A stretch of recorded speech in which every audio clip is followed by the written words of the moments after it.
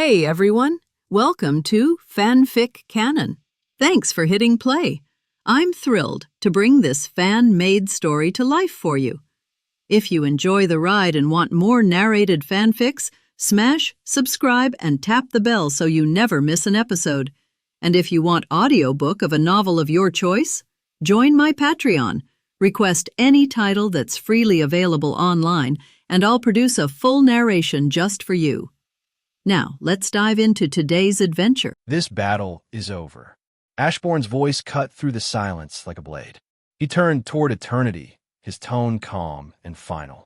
Behind him, Gore's body convulsed violently, twisting in on itself as black veins crawled across his flesh. A split second later, boom! The god butcher exploded into 1,000 fragments, scattering through the void like shattered glass. But they didn't fade. Instead, each fragment began to pulse, twitching with life. They drifted back together, drawn by an unseen force, merging into a single, terrifying presence. The pieces reformed into a tall, white-haired man clad in armor darker than the abyss itself. Every inch of that armor absorbed light, swallowing it whole.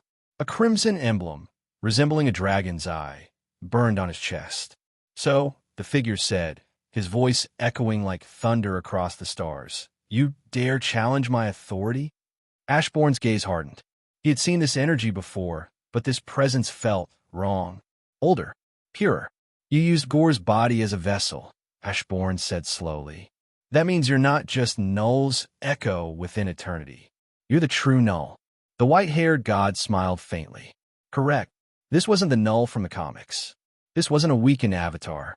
This was the primordial god of darkness himself, the one who existed before light, the one whose essence shaped oblivion.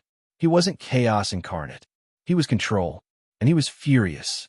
Null extended a hand, and the all-black materialized, its form larger, heavier, alive. This wasn't the diluted sword from the MCU. This was the original, the weapon forged in the primordial void from Oblivion's own shadow. He swung once. Reality folded. Every lesser shadow in Ashburn's army, rabbits, wolves, soldiers, beasts, vanished. Erased from existence, not even dust remaining.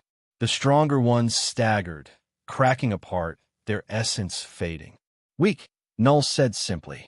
For a heartbeat, silence reigned. Then Ashburn vanished. In a blur, he appeared before Null, darkness spiraling around him as he pulled every remaining shadow into himself. Supreme revenge counter. Their blades met. The impact was cosmic. Ashburn's nose and ears bled instantly, crimson tears streaking down his face. His body screamed in agony as his veins bulged, glowing red from the overwhelming energy bursting through him.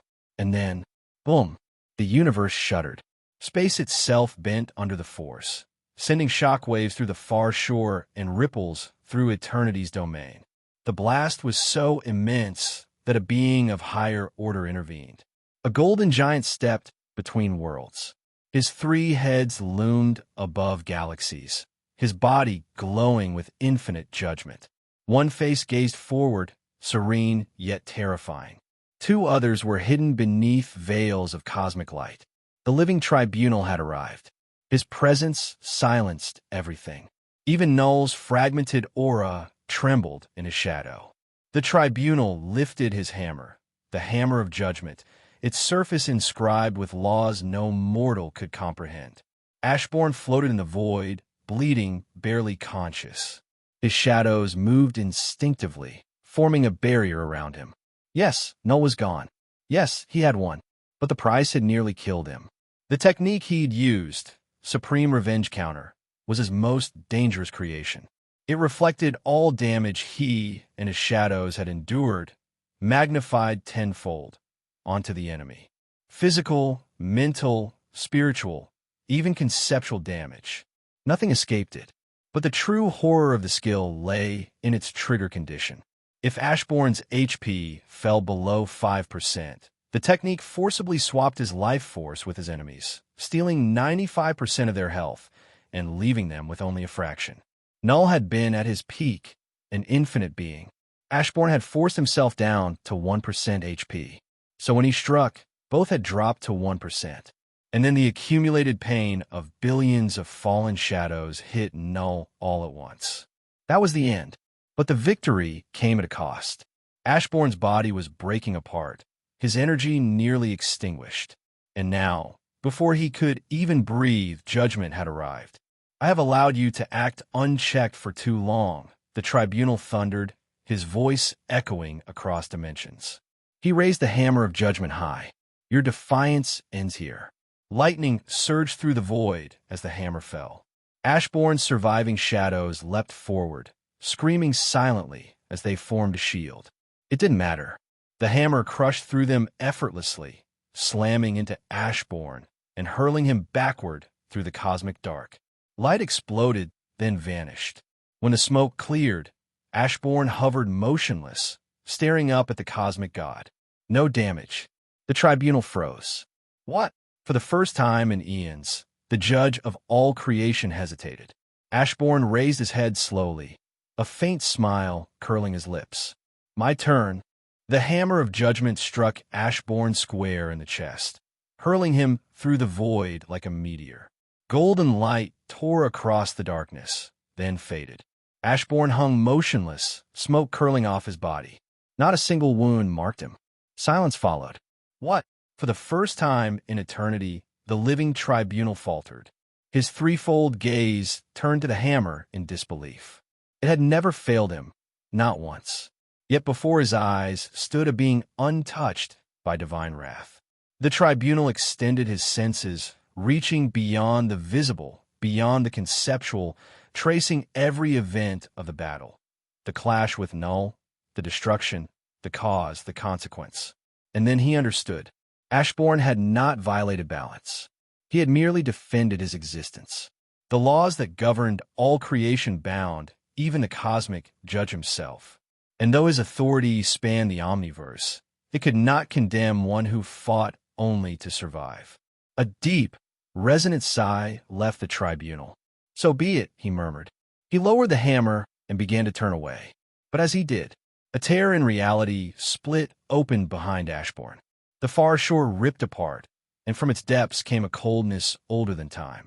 The void itself roared, sending forth a surge of pure annihilation aimed straight for Ashburn's heart. The tribunal's eyes narrowed. For a brief moment, he considered doing nothing. It was not his role to protect life. It was his role to preserve balance. But the energy he felt was unmistakable. Oblivion, the embodiment of the end of all things. The tribunal's hand tightened around his hammer. Then, with a roar that shook existence, boom, the hammer of judgment collided with the oncoming void. Don't you dare! The living tribunal's three voices merged into one, his golden aura expanding across infinity as he clashed with Oblivion himself. But this time, something was different. Where once the tribunal had cast Oblivion back into the void, this time the primordial darkness did not retreat. It advanced. The full might of the nothing pressed forward, its force suffocating, relentless. The tribunal's massive form trembled under the pressure. His grip faltered. For the first time in eons, the arbiter of all existence was forced back. You dare! His fury ignited, and with it, the veils concealing his other faces burned away. Three heads now blazed with celestial fury, past, present, and future unmasked. In the name of the one above all, the tribunal thundered, I revoke your right to ever step beyond the far shore. Reality itself bent to his will. A golden edict of absolute law carved itself across creation, binding Oblivion in chains of order. The backlash shook every plane of existence. Universes flickered, dimensions screamed. Then, crack, Oblivion broke free. The laws of the tribunal, the very foundation of reality, shattered like glass. The void flooded forward once more, consuming light, devouring sound. Ashburn, now able to move again, didn't hesitate. He ran. He had faced gods and monsters, but this was different. This was finality itself. Behind him, the tribunal and Oblivion clashed again, golden law meeting endless nothing. You. The tribunal's rage echoed through eternity. You dare defy balance? But Oblivion's voice rumbled back from the dark, cold, and absolute. Balance was never meant to last. Their battle tore through creation. Reality fractured like fragile glass under divine pressure. Each collision birthed shockwaves that transcended universes. And then, a sound like the breaking of existence itself. Crack. Fissures spread across the omniverse, not mere rips in time or space, but in concept itself. The totality of everything began to splinter. Ashburn barely had time to react before one of the fractures widened beneath him. It swallowed him whole. He vanished into the crack. The tribunal saw it happen, but did not move. His duty was balance, not mercy. His gaze never left Oblivion. But before their conflict could continue, the void was suddenly bathed in light. A golden flame erupted from eternity itself. Wings of burning creation unfolded, spanning galaxies. The true Phoenix Force had arrived. Not one of its fragments or avatars, but the original fire of life and rebirth. It surged forward, its divine essence stretching toward the lost Shadow Monarch, trying to pull him from the abyss. Yet, the cracks vanished. Every fracture, every wound in creation gone, erased in an instant. The tribunal froze. So did Oblivion. Even the Phoenix halted mid-flight. Reality was whole again. Not healed, not repaired, erased, as if it had never been damaged at all. The three cosmic beings turned, their eyes widening, not toward the multiverse, nor toward eternity, nor even the far shore. Their gaze lifted beyond all creation, to the place where stories themselves were written. The House of Ideas. In the sky, a crack in reality split open, distorting the very fabric of existence. From within the rupture, a badly damaged human figure plummeted toward the city below at breakneck speed. The figure crashed into a park with an earth-shaking impact, obliterating the area upon contact and sending nearby civilians hurtling through the air. Before they could hit the ground, a blur of red and blue streaked across the scene. Moving faster than the eye could track, the figure caught each person midair, safely placing them far from danger before coming to a stop. His red cape billowed behind him as he hovered in the air. A striking young man with a presence that radiated strength and authority. His eyes glowed faintly, piercing through the thick dust cloud that had risen from the crash. Beyond the haze, his gaze locked onto the unconscious human lying at the center of the crater, motionless and battered. Shocked, he vanished in an instant, seemingly teleporting beside the unconscious young man, who was lying completely bare in the aftermath of the crash. Wasting no time, he scooped him up and disappeared again, not toward a hospital, but to a teleporter station nearby. A flash of light engulfed them, and the next moment they reappeared in the vastness of space, inside a massive watchtower floating above Earth. Dozens, no, hundreds of heroes gathered in the hallways, their eyes locked on the unconscious figure in his arms. Whispers filled the air, curiosity and concern evident on their faces, but he didn't stop to explain. He moved swiftly, heading straight for the medical bay, where the most advanced technology from across the universe awaited, tools capable of saving even those on the brink of death. It's weird, he just fell from a crack in space, Cyborg said, projecting a hologram of the incident from his palm. The footage displayed a young man plummeting from the tear in reality before crashing into the park below. That wasn't just a crack in space, it was a tear in reality, a deep voice stated. A man dressed in black stepped out of the shadows, his presence startling the gathered heroes. Despite the sheer number of them, none had sensed his arrival. "What do you mean?" asked a blond-haired man clad in a green skin-tight uniform, his brow furrowing in confusion as he turned toward the newcomer. His genetics, the very building blocks of his existence, are completely different from anything in our universe or even the rest of the known multiverse, the man in black said, his gaze fixed on the unconscious figure. The stranger's face was badly disfigured, bearing the marks of whatever had torn through him during his journey. Judging by the damage, It seemed as if he had passed through a cosmic storm. His power is immense, he continued. I'd say even Superman would struggle against him at his peak. So be cautious with him here. With that, he plucked a loose strand of hair and a fragment of skin from the unconscious man before turning on his heel and disappearing into the shadows, leaving the gathered heroes to process his words. It wouldn't be wise to ignore Batman's words. A woman dressed in what looked to be striper clothing said seriously. A golden lasso hung at her side, its presence alone demanding respect. The gathered heroes exchanged glances before nodding in agreement. Without hesitation, the disfigured young man was carefully moved to a more secure and reinforced room, ensuring that, should he awaken with hostile intent, they would be prepared. Weird, I can't see, Ashburn muttered, his voice echoing through the endless void. He should be able to see in absolute darkness. Yet all he saw was darkness. He took a cautious step forward, then another, feeling nothing beneath him, yet somehow moving forward. Darkness stretched in every direction, thick and absolute, offering no sense of direction or space.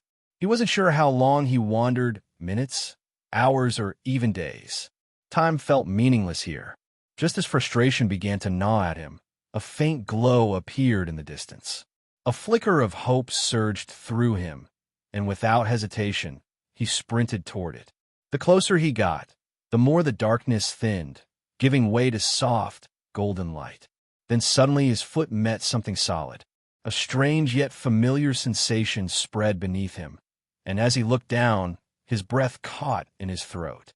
A cloud. His body tensed, realization hitting him like a crashing wave. He had stood here before. A chuckle echoed through the sky, warm yet laced with amusement. You didn't expect to see me again so soon, did you? Ashburn turned toward the voice, already knowing who it belonged to. With a heavy sigh, his shoulders slumped. Well, what could I do against the likes of Oblivion? Honestly, all this infinitely greater stuff is getting annoying. That storm I faced between words was way too overpowered. Even with the mother storm trying to absorb it, I still ended up dying. Ashburn sighed, rubbing his temple before taking a seat in front of the old man. Haha, indeed. It's difficult to wrap your head around. The old man chuckled. But to make it easier, just think of it like this. There's an infinite number of decimal numbers between 0 and 1. 1 and 2. Not all infinities are equal. Infinity is everywhere. You're either too strong to notice it or too weak to notice it. By the way, you're not dead. Ashburn frowned slightly, processing the words, but then something else caught his attention. Wait, you just said I'm not dead? He asked, confusion flickering across his face. Ashburn wasn't confused about the decimal numbers part. That much made sense. Infinity existed everywhere. It wasn't some abstract concept, but a fundamental part of reality. The issue wasn't understanding infinity. It was dealing with its implications. When one had enough power to destroy a universe, it was easy to assume that being 500 million times stronger would allow them to destroy an entire multiverse. But no, that was just enough to destroy 500 million universes, not the infinite layers beyond them. So the real question was, how strong did Ashburn need to become for even his weakest shadows to reach heights capable of destroying a universe? How could you multiply 10 and reach infinity? The answer was simple. You couldn't. No matter how much mastery he gained over his power or how much stronger he became, the multipliers his rabbit shadows received would never be enough to push them into the realm of true infinity or the greater infinities that lay beyond. I'm not dead, Ashburn asked again, still in shock. He was certain he had died, but to his surprise, he hadn't. Haha. Nope. Right now, you're in a state of half-death. When you can touch death, truly grasp its complexity, you'll be able to wake up, and, as a bonus, you'll gain a massive boost in power. I even helped out by bringing you somewhere where death is far stronger, the old man said with a knowing smile. What do you mean? Ashburn asked, frowning in confusion. But the old man simply smiled, refusing to answer. Can I at least know why you wanted me to be a Shadow Monarch? Seeing all the power at my disposal, I can't help but think there's more to your decision than just chance, Ashburn said, watching the old man closely. If he wasn't going to answer the previous question, maybe this one would get something out of him. The old man paused for a long moment, his expression unreadable. Then, with a small sigh, he finally spoke. When the time comes, you'll understand. Sorry, kid, I'm not trying to act all mysterious or anything. It's just that you have free will, and my words might influence your choices. I don't want that. Ashburn raised an eyebrow at that response, but, after a brief moment of consideration, simply shrugged. Fair enough. It should be easy for you to grasp death. After all, you've already died once. So, good luck, the old man said with a smile. Before Ashburn could respond, he found himself once again surrounded by darkness. Only this time, there was nothing beneath him, nothing to stand on. He simply floated in the void, weightless, directionless. With no other choice, he closed his eyes, letting his mind drift back to his past life, the moment before he blew himself up, the feeling of destruction overtaking him. Then his thoughts wandered to his clash with the cosmic storm, the overwhelming force that had nearly erased him from existence. He floated in that emptiness, memories shifting like waves. Soon, his mind turned to the world of zombies, the creatures he had been surrounded by for so long. They were beings that should have perished, yet remained animated, lingering in a state between life and death. That universe had no concept of true death, and yet, in a way, he had been standing at death's door the entire time without realizing it. What is this? Some kind of cultivation novel? Ashburn chuckled, a smirk forming on his lips as he fully embraced the moment when death first took hold of him in his past life. That fleeting instant when he had stepped through the doorway of death, neither alive nor truly gone. He had died once before, yet here he was again, standing at the precipice, staring into the abyss. Only this time, instead of resisting, he reached out, grasping the essence of death itself. "You're not from here," a charming voice echoed, drawing Ashburn's attention. His gaze landed on a beautiful goth girl who was sizing him up with a curious expression. For a split second, he was caught off guard by her beauty, but he quickly snapped back to reality when he realized who she was. "Death?" he asked, his voice laced with disbelief. This wasn't the Marvel Universe's death. No, she was different. This was death of the endless, a being that shouldn't even be here. "At your pleasure," she said with a friendly smile. "You seem to be from next door. It's been a while since I've been there." "What?" Ashburn asked, momentarily speechless. Death nodded. "I stopped by Rick Jones and Marlo Chandler's wedding, but that's not important.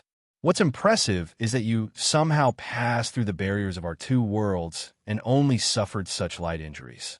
Ashburn's eye twitched. Light injuries?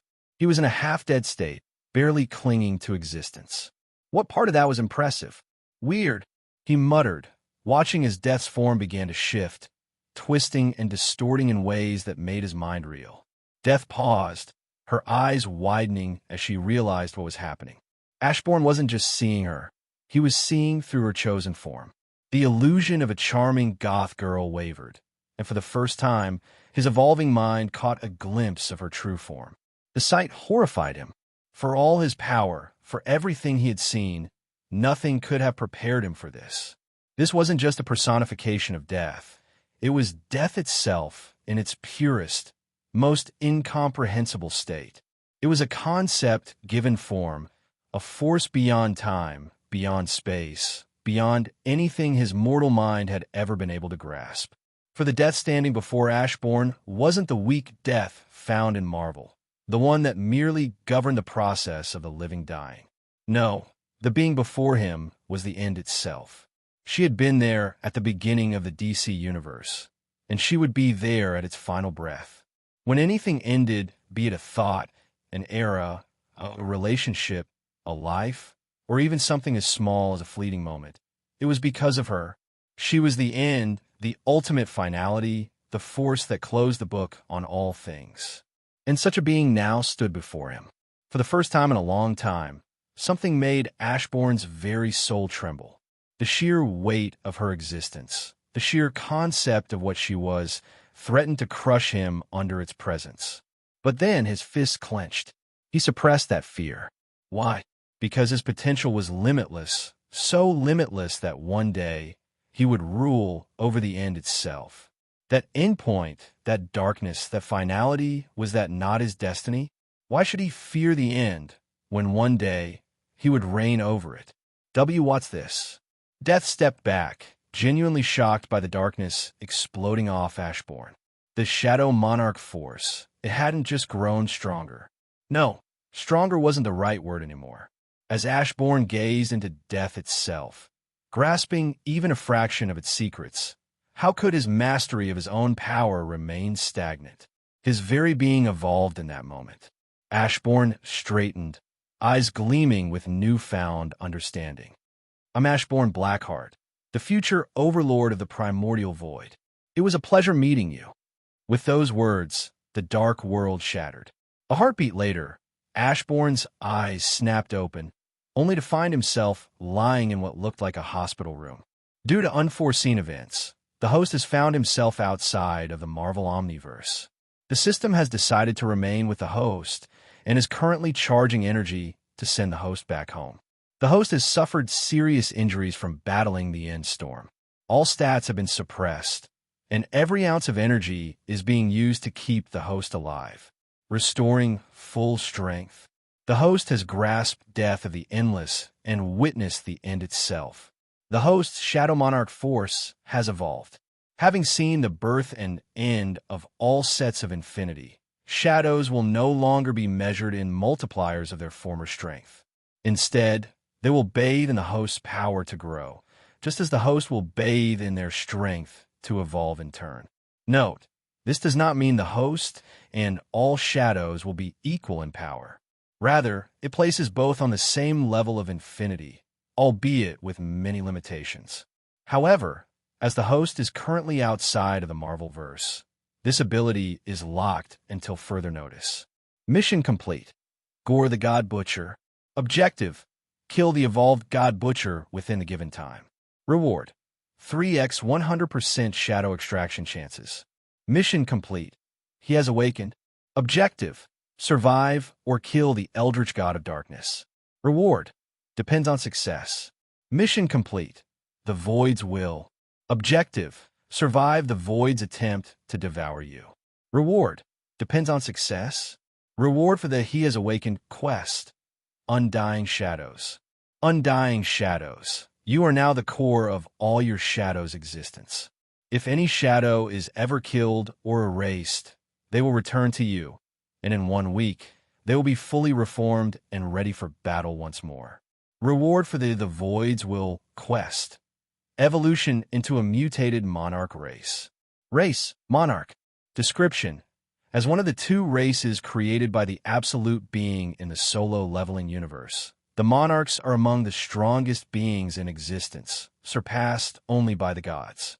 Their strength scales at a universal level, making them incredibly powerful. However, this race is not without flaws. Due to their mana-based biology and lack of organic forms, monarchs cannot freely cross into the human world without a suitable human vessel, a trait they share with the rulers.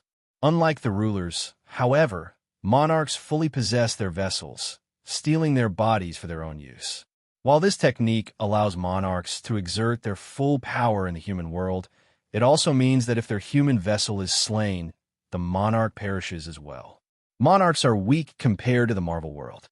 They would struggle to destroy a single dimension, considering how many extra dimensions and realities a single universe contains, Ashburn thought as he reviewed the information before him.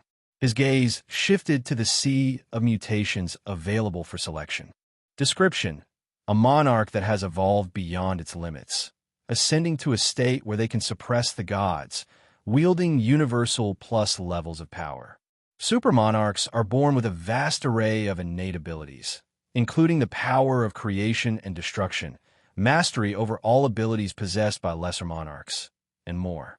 However, this evolution is not without flaws. Due to their overwhelming power, supermonarchs exist within a dimension far removed from the human world. If they were to stand next to a normal human, the sheer force of their existence would erase the human from reality, even if the Super Monarch had no intention of doing so. To enter the human world, a powerful vessel is required. However, even with a suitable vessel, it would be impossible for the Super Monarch to unleash their full might, as the vessel would incinerate under the strain of containing their true power. The list of possible mutations Ashburn could choose from was endless. Options range from Monarch King to Shadow Monarch, and many more, each offering different strengths and weaknesses. But in the end, Ashburn, naturally, set his sights on the strongest mutation available. Race, Sovereign. Description: the Sovereign is an evolution beyond monarchs and even the gods. They are a race of higher-dimensional beings with limitless growth potential. Unlike gods, who can perish under the right conditions, sovereigns are truly immortal. Simply killing them is not enough to erase their existence. While monarchs require vessels to enter lower dimensions, sovereigns exist between the physical and spiritual realms, allowing them to freely shift between a corporeal and ethereal state with just a thought. This removes the limitations of needing a vessel and grants them unmatched autonomy across dimensions. Additionally, sovereigns possess an innate mastery over their own power, with instincts so sharp that they can immediately adapt to and control their full strength. This ensures that, unlike lesser beings, their presence alone will not unintentionally destroy those around them, making them the ultimate rulers of existence. Of course, Ashburn chose to become a sovereign. The prospect of endless growth was simply too tempting to ignore. Race evolution complete. Sovereign. New abilities gained. The immortal shadow. Your existence is now bound to your shadows. As long as even a single shadow remains, you cannot die, even if your physical body is reduced to ashes.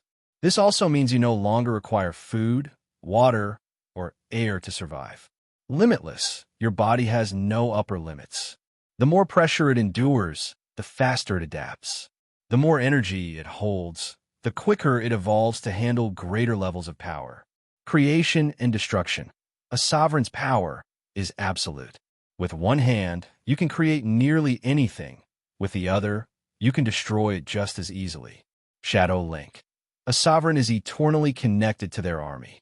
What belongs to your shadows belongs to you, and what belongs to you belongs to them. Because of this, every ability your army possesses is also yours, waiting for you to tap into its full potential. Shadow Instincts. A sovereign does not struggle to master their own power. The shadows bend to your will, awaiting your command. Even without an order, they will act to fulfill your desires, for you are their absolute ruler. Nice, Ashburn thought as he reviewed his new skills, feeling the surge of power coursing through him. His mastery over Shadow Monarch force had finally reached its peak, or at least the highest level his body could currently handle. That part annoyed him. He had assumed that by mastering his power, he would instantly be capable of covering the entire Omniverse in darkness. But reality proved otherwise. His mind and body simply weren't ready to withstand that level of absolute power. The burden would crush him if he pushed too far. Still, his body and mind would adapt to be able to use that power. And then there was the darkness itself, a force with its own will. Until Ashburn fully conquered and bent it to his command, there would always be limits to what he could achieve. Even without calling upon Shadow Monarch force, Ashburn was already physically stronger than Thor. In terms of raw power, he could crush Thor effortlessly, with Odin being the only one who could offer him a true challenge. But with Shadow Monarch force, Ashburn dared to say he could have stood against Gore before he fused with his clones and fought him to a standstill. That alone was terrifying, but what was even more impressive was how much his shadows had grown alongside him. Just as he was reveling in this realization, a sudden voice echoed in his mind. You should lower your charm. Normal humans can't handle it. They'll melt. The words caught Ashburn off guard, his eyes widening slightly. Only then did he notice the thin veil of flames surrounding his body, holding his appearance from others. You came with me? Ashburn asked in shock. Yes, when the hammer fell upon you. I left Megamind and fused with you, but I wasn't needed since you did nothing wrong. The Phoenix Force said. Thanks, Ashburn said before looking at his stats. But before he could even look at his stats window, he saw a new window. Due to the host's current strength, the system has changed a few things. From now on, one stat equals infinity. To make things simple, please look below. Infinity normal 1 stats equals 1 asterisk stat. Infinity 1 asterisk stat equals 1 asterisk asterisk. 1 asterisk asterisk stats are equal to an infinite 1 stat. 1 asterisk equals universal level destruction. For every 1 stat that equals 1 infinite size dimension 1 can destroy. Infinity 1 asterisk asterisk equals 1 asterisk asterisk asterisk. 1 asterisk asterisk asterisk stats are multiversal, meaning that for every 1 stat, 1 could destroy an infinite number of infinite-size multiverses. Infinity 1 asterisk asterisk asterisk equals 1 plus. 1 plus stats are beyond multiversal, meaning that with every 1 stat, 1 could destroy an infinite number of infinite-size multiverses. Low omniversal. Infinity 1 plus equals 1 plus plus. 1 plus plus is where beings like true form eternity stand. Mid omniversal. Infinity 1 plus plus equals 1 plus plus plus. 1 plus plus plus is where beings like the living tribunal, the true Phoenix Force, and true Oblivion stand. Status screen. Name, Ashburn Blackheart. Race, Sovereign. Age, 15 days and 2 hours old. Level 100. Titles, Undead Slayer, Impossible Killer, Touch the Void, Weak Point Attacker, Triumphant over Adversity, Overlord of Universe 2149. Attributes. Power, 1,000,000 plus. You're currently recovering, current stat, 500 million. Speed, 1,000,000 plus. You're currently recovering, current stat, 500 million. Durability, 500,000 plus. You're currently recovering, current stat, 500 million. Intelligence, 900,000 plus. You're currently recovering, current stat, 500 million. Charm, 100,000. You're currently recovering, current stat, 500 million. Class and skills.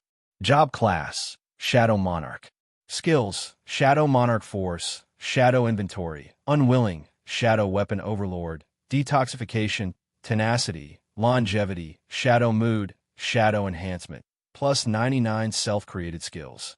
Job-specific skills, Shadow Extraction, Shadow Preservation, V3, Shadow Exchange, Monarch's Domain, Shadow, Fusing V2, Undying Shadows, The Immortal Shadow. I'm low omniversal? I wonder what's the strongest being I could turn into a shadow.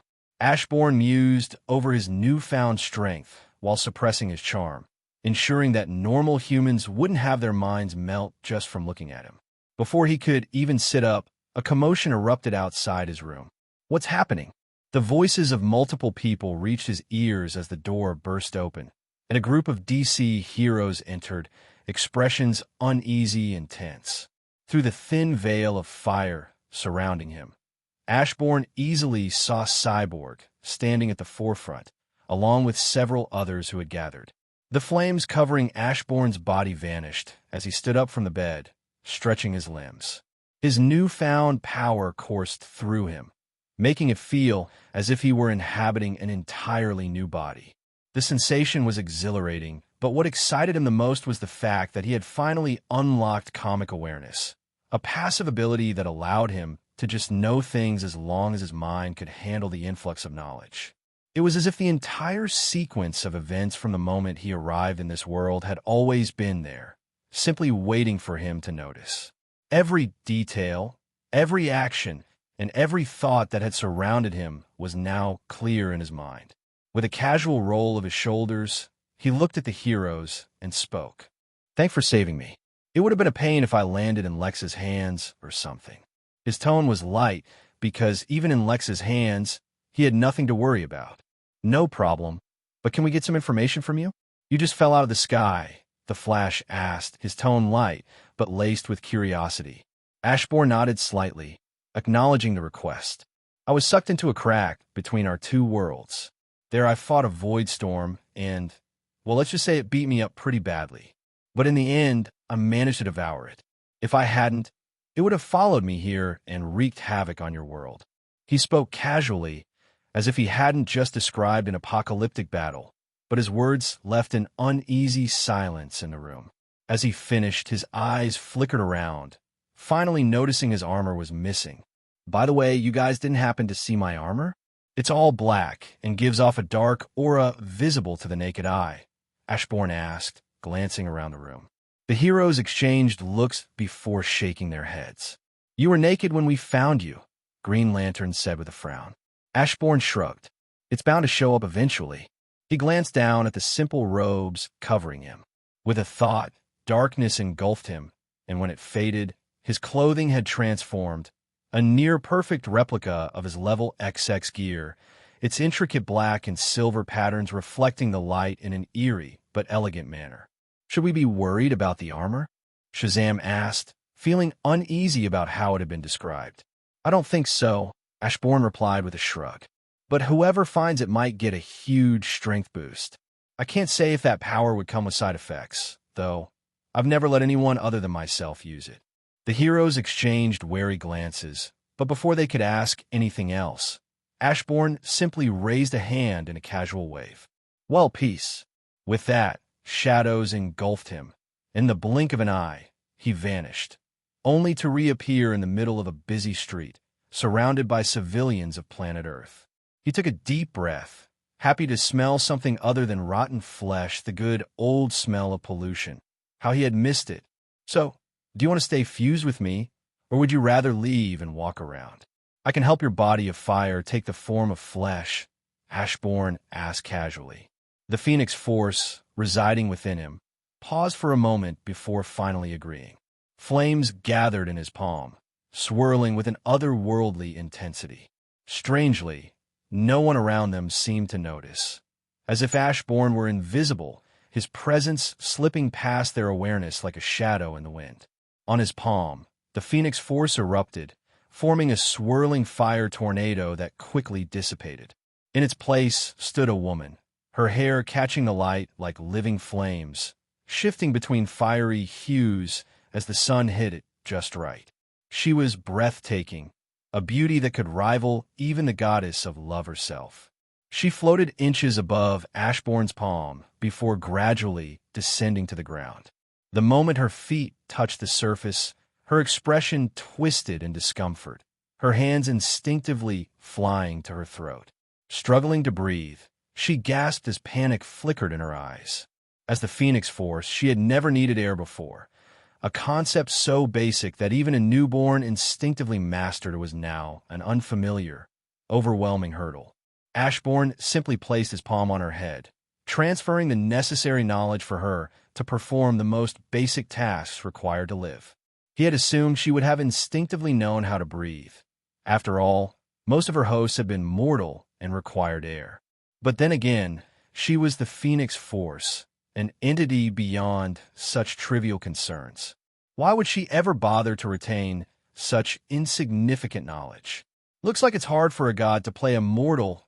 That's embarrassing," Ashburn said, covering his mouth to suppress his laughter. The Phoenix Force shot him a glare, clearly annoyed. Determined to reclaim her dignity, she attempted to stand, only to immediately stumble, realizing she also needed to learn how to walk. Annoyed, she connected to the nearby humans, quickly copying the knowledge they had accumulated over a lifetime. The next moment, she stood effortlessly, adjusting with ease. However, she frowned as she noticed the state of the dress she had created for herself. It was wrinkled and unkempt, something she clearly found distasteful. "You mortals are born so weak that even surviving is a struggle," she muttered, irritation lacing her tone. With a careless step forward, her clothing became as clean as new. "Not everyone is lucky enough to be born with the power to reshape existence," Ashburn replied, walking beside her.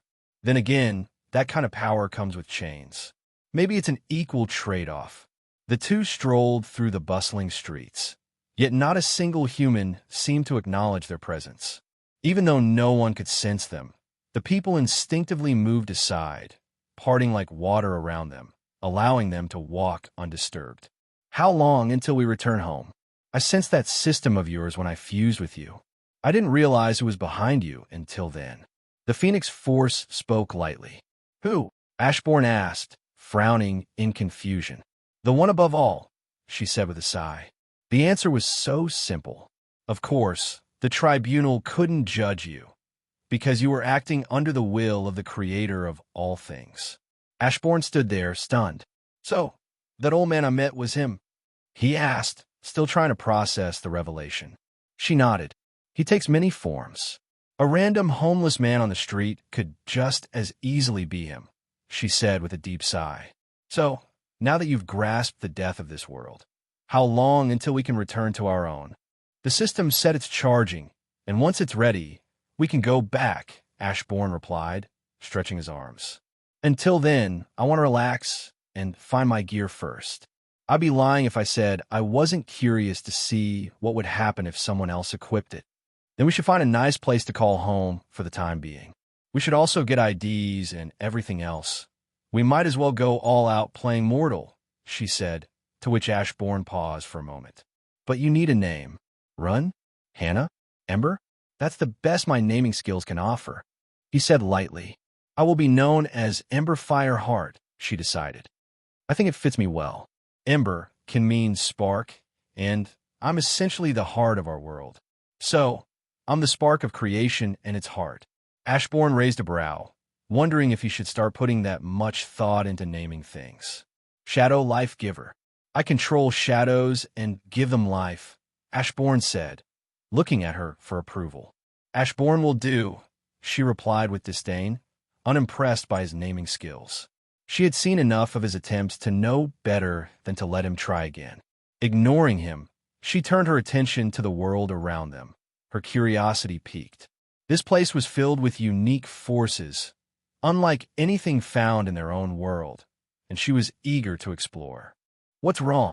Batman's voice cut through the hushed tension in the watchtower. His sharp gaze moved over the gathered magic users, their unease evident.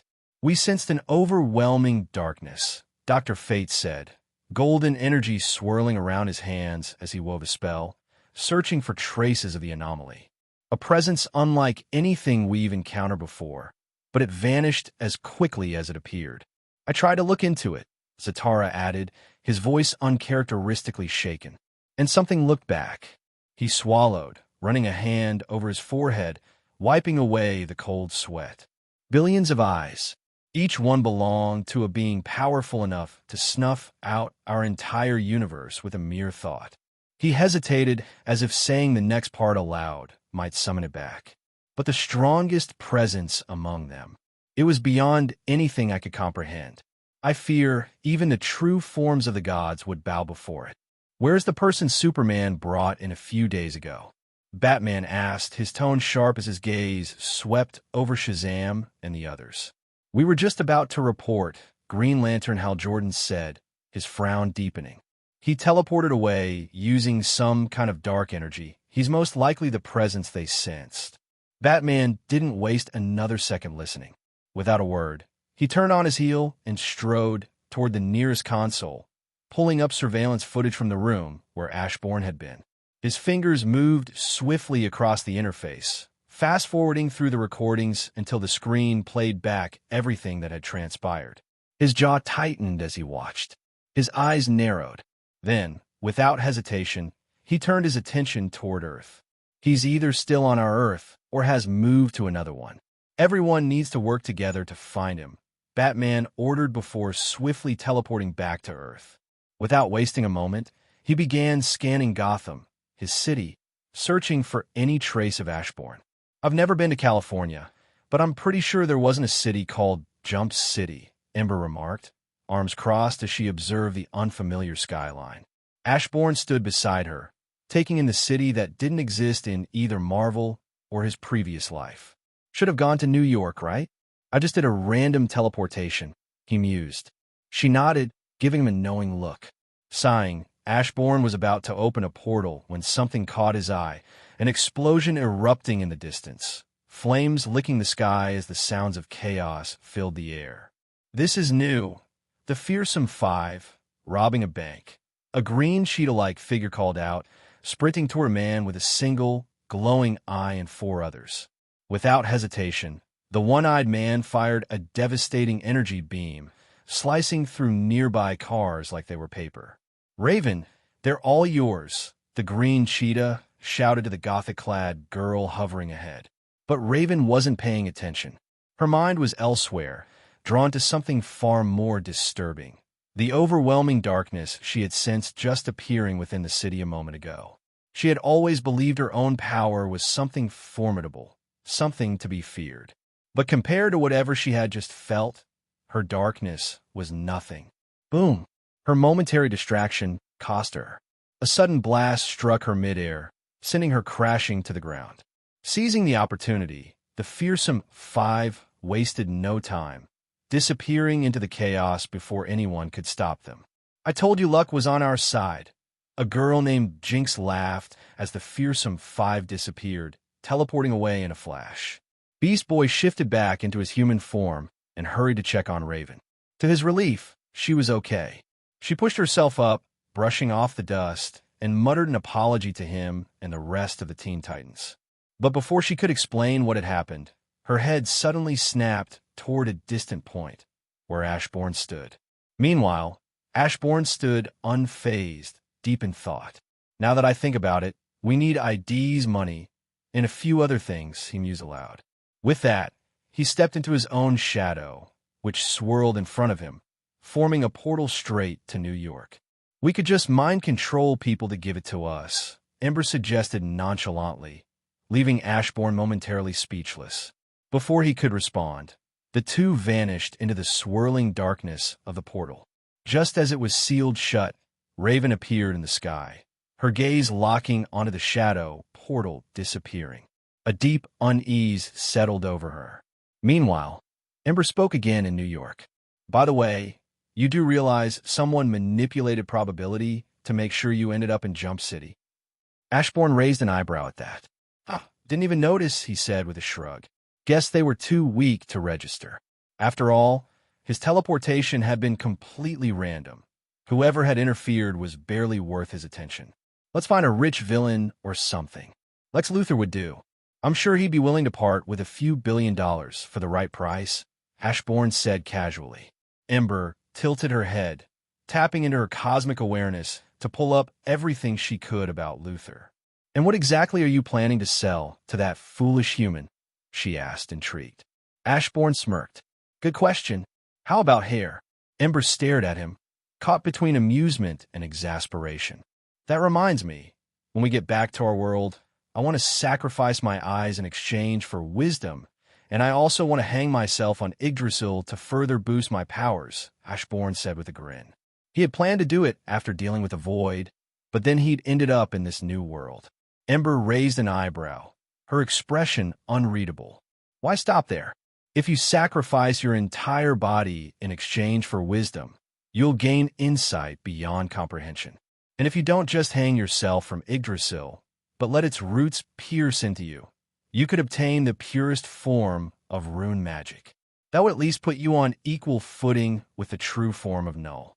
She said it lazily, as if it were the most obvious thing in the world. Ashburn blinked.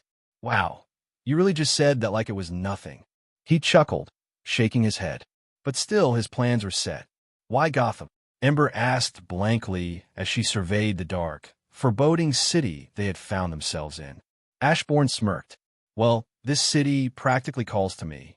It's the perfect place for someone like me."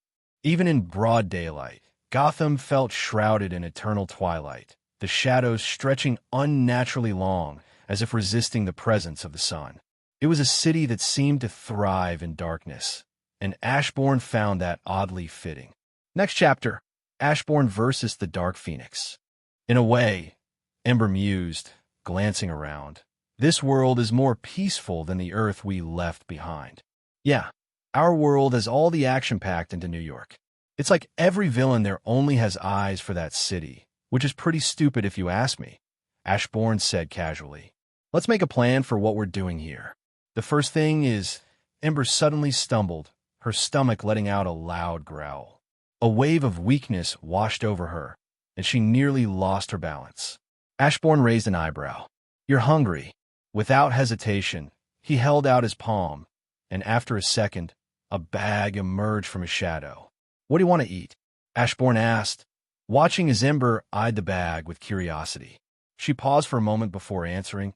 "I always wanted to try those burgers."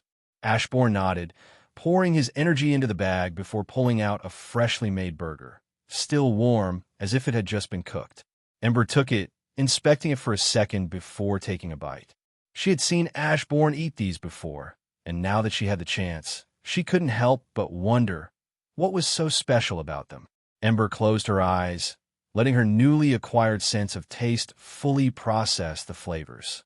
Her taste buds broke down each ingredient, analyzing the textures and combinations that made up the burger. But the moment she understood what she was eating, she spat it out, her expression twisting in pure disgust and outrage. "You dare feed me bugs?" she snapped, her fiery eyes burning with indignation. Ashburn blinked, momentarily confused, before realizing what she meant. "Pretty much every food humans eat has some form of bugs in them," he said with a casual shrug. "It's best not to think about it." Ember's face darkened in horror as she immediately used her comic awareness to fact-check his claim. The more she saw, the more appalled she became. "Plus, you're like part chicken, right? Don't you eat worms or something?" Ashburn teased, a smirk playing on his lips. The remains of the burger in Ember's hands instantly crumbled to dust. Flames erupted around her body, her golden eyes blazing with fury as she glared at him. "Call me a chicken one more time. I am the Phoenix Force," she snapped, her voice filled with righteous indignation. "Oh, is this the dark phoenix I'm facing?" Ashburn mused, tilting his head mockingly. "How did you get corrupted by a few insects?" With that, Ember's flames surged violently, the air around them warping from the heat. "I knew it," Ashburn said, completely unfazed by her rage. Instead of being concerned, he observed her closely, noting the subtle shifts in her energy. As he suspected, she had grown stronger. She had tapped into the forces of this new omnivorous, using them to enhance her power. The realization only fueled Ember's fury. It wasn't just that Ashburn had provoked her. It was why. He had deliberately enraged her just to test her strength, treating her like an experiment rather than an equal. And on top of that, she was still starving. Her patience snapped. Without hesitation, she lunged forward, determined to put Ashburn in his place. "Here!" Just as Ember moved to strike, she hesitated, her eyes narrowing as Ashburn casually pulled a golden red apple from his bag and held it out to her. She paused, eyeing him suspiciously before snatching it from his hand. Taking a cautious bite, her rage evaporated instantly, replaced by wide-eyed amazement. The apple's flavor was unlike anything she had ever tasted, a perfect fusion of sweetness and spice that sent a pleasant shiver down her spine. "Wait, you can create entirely new kinds of food?" she asked, staring at the bag in disbelief. A moment ago, she had been ready to burn Ashburn to ash, but now, her curiosity had completely overtaken her anger. "I guess so. Makes me wonder what I could create if I put in enough energy to rival a city," Ashburn mused. Testing the thought, he poured an immense amount of power into the bag, the equivalent of a city's energy, while picturing chocolate. A moment later, he reached in and pulled out a chocolate bar. Snapping it in half, he handed a piece to Ember, who took it with hesitant intrigue. Ember took a bite of the chocolate, and the moment it touched her tongue, she froze. Her pupils shrank, and in an instant, her entire life flashed before her eyes. She stood motionless for so long that Ashburn, mid-motion about to take his own bite, lowered the chocolate and raised an eyebrow. "Are you all right?" he asked, watching her carefully. Her eyes flickered slightly as she returned to reality, locking onto Ashburn. For a brief moment, she just stared at him in silence, processing what had just happened. Then, with sudden and terrifying intensity, she whispered a single word. "Chocolate." Before Ashburn could react, she roared, "Chocolate!" and with a single punch, sent him rocketing across the city. Without hesitation, she snatched the untouched piece from his hands and devoured it like a starving nomad discovering an oasis. Each bite was consumed with reckless abandon, her previous composure completely shattered. More. Chocolate. Chocolate. Chocolate. Chocolate. Ember's voice boomed as flames erupted from her body, shaking the entire multiverse. Her once fiery red hair darkened, her aura twisting and warping under the sheer force of her hunger. This was no longer just the Phoenix Force. This was the Dark Phoenix unleashed. All this over stupid chocolate, Ashburn muttered weakly, coughing up a mouthful of blood. His vision blurred as he slowly glanced down at the gaping hole in his stomach. Shadows slithered around him, instinctively moving to repair the damage. But even they seemed sluggish under the oppressive energy Ember was releasing. No, this cursed city had something to do with it, he muttered, his mind racing as he tried to make sense of the madness unfolding before him. That one attack would have one-shot me if I wasn't immortal. Warper? All sight. Why are you guys just standing around? Ashburn called out, his gaze darting to his shadows. By now, they shouldn't have needed his command to act. So why weren't they moving? All Shadow soldiers were erased during the battle with the storm. Due to the host acquiring the skill, Undying Shadows, and the host's current injuries, all Shadow soldiers are locked away until the host fully recovers, the system informed him. Ashburn clicked his tongue in frustration, but he didn't have time to dwell on it. In the blink of an eye, he leaped back, just in time to dodge Ember's grasping hand as it closed around empty air where his neck had been a heartbeat ago. No gear, I'm in a weakened state, and I have no Shadow soldiers. His lips curled into a smirk. Well, let's dance. Without hesitation, he shot into the sky, moving at a speed that tore through the air like a sonic boom. As he ascended, he tightened his grip on the bag in his hand, his last bargaining chip. Ember's burning gaze followed the bag, her obsession overriding all reason. With a furious roar, she rocketed after him, flames exploding from her body as she tore through the atmosphere in pursuit. Arise! Ashburn's voice echoed through the entire city, resonating with a power that shook the very foundation of Gotham. In that instant, his mortal guise vanished, replaced by a divine form so overwhelming that it could charm even the coldest of hearts.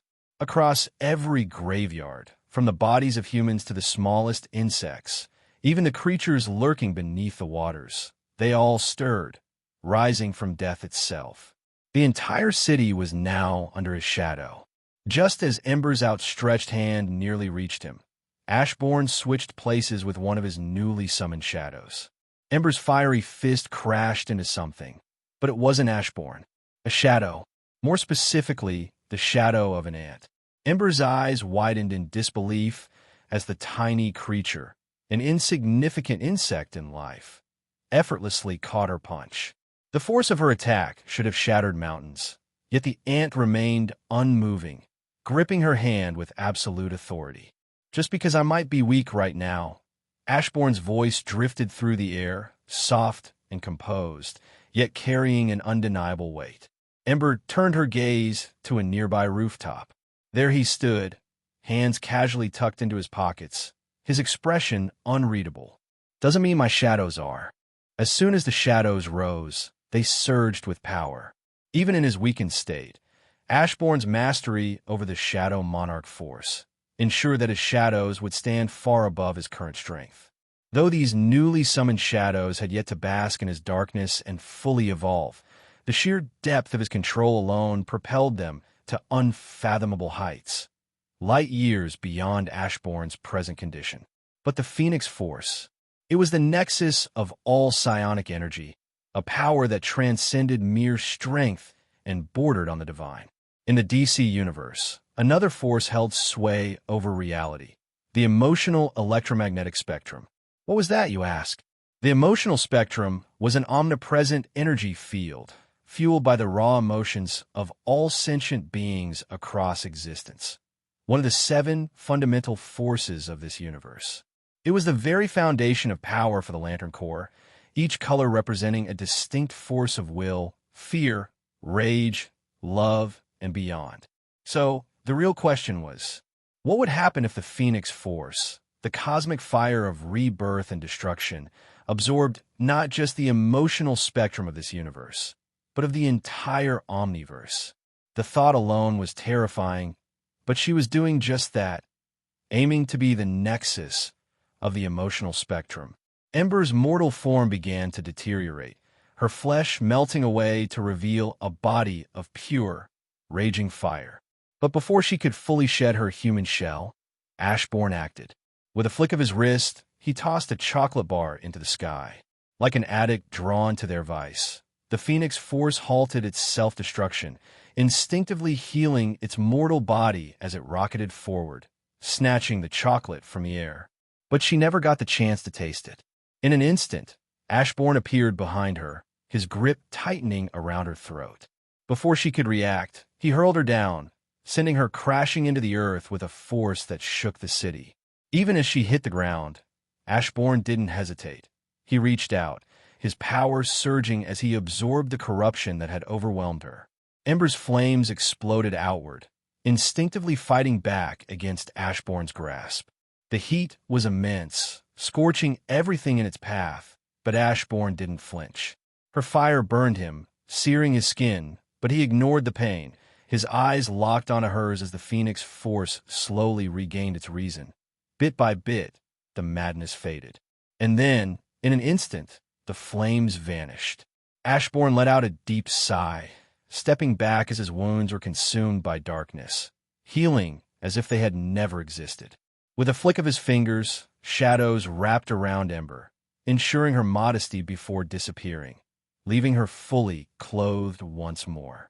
Sorry, Ember muttered, unsure of what to do after what had just happened.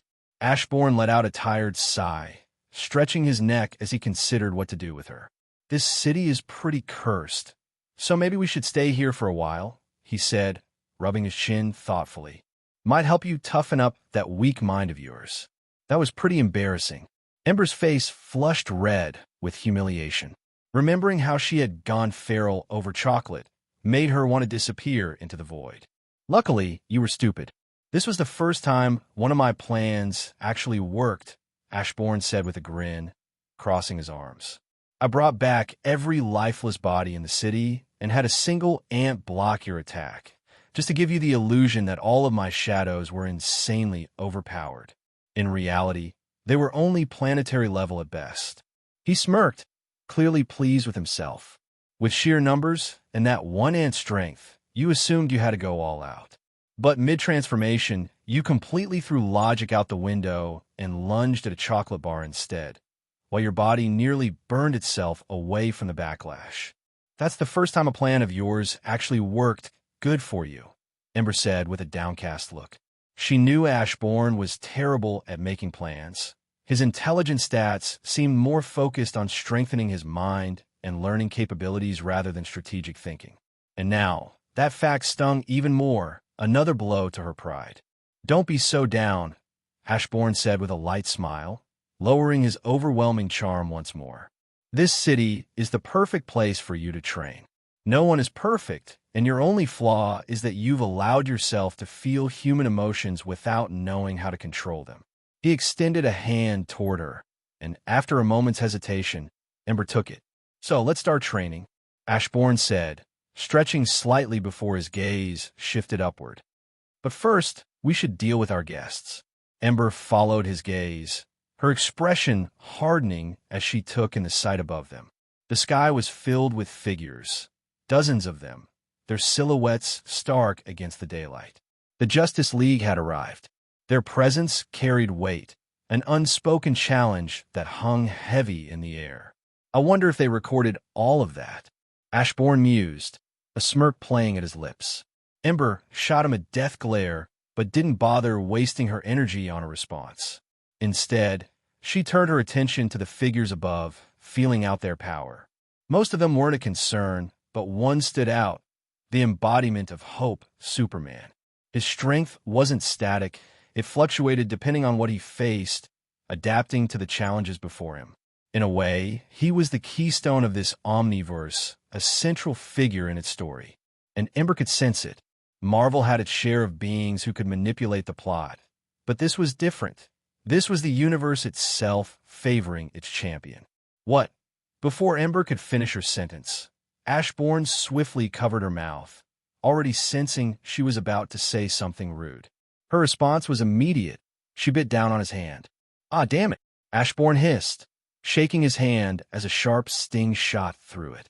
Instinct nearly had him swinging a punch at her, but Ember dodged effortlessly, floating just out of reach with a smug look. "Last I checked, chickens didn't have teeth," Ashburn muttered, flexing his fingers.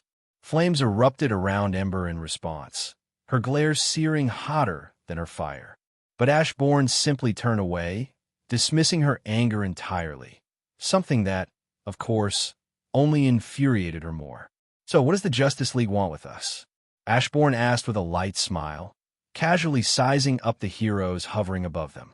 Hal Jordan narrowed his eyes, his green aura flaring slightly as he flew closer.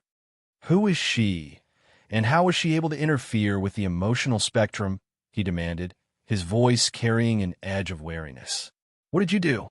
"I don't want omniversal-level beings knocking on my door," Ashburn said with a frown, his arms crossing as he eyed Ember. She sneered, flipping her hair back with a haughty smirk. "I'll just burn them to ash," she said arrogantly, as if the idea of facing such beings was nothing more than a minor inconvenience. With every moment, she was growing stronger. Soon, she would become the true nexus of all psionic energy in this omniverse. "Says the chicken who just got corrupted over chocolate," Ashburn said with clear disdain. "That was it," Ember snapped. "Says the chicken who just got corrupted over chocolate," Ashburn said with clear disdain. "That was it," Ember snapped. She vanished in a flash of fire, her fist rocketing toward Ashburn's face. But just before impact, his shadow surged from the ground, forming a barrier between them. The force of her attack was swallowed whole, vanishing into the infinite darkness as if it had never existed. Ember's eyes widened in shock. She tried to yank her hand back, but the shadow moved, wrapping around her like living tendrils. The darkness coiled around her limbs, pulling her in. Instinct screamed at her to fight, but after a second, she stopped resisting. She had realized something. So, instead of struggling, she allowed herself to sink into Ashburn's shadow, disappearing without a trace. The Justice League, however, wasn't about to stand by and let something so ominous unfold before their eyes. Without hesitation, the Justice League surged forward to intervene, determined to save Ember from whatever darkness had just consumed her.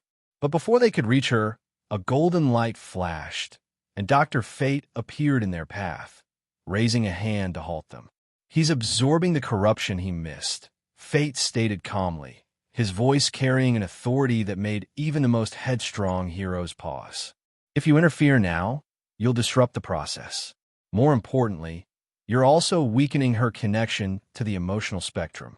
If she experiences too many uncontrolled emotions, she could easily fall back into that dark, destructive state."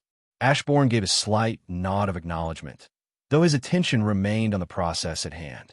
"Pretty much," Ashburn said with a shrug. Emotions are still new to her, so it's best to start off with training wheels. His gaze swept over the gathered heroes before he tilted his head slightly. "So, what do you guys want?" Batman stepped forward, his expression unreadable beneath the cowl, but his voice was firm. "You are an unknown, highly powerful being walking the earth with control over darkness. We can't ignore your existence when it could pose a threat to everyone." Ashburn sighed, rubbing the back of his head. "Don't worry, I'm a reasonable man. I just plan to relax here on Earth until I recover my full strength. Then I'll leave your omniverse and return to mine."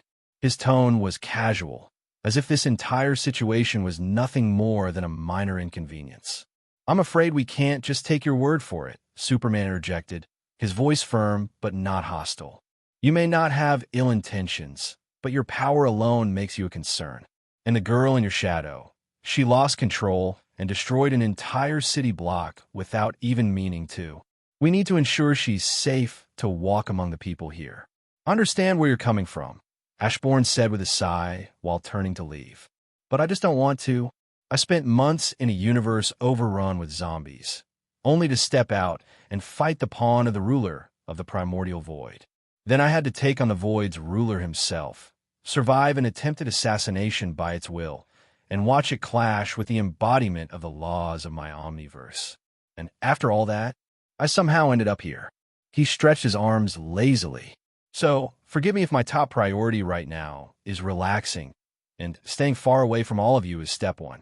With that, he turned on his heel, waving a dismissive hand over his shoulder. I'm going to get an ID. See you guys never. We can help you settle on Earth. Just answer a few questions, and you'll have everything you need by tomorrow, Batman said.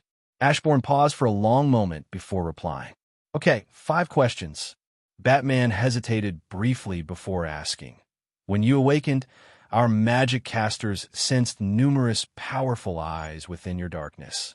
Are they connected to how you reanimated lifeless bodies across Gotham as shadows? Ashburn gave a slight nod. Are they under your complete and absolute control? Batman asked. Ashburn paused for a moment before answering. Yes, but they have free will. Batman's eyes narrowed. Who is that girl in your shadow? Ember, Ashburn replied calmly. I can't go into more detail. I have no interest in attracting the attention of some omniversal being here. A phoenix with a unique connection to the emotional spectrum, so powerful that if her existence were known to the right beings, they would come looking for her. Batman pieced the information together. Ashburn had called her a chicken, and she'd been offended. That alone made it obvious she was a phoenix. Are you being corrupted by the corruption you absorb? Batman asked. Ashburn simply shook his head. Nope. I was told my soul is far too clean for someone who bathes in darkness. I guess that's a good thing, Ashburn said lightly. Batman glanced at the magic casters nearby, and they all gave a confirming nod. Ashburn was telling the truth. I'll save my last question, Batman said before stepping into the darkness and vanishing. Well, it would have been cool if Ashburn couldn't see him perfectly, even in the shadows. I'm willing to pay for a nice mansion, immortality, bringing the dead back to life, whatever you want. Name it, and I can make it happen. I was going to go to Lex, but you'll do, considering how rich you are, Ashburn called out, making Batman pause and turn back to him. You'd work with Lex? Batman asked, frowning. Sorry, but the whole hero and villain concept doesn't interest me. Think of me as a neutral party, someone who acts only by his own rules. Ashburn smirked. Oh, and that was your 5th question. Batman's eyes narrowed. A mansion is only worth a few million. Nothing too extravagant. That's about equal to what? Exactly? Ashburn mused, tapping his fingers against his arm as he searched for something of equivalent value. He peered into his shadow, sifting through countless items like a merchant digging through a bottomless bag. After a few moments, his eyes lit up, and with a smirk, he reached in and pulled out a worn but undeniably advanced suit of armor. This, he said, holding it up with a slight flourish, is the Model 2. It used to belong to a genius, until he turned into a zombie. Anyway, it's a bit banged up, but come on, tech from another world's top mind has to be worth more than just a few million. He gave the suit a solid slap, the metal ringing dully under his hand. This thing can obliterate tanks, outspeed missiles, and do a whole lot more. With a bit of tinkering, I'd say it could take your capabilities to the next level. You have better ones? Batman asked, stepping out of the shadows for a closer look at the armor. His eyes flicked towards Cyborg, who was already trying to scan it, before shifting back to Ashburn. Yes, sir, Ashburn replied smoothly. I've got Model 3, Model 4, all the way up to Model 37. He let the words hang for a moment before continuing. Now, Model 37. That one's a little too good. It's called the Bleeding Edge armor.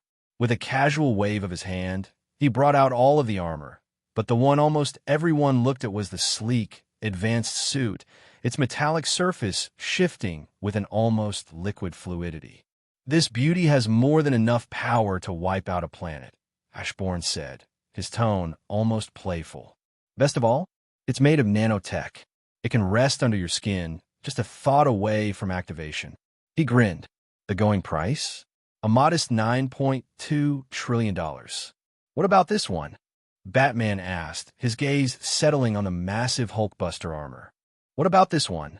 Batman asked, his gaze settling on the massive Hulkbuster armor. Ashburn smirked. Sharp eyes. In my Omniverse, there's someone called the Hulk, a powerful hero who only gets stronger the angrier he becomes. As you can imagine, that kind of power can get out of control. He gestured toward the towering suit of armor. This is the Hulkbuster. But not just any Hulkbuster. This one wasn't built to fight just any Hulk. The average Hulk is already planetary level in strength, but this was designed to take on World War Hulk.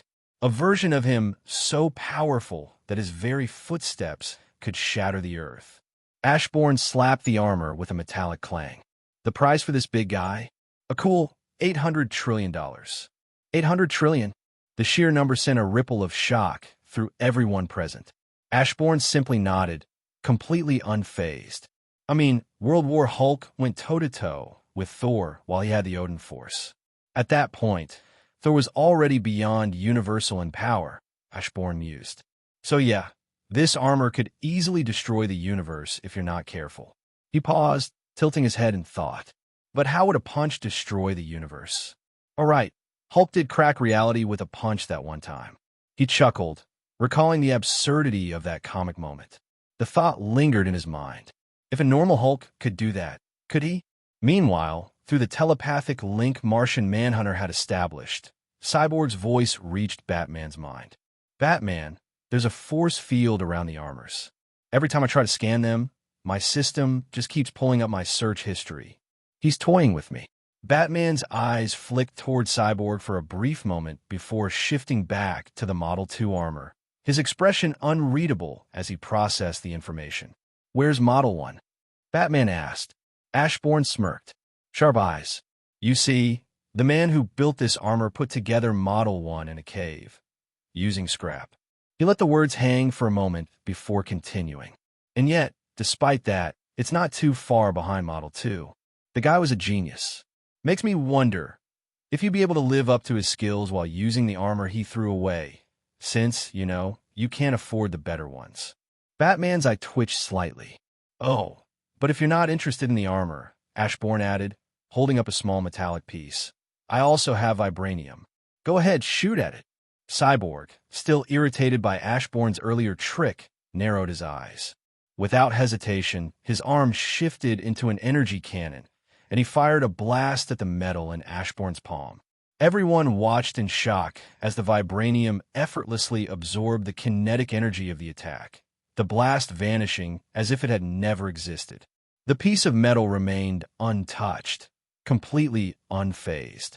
This here is vibranium, Ashburn said with a smirk, holding up the metallic piece. It can absorb, store, and release massive amounts of kinetic energy. Back in my world, it was only the fourth strongest metal. My armor, on the other hand, is forged from a mix of every or my Omniverse had to offer. He coughed. Anyway, I'm selling this for 10 million per gram. Flash blinked. Isn't that a bit too expensive? Is it? Ashburn tilted his head. Isn't red diamond worth somewhere between $1 to $12 million per gram? I thought I was being nice, especially considering this can cut through even Superman. That last statement made everyone's eyebrows rise. Their gazes instinctively flicked toward Superman, then drifted toward the stripper. Wonder Woman, whose tiara had also been known to slice through Kryptonian flesh. You're saying this vibranium is as strong as Amazonium? Wonder Woman asked, intrigued. Ashburn shook his head. Amazonium is only as powerful as it is because of magic. Vibranium, on the other hand, is this strong without magic. He paused for effect before continuing. And more importantly, vibranium can be combined with other ores to create what was once considered the strongest metal in existence, though now it's only the third strongest. To emphasize his point, Ashburn casually pulled out Captain America's shield, the iconic red, white, and blue reflecting under the light. This shield can withstand just about anything, Ashburn said, turning it over in his hands. To destroy it, you'd need to be Skyfather level or higher. In other words, above multiversal. His eyes flicked around. Since this Omniverse works differently from mine, I'll put it simply. Nothing in this multiverse can destroy this shield. Maybe if it comes from the fourth dimension or higher it might. To demonstrate, he casually tossed the shield toward a wall. Everyone watched as it ricocheted off multiple surfaces with precise, physics-defying accuracy before flying straight back into Ashbourne's hand. This here is the third most durable metal in my omniverse, he continued, spinning the shield between his fingers. So, $40 quintillion, or something of equal value. Any takers? He scanned the room, waiting to see if anyone dared to make an offer. How powerful is his armor? Batman wondered.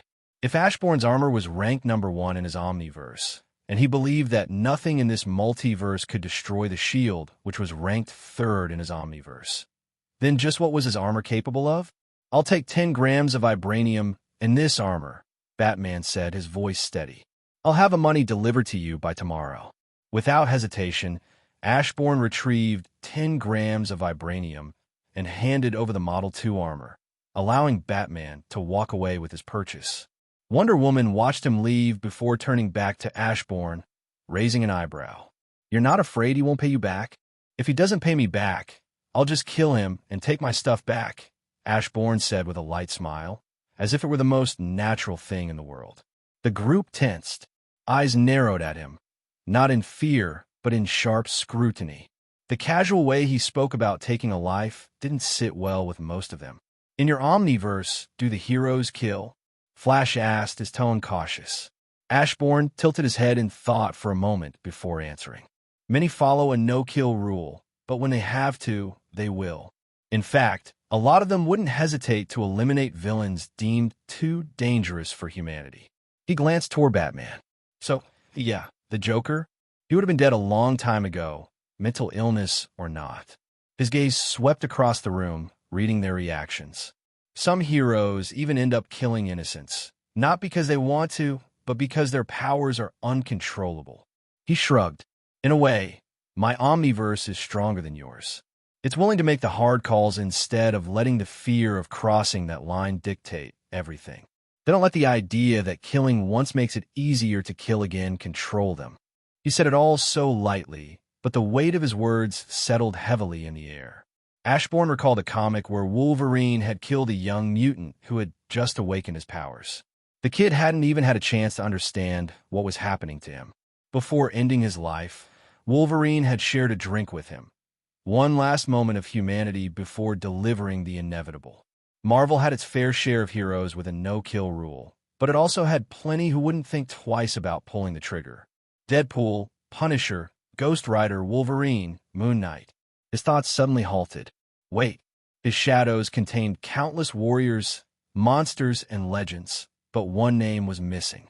Ghost Rider. The heroes remained silent, their expressions darkened by Ashbourne's words. They all knew the truth. Killing was the easier way. If they executed someone like the Joker, countless lives would be spared, and Gotham would undoubtedly be safer. But once they crossed that line, wouldn't it be easier the second time? And the third? Until eventually, they weren't heroes anymore. They were tyrants, deciding who lived and who died. No matter how much sense Ashbourne's world made, they refused to believe that true heroes killed. There was always another way, no matter how difficult it seemed. Breaking the silence, Ashbourne smiled. So, where am I sleeping? It'd be rude to let your guest spend the night on the streets. So, what was the whole chocolate thing about? Back at the Watchtower, Green Lantern, Superman, Wonder Woman, Flash, and Martian Manhunter observed Ashbourne as he tapped away at a computer, sifting through the vast expanse of the World Wide Web in search of anything useful. With Ashbourne staying the night at the Watchtower, the Justice League's heavy hitters had decided to remain as well, just in case. I have this bag that can create food based on whatever I picture, as long as I pour enough energy into it, Ashbourne said lazily, his fingers tapping away at the keyboard. I made a chocolate bar and infused it with the energy equivalent to an entire city. So, it ended up as some godly tier chocolate that overloaded her pleasure senses or whatever, and she went crazy. His search continued. He scoured the internet for important things, One Piece, Naruto, Dragon Ball, only to be met with disappointment. They didn't exist here. Flash suddenly appeared at his side. What are you looking for? Anime. Ashburn sighed, rubbing his chin. But this omniverse doesn't have it. He paused, his mind working through a realization. Though if what I think I know about infinity is true, that means somewhere out there in the multiverse, the anime I want does exist. Are we just going to ignore the fact that he has a bag that can create godly food? Green Lantern asked, baffled that no one seemed particularly concerned about this. The green guy has a point, Ashburn said, turning away from the computer. 5 minds are better than one. So, how about you all come up with some crazy ideas? I want to see just how ridiculous the stuff I can create. With a casual motion, he reached into his shadow and pulled out the bag. Flash shrugged. All right, how about pizza that tastes amazing but also helps you lose weight? Ashburn gave him an approving nod, as that was a smart idea. Without hesitation, he reached into the bag, focused for a moment, and then pulled out a pizza box, placing it on the table in front of them. No way, Hal muttered in shock. His ring had scanned the pizza, and sure enough, it was exactly what Flash had asked for, a delicious, weight-loss-inducing masterpiece. The room fell into stunned silence before chaos erupted. One by one, wild food ideas were tossed around, ranging from the bizarre to the outright ridiculous. Even concepts beyond food, like potions that granted temporary buffs, were suggested, just to see if the bag had any limits. As the excitement settled for a moment, Ashburn leaned back and asked casually, "How long have you guys even been part of the Justice League?" "Oh, we came together about a year ago when Darkseid attacked," Flash answered. "After that, we started bringing in new members until we got to where we are today." Ashburn nodded in understanding, filing away that piece of information. "So, you guys haven't faced beings like Doomsday?" Ashburn asked. The group exchanged glances, their expressions unreadable.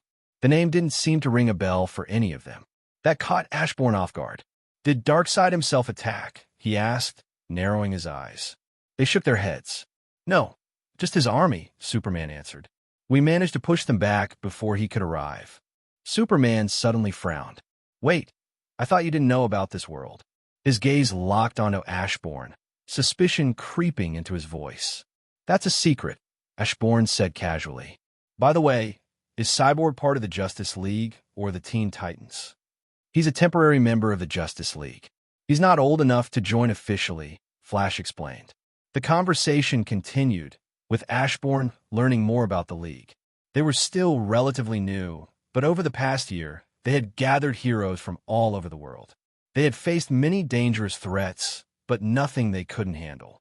For now, Earth had been at peace. So when Ashburn suddenly appeared, they were all quick to react.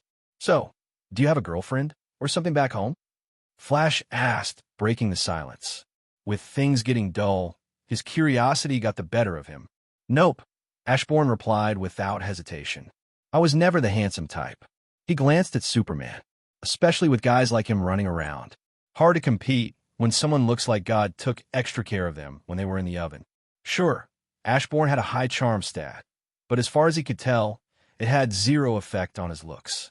At best, it probably boosted his persuasion, social manipulation, and mental resistance.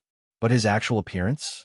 Clearly beyond even the system's ability to improve. Otherwise, why weren't zombies baddies throwing themselves at him? Not that he wanted that, of course. He was just being honest.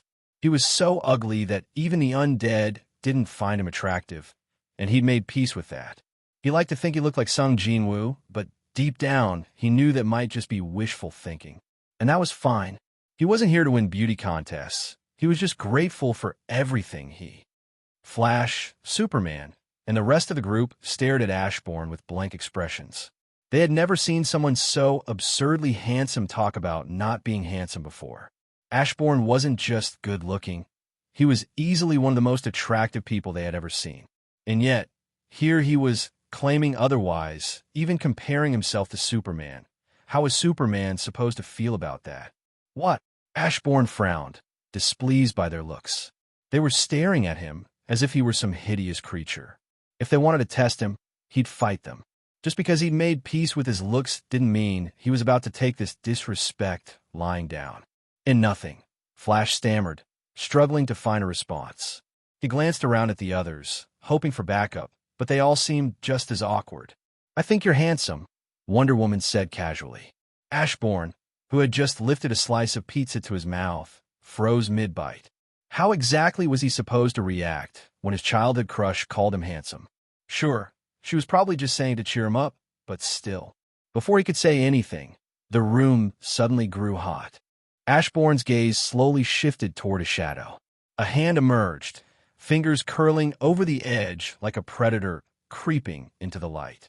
Ember pulled herself free, her glowing eyes locking on a Wonder Woman almost instantly. Ember and Wonder Woman locked eyes, the tension in the room thick enough to cut with a blade.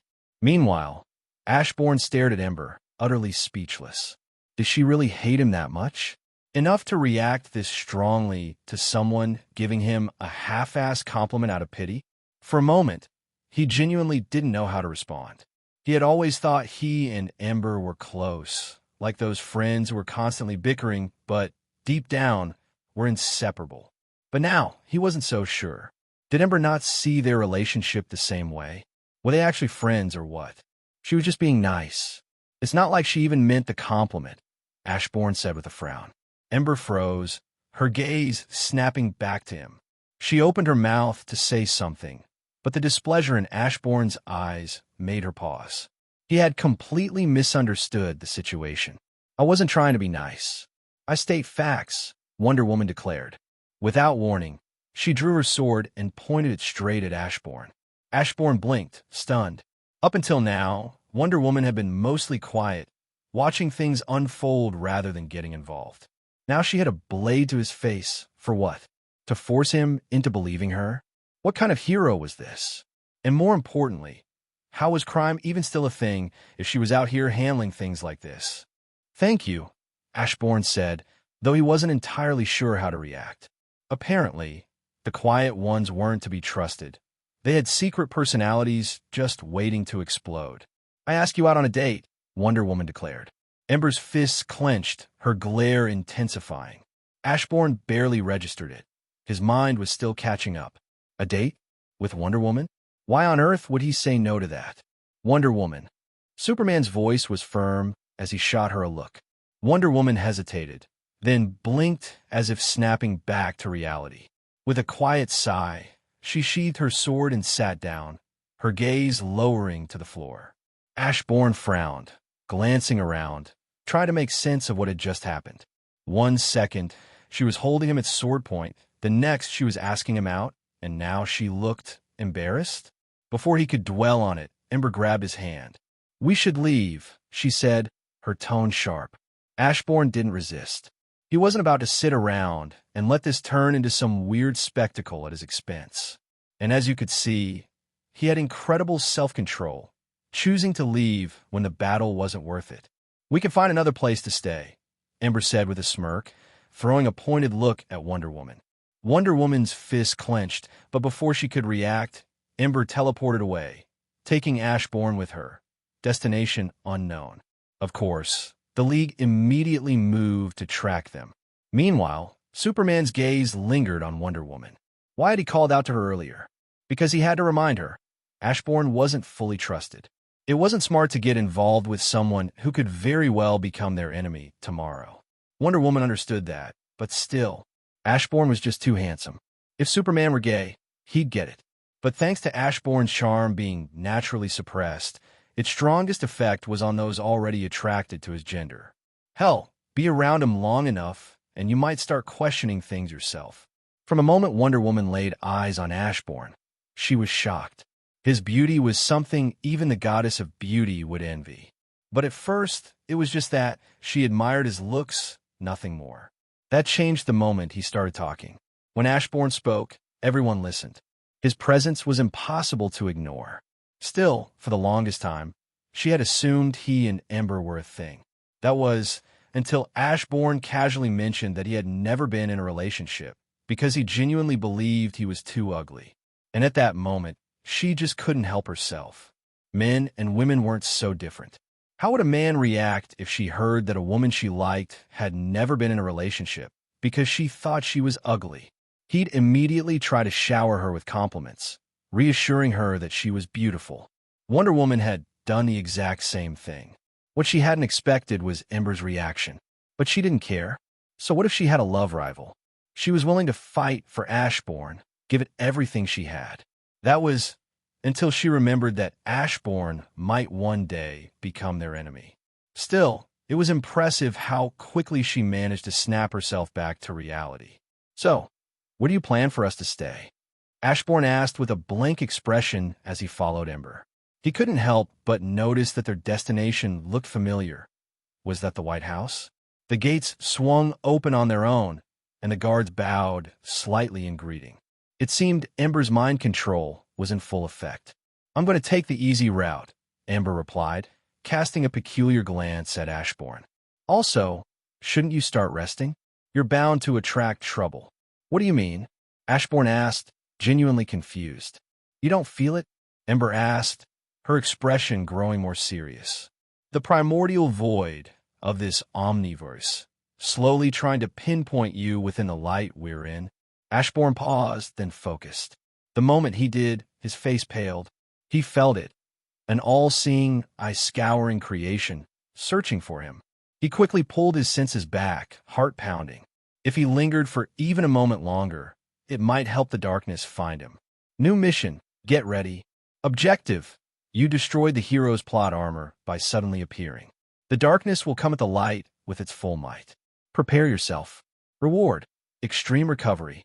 Punishment, you will not be ready to face it. Time limit, 10 years.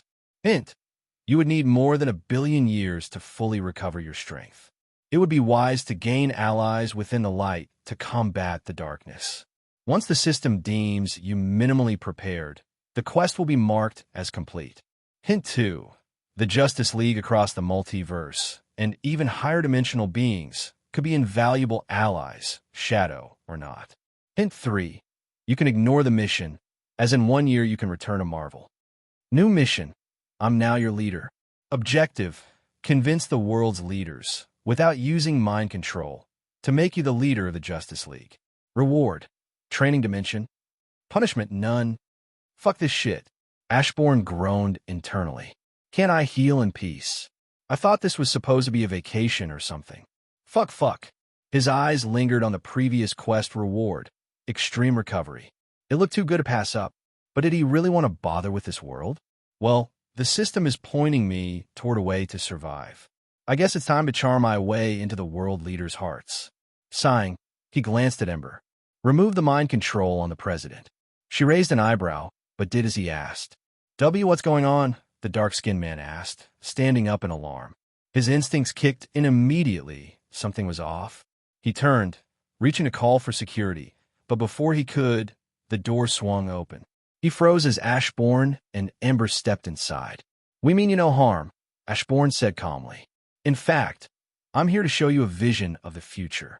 A future he had just glimpsed, one that didn't have to happen. Now, he intended to share that wisdom with the President of the United States. A vision of what? He asked, his voice wary.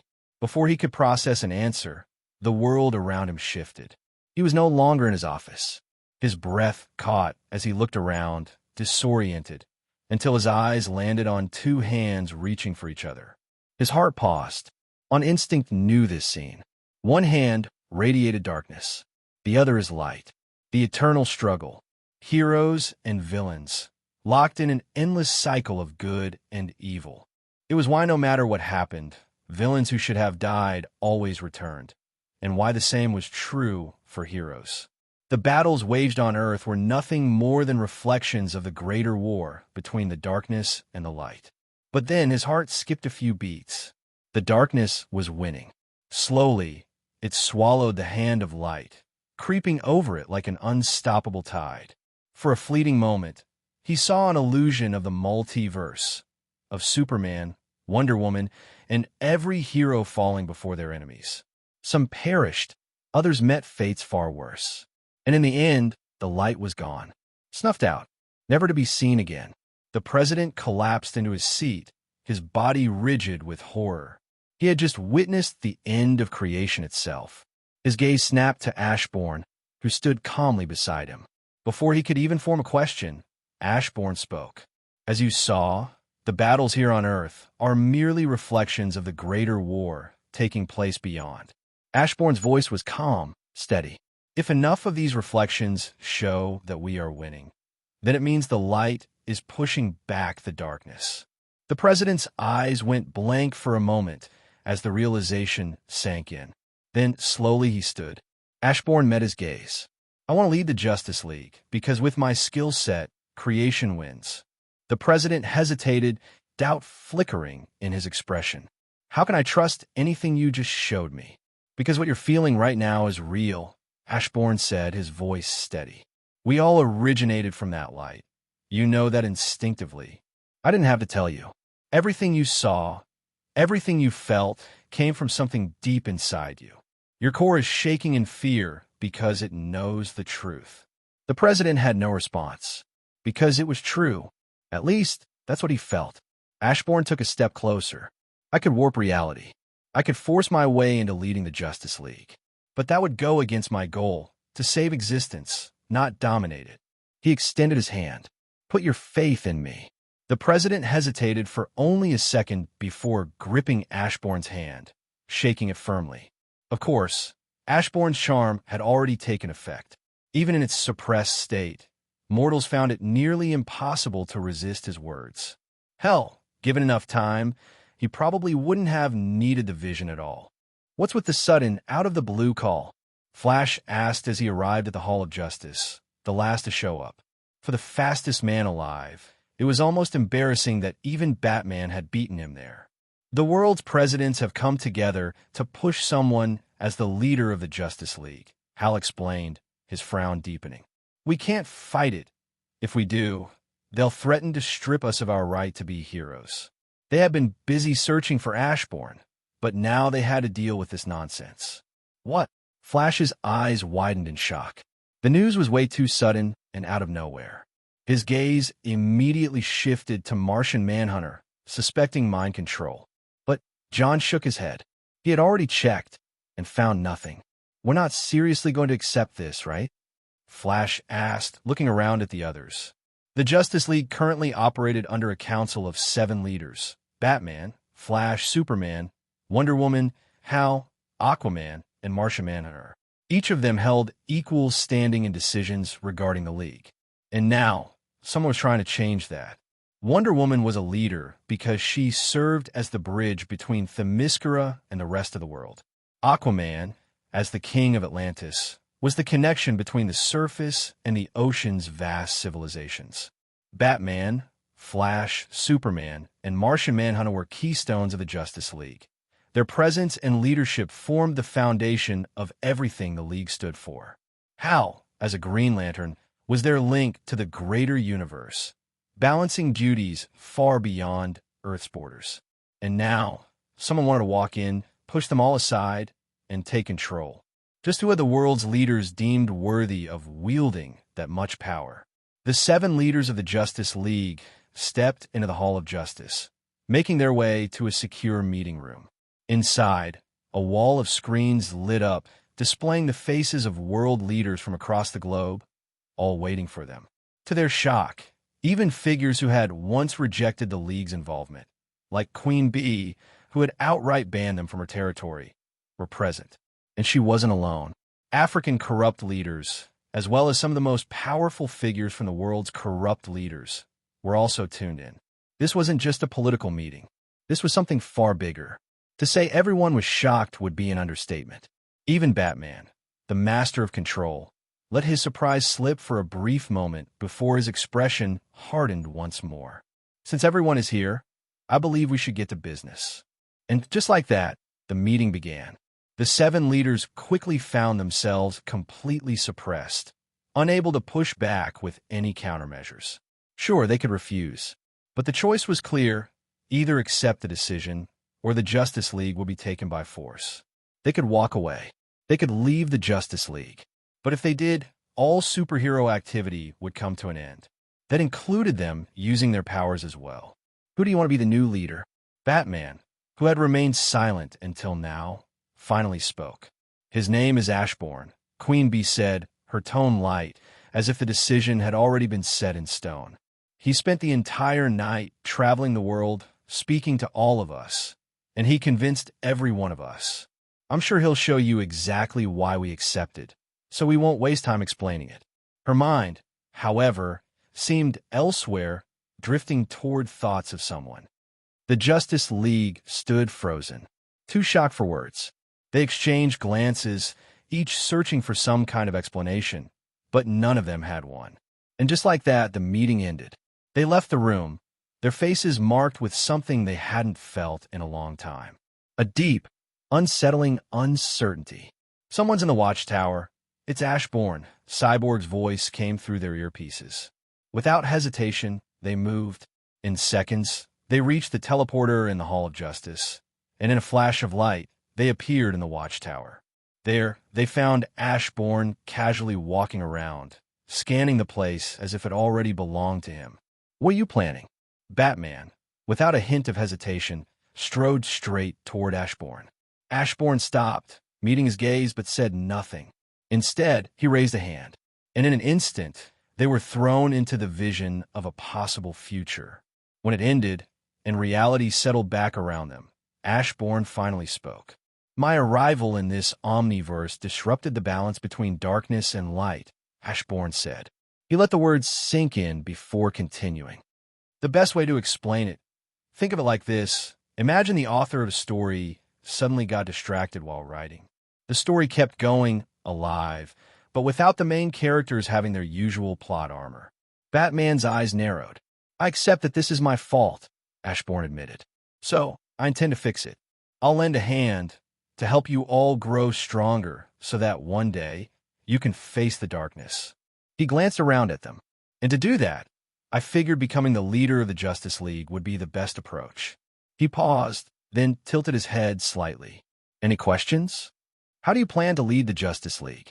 Superman asked, his frown deepening. "You seven can continue running things as you have been," Ashburn said casually. "I'll step in when I see fit." He folded his arms. "But you need to understand something.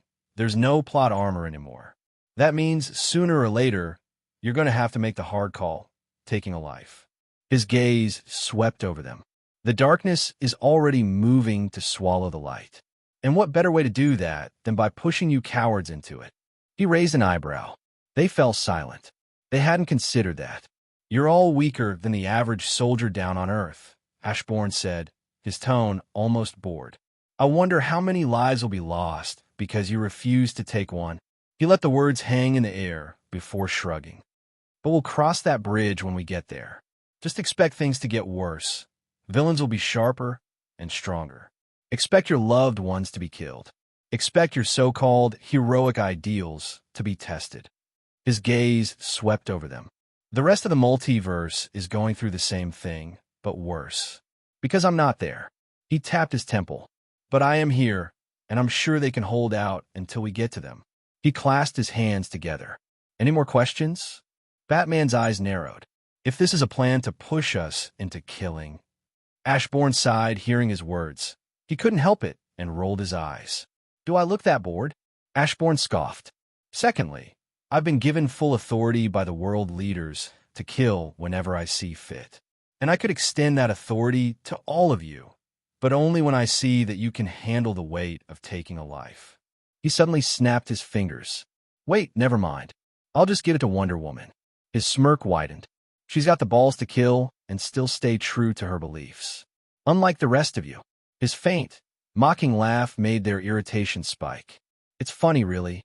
The only woman here, and she's got more balls than any of you." Their expressions darkened. How couldn't they when Ashburn was mocking them with something so serious as taking a life? Those who never took a life didn't understand just how easy it was to take a life. The first time it would weigh heavily on you, but the second time it would lighten. The more one killed, the lighter that weight would become until one finds that killing was the answer to everything. People look down upon them for not killing, but have those who look down upon them ever taken a life? "Is what you said true?" Superman finally asked, his voice tense. Without a word, Ashburn reached into his shadow and pulled out a sleek black card. A license to kill, valid anywhere on Earth. And yes, he had it made last night, personally signed by every world leader. Seeing the card, Superman fell silent. He had always stopped others, and himself, from killing for one simple reason: it wasn't his call to make. Superman didn't interfere when governments sentenced criminals to death. He didn't challenge the system. His role was to enforce the law, even when he knew deep down that the people making those laws weren't always right. After a long pause, he spoke, his voice softer. Everyone is capable of changing. You know that? Ashburn met his gaze and gave a small nod. Indeed, Ashburn said, but twist metal too much, and it's bound to break.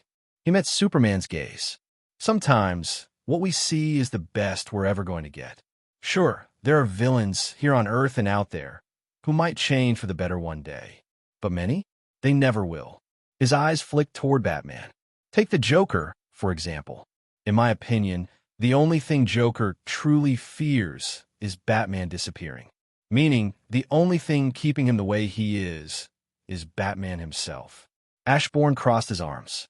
So, if you really want to save him, then Batman needs to disappear. Let an Iron Bat or something take his place. Batman's eyes narrowed. What are you saying? Die before Joker, Ashburn said coldly. And the next time he's about to blow something up, don't show up. In fact, no one should. You're the reason that guy exists. His glare bore down on Batman. Every life the Joker takes from this point on, I'm putting them on your head. His voice didn't rise, but the weight behind his words pressed down on the room. You could have stopped that mad clown a long time ago. Even crippling him would have made him harmless. But for some reason, you're harsher on struggling minions. People forced into crime just to survive than you are on him. Silence. No one said a word, for they had never thought they would see the day where Batman would be put in such a position. I'll be watching you, Ashburn continued. 3 more strikes, and you can forget about suiting up again. He took a step closer, his gaze unyielding. The fact that you cripple people forced into crime while letting the Joker run free makes me wonder about you. So here's some advice. Get therapy. Before I force you to. He tilted his head slightly. And you should know about my bag by now. I could pull out something that would make you spill your entire heart to a therapist. So do it on your own free will, or I will make sure you get the help you need. Then his eyes shifted to the rest of them. Al, Ashburn said, turning to the Green Lantern. I'll deal with the blue aliens later. For now, I want to get everyone ready to be equipped with a lantern ring, one that suits their abilities. Then his eyes flicked back to Batman. And one more thing, conquer that fear. His voice was firm, but not unkind. Fear itself isn't evil. It all depends on who is using it. With that, he turned to leave. Well, I'm out. Got a list to make. He took a step, but then paused, glancing back at Batman. My money and the keys to my new home. Batman silently handed him a card and a key, the latter attached to a small piece of paper with his new address written on it. Ashburn took them, gave a nod, and walked away. Ashburn said nothing else.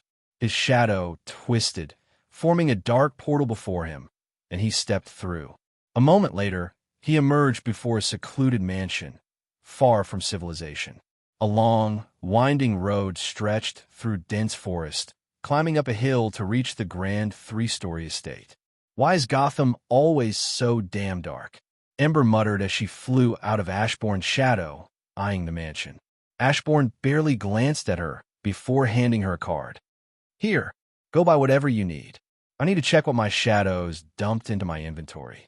Ember took the card, staring at it with a strange look. What exactly would she, the Phoenix Force, possibly need to buy?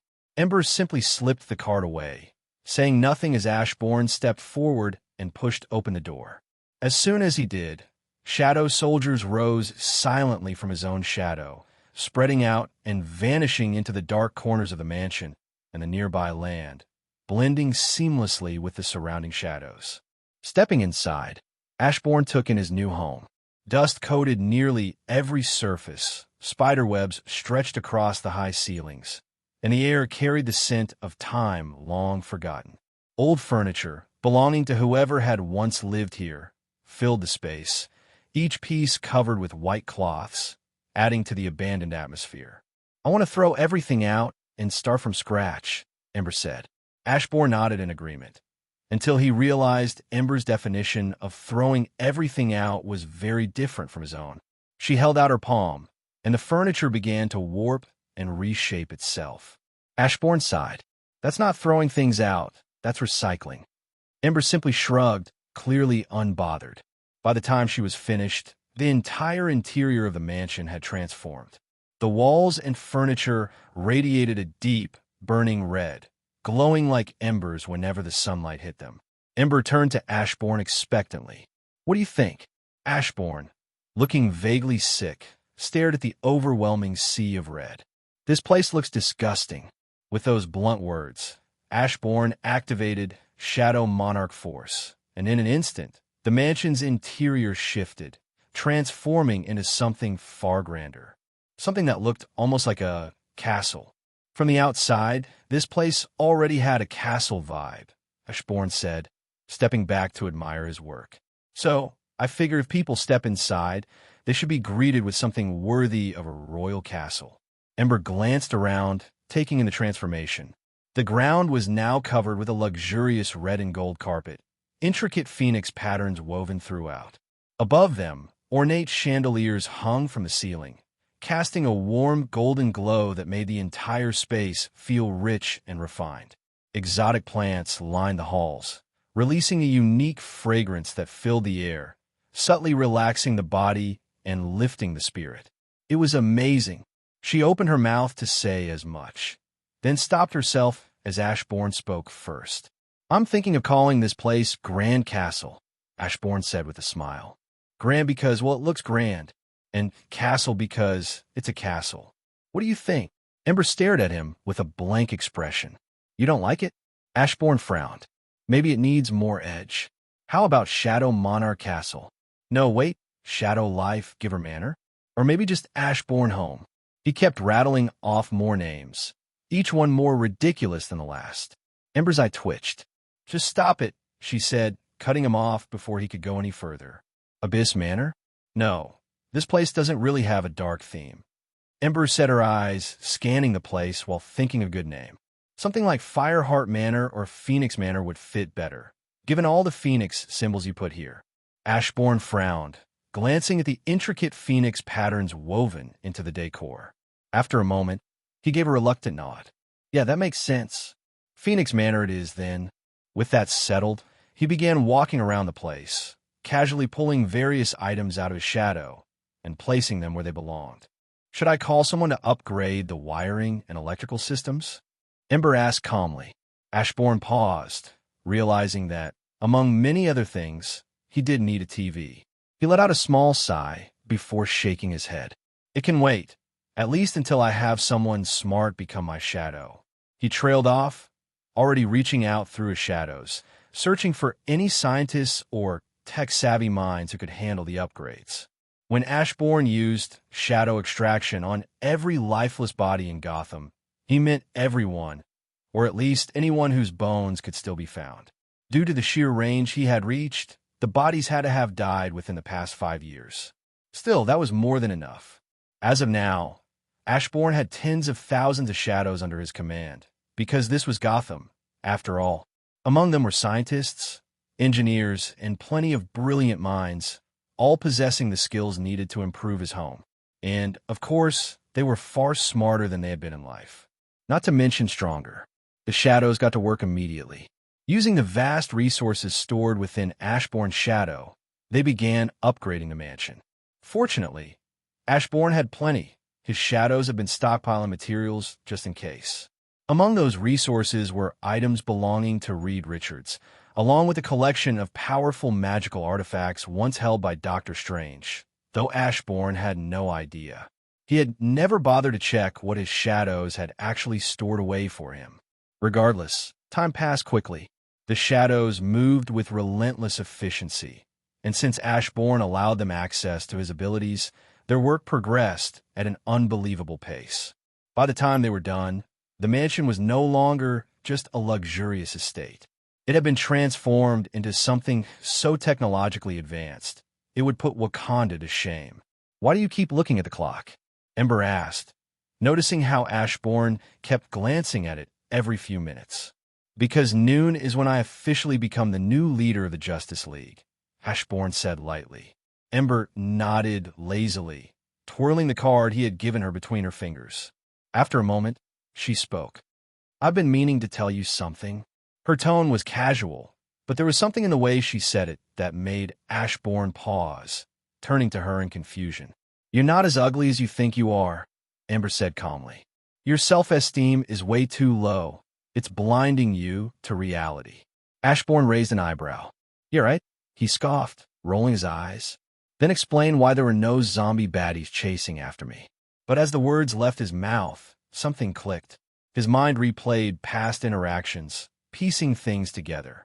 The way Wonder Woman had reacted, considering her character, her interest in him only made sense if he was actually good-looking. Otherwise, it would be completely out of character for her. What? Ember's head snapped to the side, eyes wide with shock. Had she just heard him correctly? I said, Ashburn repeated, unfazed. If I were actually handsome, then why were zombies more interested in eating me than befriending me? Ember just stared at him. Oh, that reminds me, Ashburn added casually as if he hadn't just said something ridiculous. I need to head back to Asgard and free those death deities I imprisoned. Zombies were charmed by you, Ember said matter-of-factly. That's why they came after you, even though you didn't give off any scent. Your charm drew them in, making you more valuable than any living flesh out there. Ashburn stared at her, speechless. But it kind of made sense. People expressed love in weird ways. Look at Ant-Man, for example. He beat his wife as a sign of love. His mind suddenly shifted gears. So, theoretically, I could form a harem? The idea popped into his head, but after a few moments of deeper thought, all the energy drained from him. Just imagining how exhausting that would be made him want to drop it entirely. What? Ember's sharp glare cut through his thoughts like a blade. Ashburn awkwardly scratched the back of his head, suddenly realizing he had no good way to explain what he had just said. A harem sounds nice and all, Ember said, turning away, but you'd be wise to know your place. As you stand now, you're already above gods like Odin. Your mindset still needs to catch up to your power. Ashburn watched her go before shrugging. I don't actually need a harem, he admitted. It's just every guy's dream, you know? But honestly, I think I speak for most guys when I say, I'd give it all up for Nami. Ember halted mid-step, throwing him a confused glance, and a hint of something else. What's Nami? She asked, her eyes narrowing. Is that the name of a person? Ashburn shook his head with a straight face. It means dream wife, Ashburn said, gazing off into the sky with a wistful look. I just hope to find her one day. Ember's eye twitched. She was standing right there.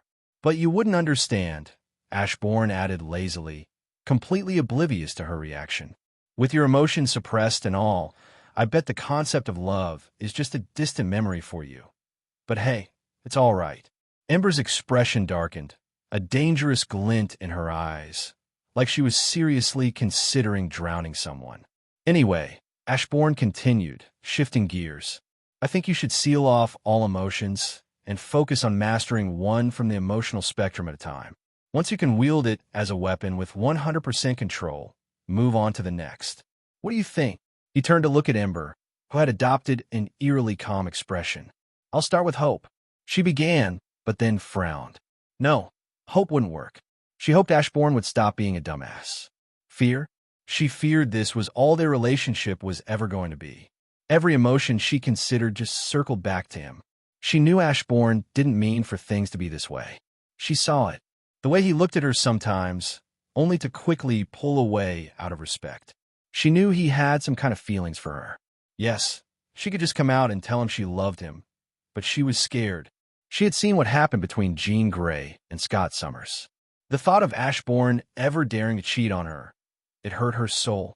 And the worst part, she couldn't see herself hating him for it.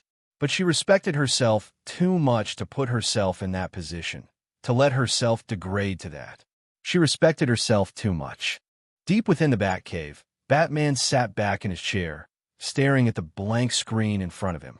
Many people thought they understood Batman, but in truth, most only knew fragments, versions of him pieced together from comics, cartoons, Lego figures, and movies. The multiverse had countless Batmen, each shaped by different circumstances, but at their core, they were all the same. It all traced back to a single defining moment: the death of his parents. There was something else people often overlooked about Batman. He was human, and like any human, he carried trauma. The weight of his parents' deaths had never truly left him, because deep down, no matter how much time had passed, he still blamed himself. Fighting crime, locking criminals behind bars. Most people didn't realize it, but that was his way of channeling his grief. Batman was insane, and yet people tended to overlook that. He wasn't Bruce Wayne. Bruce Wayne was a mask, a carefully crafted illusion. In truth, Bruce Wayne might as well have died the same night his parents did, leaving behind nothing but a broken, traumatized child filled with rage and grief. Batman understood why Ashburn wanted to push him toward therapy. But Batman wasn't someone who could ever have a normal mental state. Not like everyone else. The Joker was right. They were alike. No sane man could ever hope to be Batman, because to be Batman meant you weren't right in the head. The only difference between him and the Joker was the side they fought for. Batman stood with the good guys, while the Joker spent every waking moment trying to push him over the edge. Batman couldn't be allowed to kill, because if he did, who could stop him? He took a deep breath before rising from his chair. The first step was putting Ashburn's plan into motion. If he faked his death before the Joker, would the Joker truly disappear? It was something Batman had to do, because despite everything, he didn't just want to stop the Joker.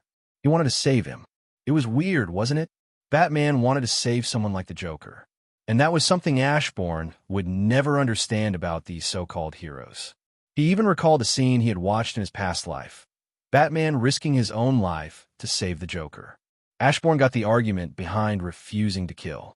He understood the principle of it. But why go that far? Why would Batman do something so foolish? Ashburn wanted to change that mindset. Sure, they could put their lives on the line for innocent people. That made sense. But why the Joker? Why couldn't they be more like the movie version of Batman? Just jump off the train and let the villain die. Oh, Ashburn knew Batman would try to save the Joker. That was why he had given Batman the perfect way to do it, one that ensured the Joker would never return. And now, with Batman in possession of Iron Man-level armor, everything was in place. Batman wouldn't have to be Batman anymore. Instead, he would become the symbol others looked up to, someone stepping in to carry on Batman's legacy, rather than being trapped in it. Ashburn's vision for Batman was simple: a Batman who wasn't the other side of the Joker. A Batman who wasn't just a hero fueled by trauma, but a Batman more like the one from The Brave and the Bold. Ashburn didn't want the unrealistic Batman, the one who could somehow defeat Superman. That was stupid. Even with prep time, even if you ignored everything else, Superman was just too fast. If he was actually trying, Batman would never truly stand a chance. Meanwhile, the brave and the bold version of Batman felt far more realistic to Ashburn. That Batman wasn't some brooding force of endless darkness. He was still human. A man who fought crime but didn't lose himself to it. And right now, the Justice League didn't need more darkness. They had Ashburn for that. I'm heading to the store to buy a phone. You want to come? Ashburn called out to Ember, who was in her room. There was a brief pause before Ember finally emerged, nodding. Might as well. I want to see if there's anything actually worth buying. As they walked, Ember lazily twirled the card between her fingers. So, how likely do you think Batman is to go through with your plan to fake his death? 100%, Ashburn said without hesitation. Wonder Woman has no problem killing. So even if I don't act, she, or someone else I've given the green light to will. He glanced at Ember.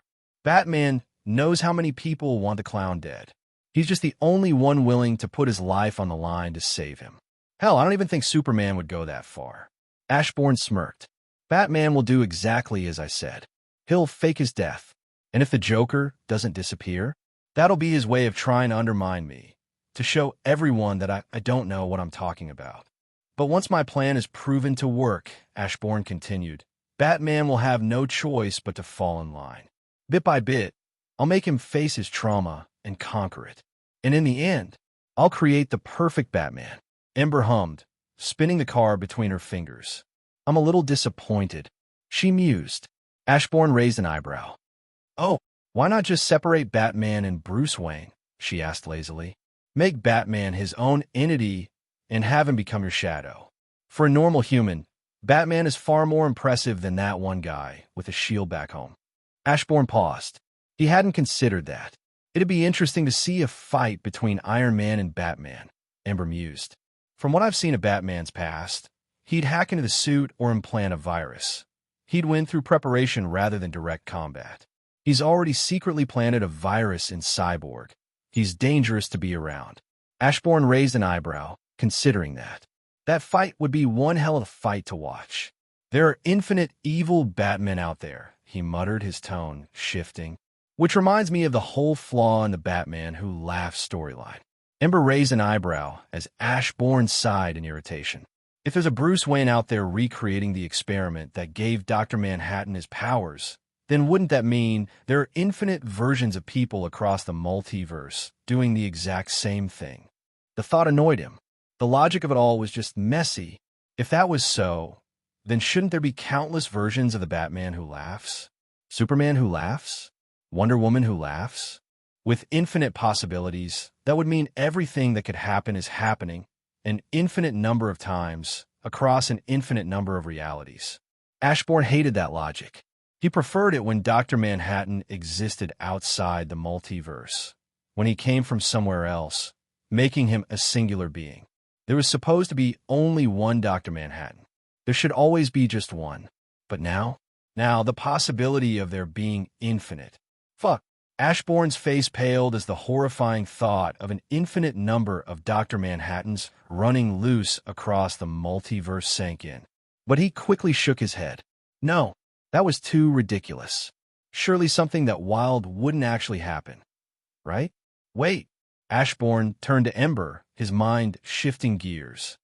If I can gain new power, wouldn't that also mean I could recover my old strength faster?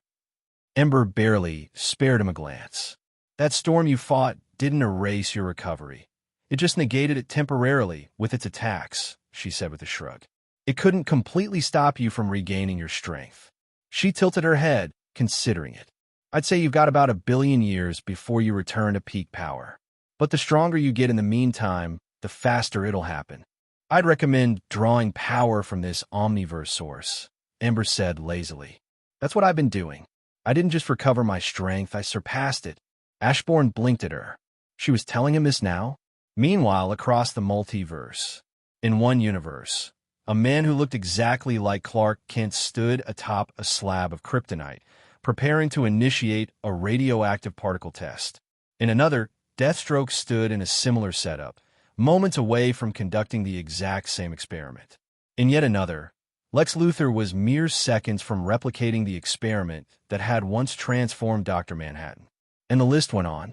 Infinite variations of different people, all unknowingly reaching toward the same impossible power. Elsewhere, a black lantern ring gleamed ominously on the decayed hand of a figure barely clinging to existence. His flesh had rotted away, revealing the remnants of what was once a face. In his grip, a death scythe pulsed with an unnatural energy. But his focus was on the fragment floating before him, an ever-changing weapon, shifting between forms, radiating an aura of pure darkness. Slowly, he reached out. The moment his fingers grasped the broken weapon, an unearthly cry tore from his throat as raw power surged through him.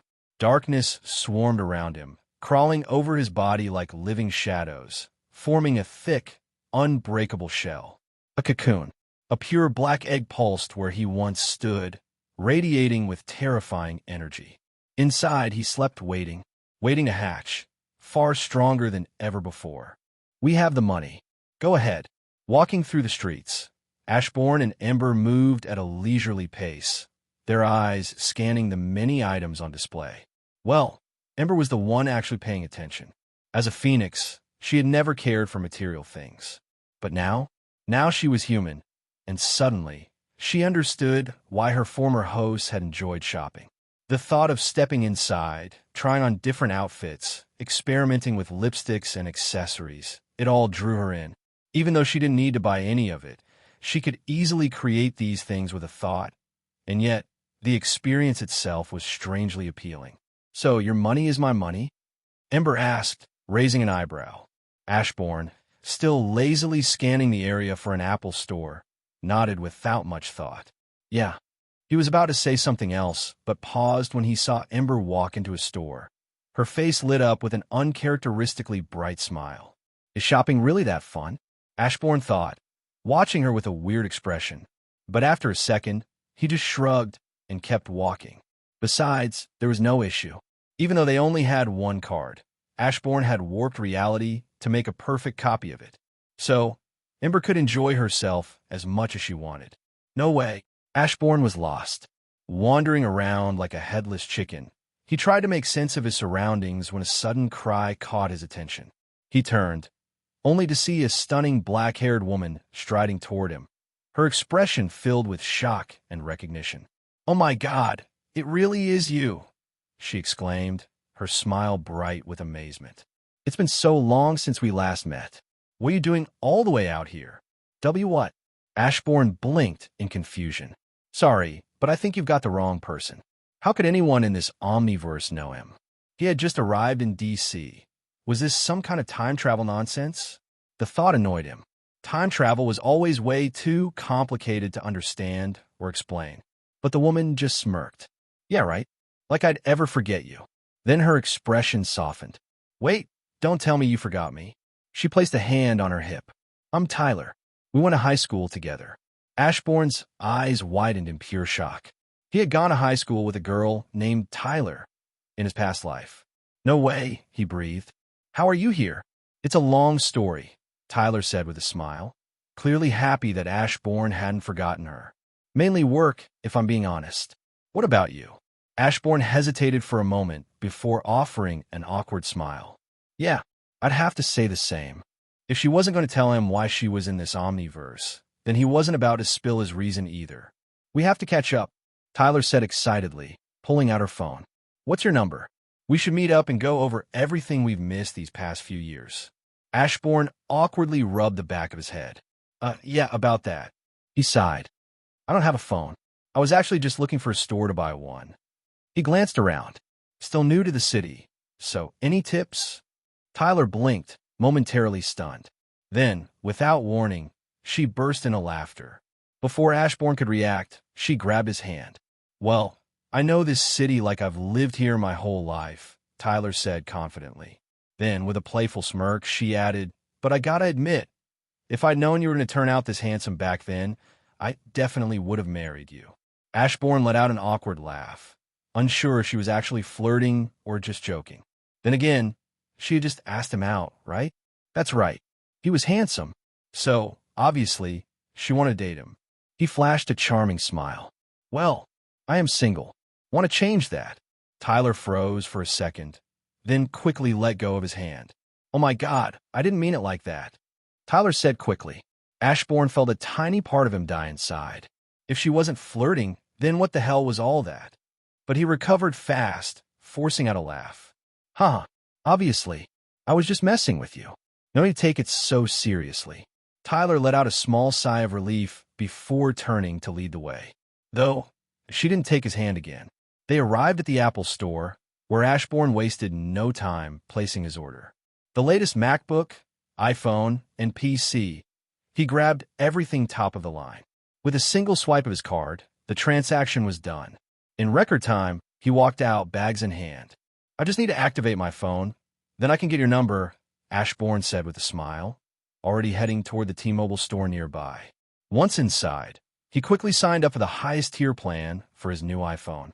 A few minutes later, the phone activated, and he finally got Tyler's number. "Haha, look at that. I'm your first," Tyler teased with a playful laugh, noticing that hers was the first number saved in Ashburn's phone. Ashburn chuckled along with her, but deep down, he was taking notes. Just because a girl seemed interested didn't mean she actually was. "I'm already late for work," Tyler said with a smile. "Can't wait for our little date." Ashburn laughed at her joke and watched as she walked away. He let out a small sigh once she was gone. He had made a friend, And somehow, that made today feel a little more special. "Why are you so happy?" Ember asked, walking beside Ashburn, several shopping bags hovering behind her. Ashbourne's smile immediately vanished the moment he saw just how much she had bought. "I decided that choosing is for children," Ember said casually. "Since I'm an adult, I just bought whatever caught my interest." Ashbourne's eye twitched. "You're not an adult," Ashbourne said deadpan. "You're the ancestor of the concept of ancestors. You're so old, your back-in-my-day stories happened before the concept of time even existed." A vein popped on Ember's forehead. How old was she? Old enough that even the living tribunal and the primordial void came after her. She had existed before the one above all had even thought of creating existence. But she smirked instead of snapping back. "That's funny," she said smoothly, "because I'm not alone, but you only have your shadows, which is pretty much forced enslavement." Ashbourne froze. He hadn't been expecting that. "Ah, my dear Ember," Ashbourne said, smirking. "You're underestimating me. I just made a friend, and guess what? She's not trying to go on a date with me or anything like that." He proudly held up his phone, Tyler's number displayed on the screen. Ember glanced at it. "I doubt that," she said flatly. "You were into zombies." With that, she turned and walked off, leaving Ashbourne momentarily stunned. Then his expression darkened. He wasn't into zombies. He just expected his charm to transcend everything and even have zombies simping for him. "Why is a flat-chested chicken buying a bra?" he snapped, storming after her. "I'm shocked you haven't slept with your shadows," Ember bit back. Ashbourne winced. Just what kind of person did she think he was? "Oh, that's rich coming from the chicken who loses her mind over chocolate," he shot back. They glared at each other for a long moment, the tension thick, before Ember simply sneered and strode ahead, leaving Ashbourne fuming. "You have an interesting search history," Ember said casually. Ashbourne immediately admitted defeat. His mouth snapped shut, and he stared straight ahead, locking his gaze on the mansion like it was the only thing that mattered. Then, Ember smirked. It was a cold and evil smile. "What's a feuda?" she asked. Ashbourne froze. Cold sweat prickled at his forehead. When Ember had bonded with him, she'd gained access to parts of his mind. Not everything, of course, or she would have already known what Nami was. But she had seen enough, and judging by Ashbourne's reaction, she had just found her trump card. Ember's smirk vanished the instant she saw the phone in Ashbourne's hand. On the screen, a video played, a very specific video, of her, completely losing her mind, screaming for chocolate like a rabid addict. Ashbourne's lips curled into a slow, satisfied smirk. "Would be a shame if the multiverse and beyond got to see this back home." Silence. They stood there, locked in a tense standoff. Then, simultaneous action. Ember erased every trace of Ashbourne's search history, and more, leaving behind clear evidence that she had erased it from memory. Meanwhile, Ashbourne warped reality itself, ensuring that no recording, no data, not even a trace of that video existed anywhere. He even went as far as to erase that moment from reality itself.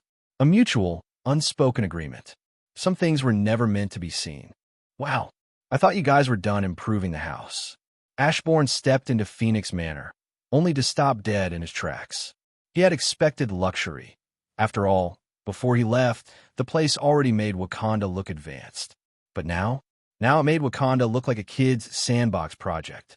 Everything was sleeker, more efficient, more alive, with power and design far beyond Earth comprehension. "Of course not. We have to keep improving," said one of the shadow scientists, adjusting his glasses with pride. "Yes," another shadow scientist chimed in, pushing up his glasses with a smug grin. "We may not be as smart as the doctor, but when we combine our minds, we create tech so advanced, people mistake it for magic." He paused mid-boast, his eyes landing on the bag in Ashbourne's hands. His expression shifted into disgust. "What?" Ashbourne asked, glancing down at the shopping bags. "My lord," the scientist said seriously, "you're a monarch. You should only equip yourself with things worthy of a monarch." Ashbourne shrugged. "It's just a phone and a laptop. Chill." Clearly, Ashbourne didn't care.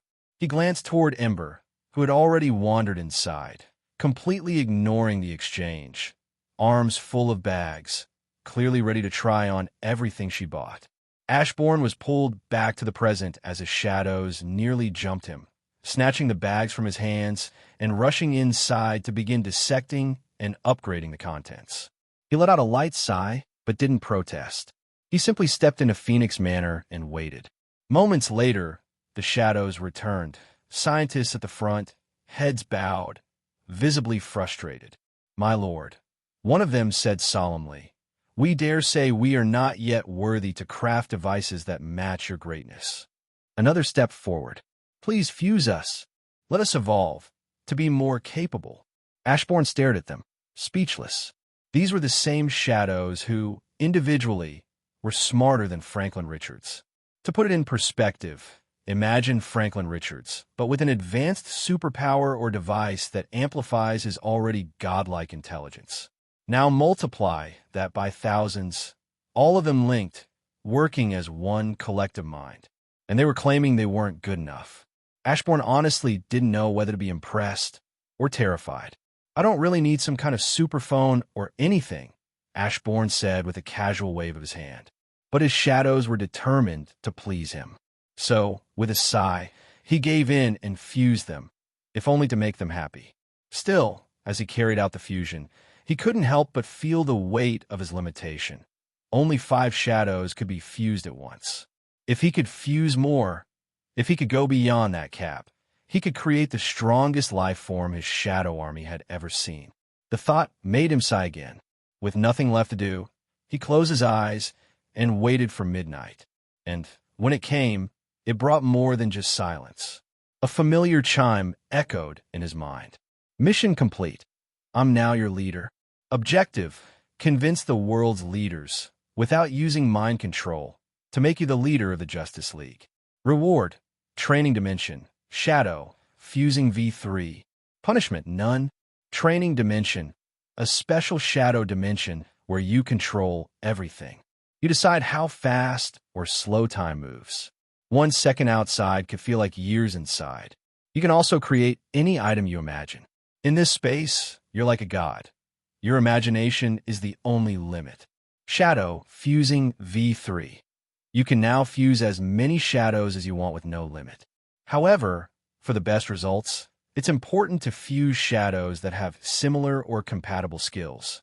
If you mix shadows with skills that don't work well together, it could lead to unstable or negative effects. "Well, that's just what I needed," Ashburn thought with a smile. Just a moment ago, he had wished for the limitation on shadow fusing to be removed. Now it was. Ashburn stood up, and with a single thought, he entered the shadow dimension. He found himself in a world of complete darkness, endless, silent, and still. And yet, he glowed faintly. Somehow, he could see himself perfectly, his presence the only light in the void. Ashburn thought of weights, and in an instant, they formed from the surrounding darkness. Their color was different, distinct from the shadows, making them easy to see as if they were bathed in light. He reached for one, picturing it to be as heavy as a star. The result was immediate. His body was spaghettified, stretched, and pulled toward the weight by its overwhelming force. But with a single thought, the weight returned to normal. Using Shadow Monarch force, Ashburn calmly reformed his body as if nothing had happened. "So, there's no real limit to what I can do here. Even if I can't do it with my current strength," Ashburn said lightly, glancing toward the outside world. He nodded to himself, satisfied. He had already adjusted the time ratio. 1 trillion years inside the dimension now equaled just 1 second outside. In other words, no time had passed in the real world. "System," Ashburn said calmly. "Can you unlock all of my shadows for Marvel? Just with their strength limited for now." Those shadows had died before he acquired Undying Shadow, but he was still able to keep them in a sealed state thanks to the skill's reach across time. Well, they were not really sealed, more like they were recovering. Still, he missed having his strongest shadows by his side. Host shouldn't be too greedy. The shadow temporarily buffed Undying Shadow, so it could affect your past shadows. The host only needs to wait 5 days for the shadows to revive in a weakened state. From there, You can either give them your MP to speed up recovery or let them recover on their own. The system's voice echoed calmly. Ashburn sighed, then nodded. I didn't mean to come off as greedy. Thanks, he said softly. He rarely asked the system for anything. In truth, he hardly ever complained. He was grateful. By the way, I never really asked you this, Ashburn said, pulling out his food generation bag. As he spoke, he created food most people could only dream of tasting and casually began to eat. But are you alive or something? Yes, the system does have consciousness. Ashburn paused mid-bite, stunned. Now I feel bad, he muttered. I mean, I'm late, but do you want a name? He leaned back, already thinking. And no, the system is okay with just being called System. Ashburn frowned. Really? Are you sure? No one wants to be called a system. How about voice? He smiled, clearly impressed with himself. You're the voice in my head. It fits.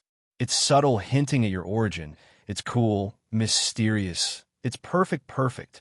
The system is extremely happy with the name System. Please don't. Ashburn sighed. How could it pass up such a good name? What are you eating? Ember suddenly appeared beside Ashburn, causing him to nearly jump out of his skin. Instinctively, his hand twitched, almost striking out before he caught himself. He had been too caught up talking to the system to sense her approach. After all, creating such a perfect name wasn't easy. Ember gave him a disdainful look, unimpressed by how easily he had flinched. She didn't say anything, but she definitely made a mental note of it. Ashburn narrowed his eyes at her, already sensing her judgment. It's not chocolate, Ashburn said dryly.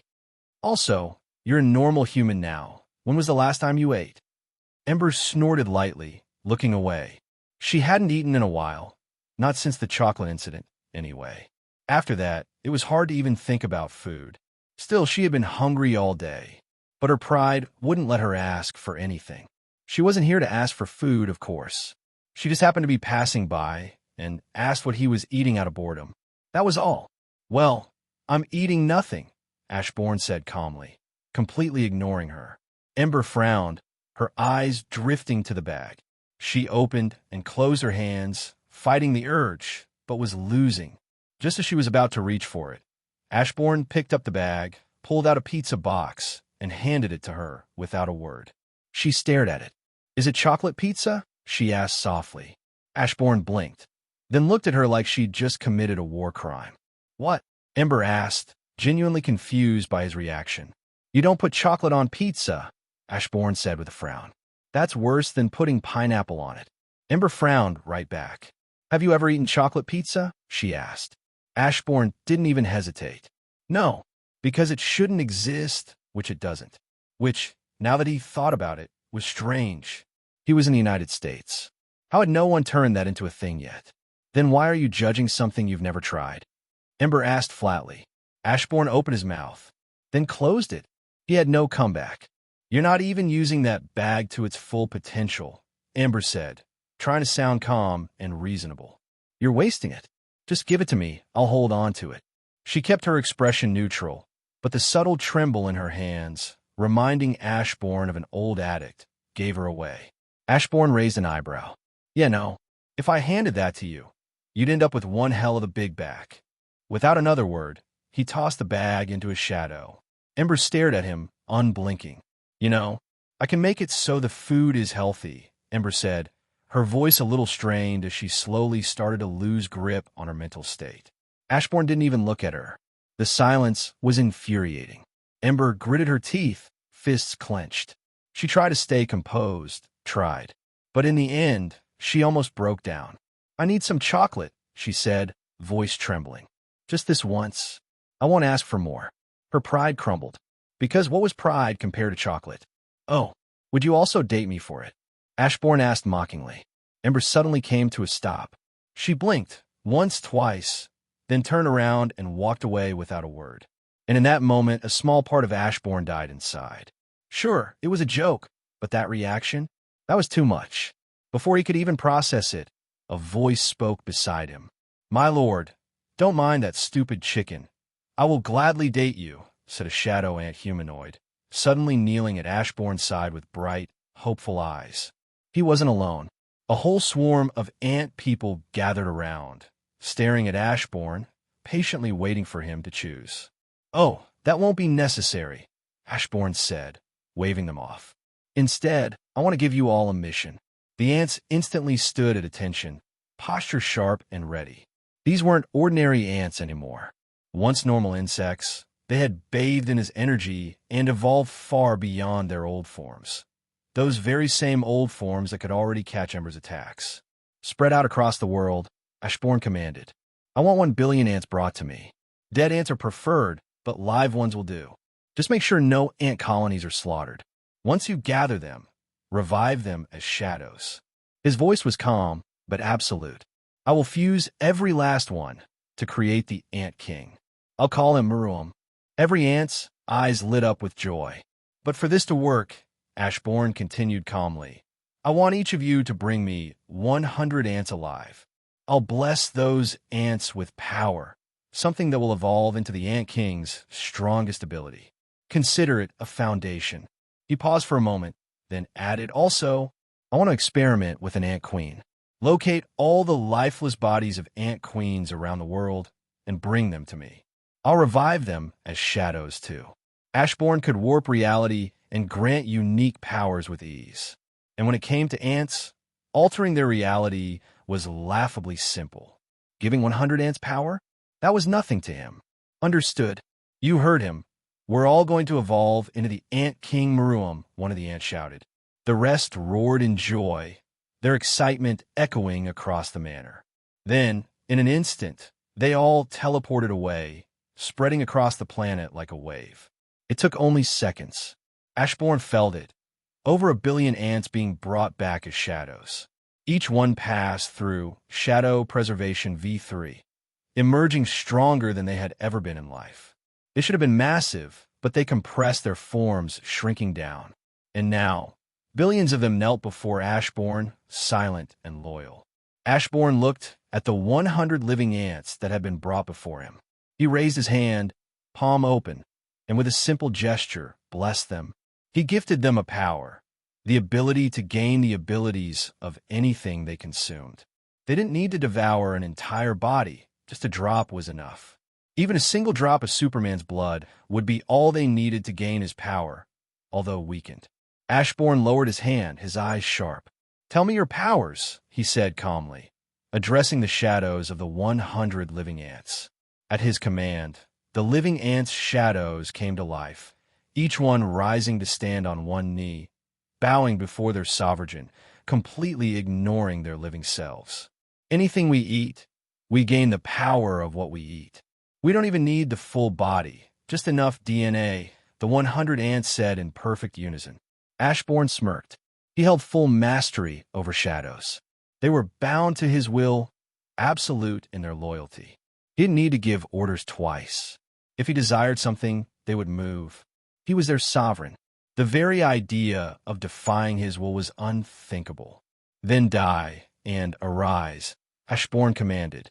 The moment the words left his mouth, the ants' shadows exploded outward, swallowing their living bodies whole. In the next breath, all 100 ants were reborn, now shadow soldiers, kneeling before their sovereign.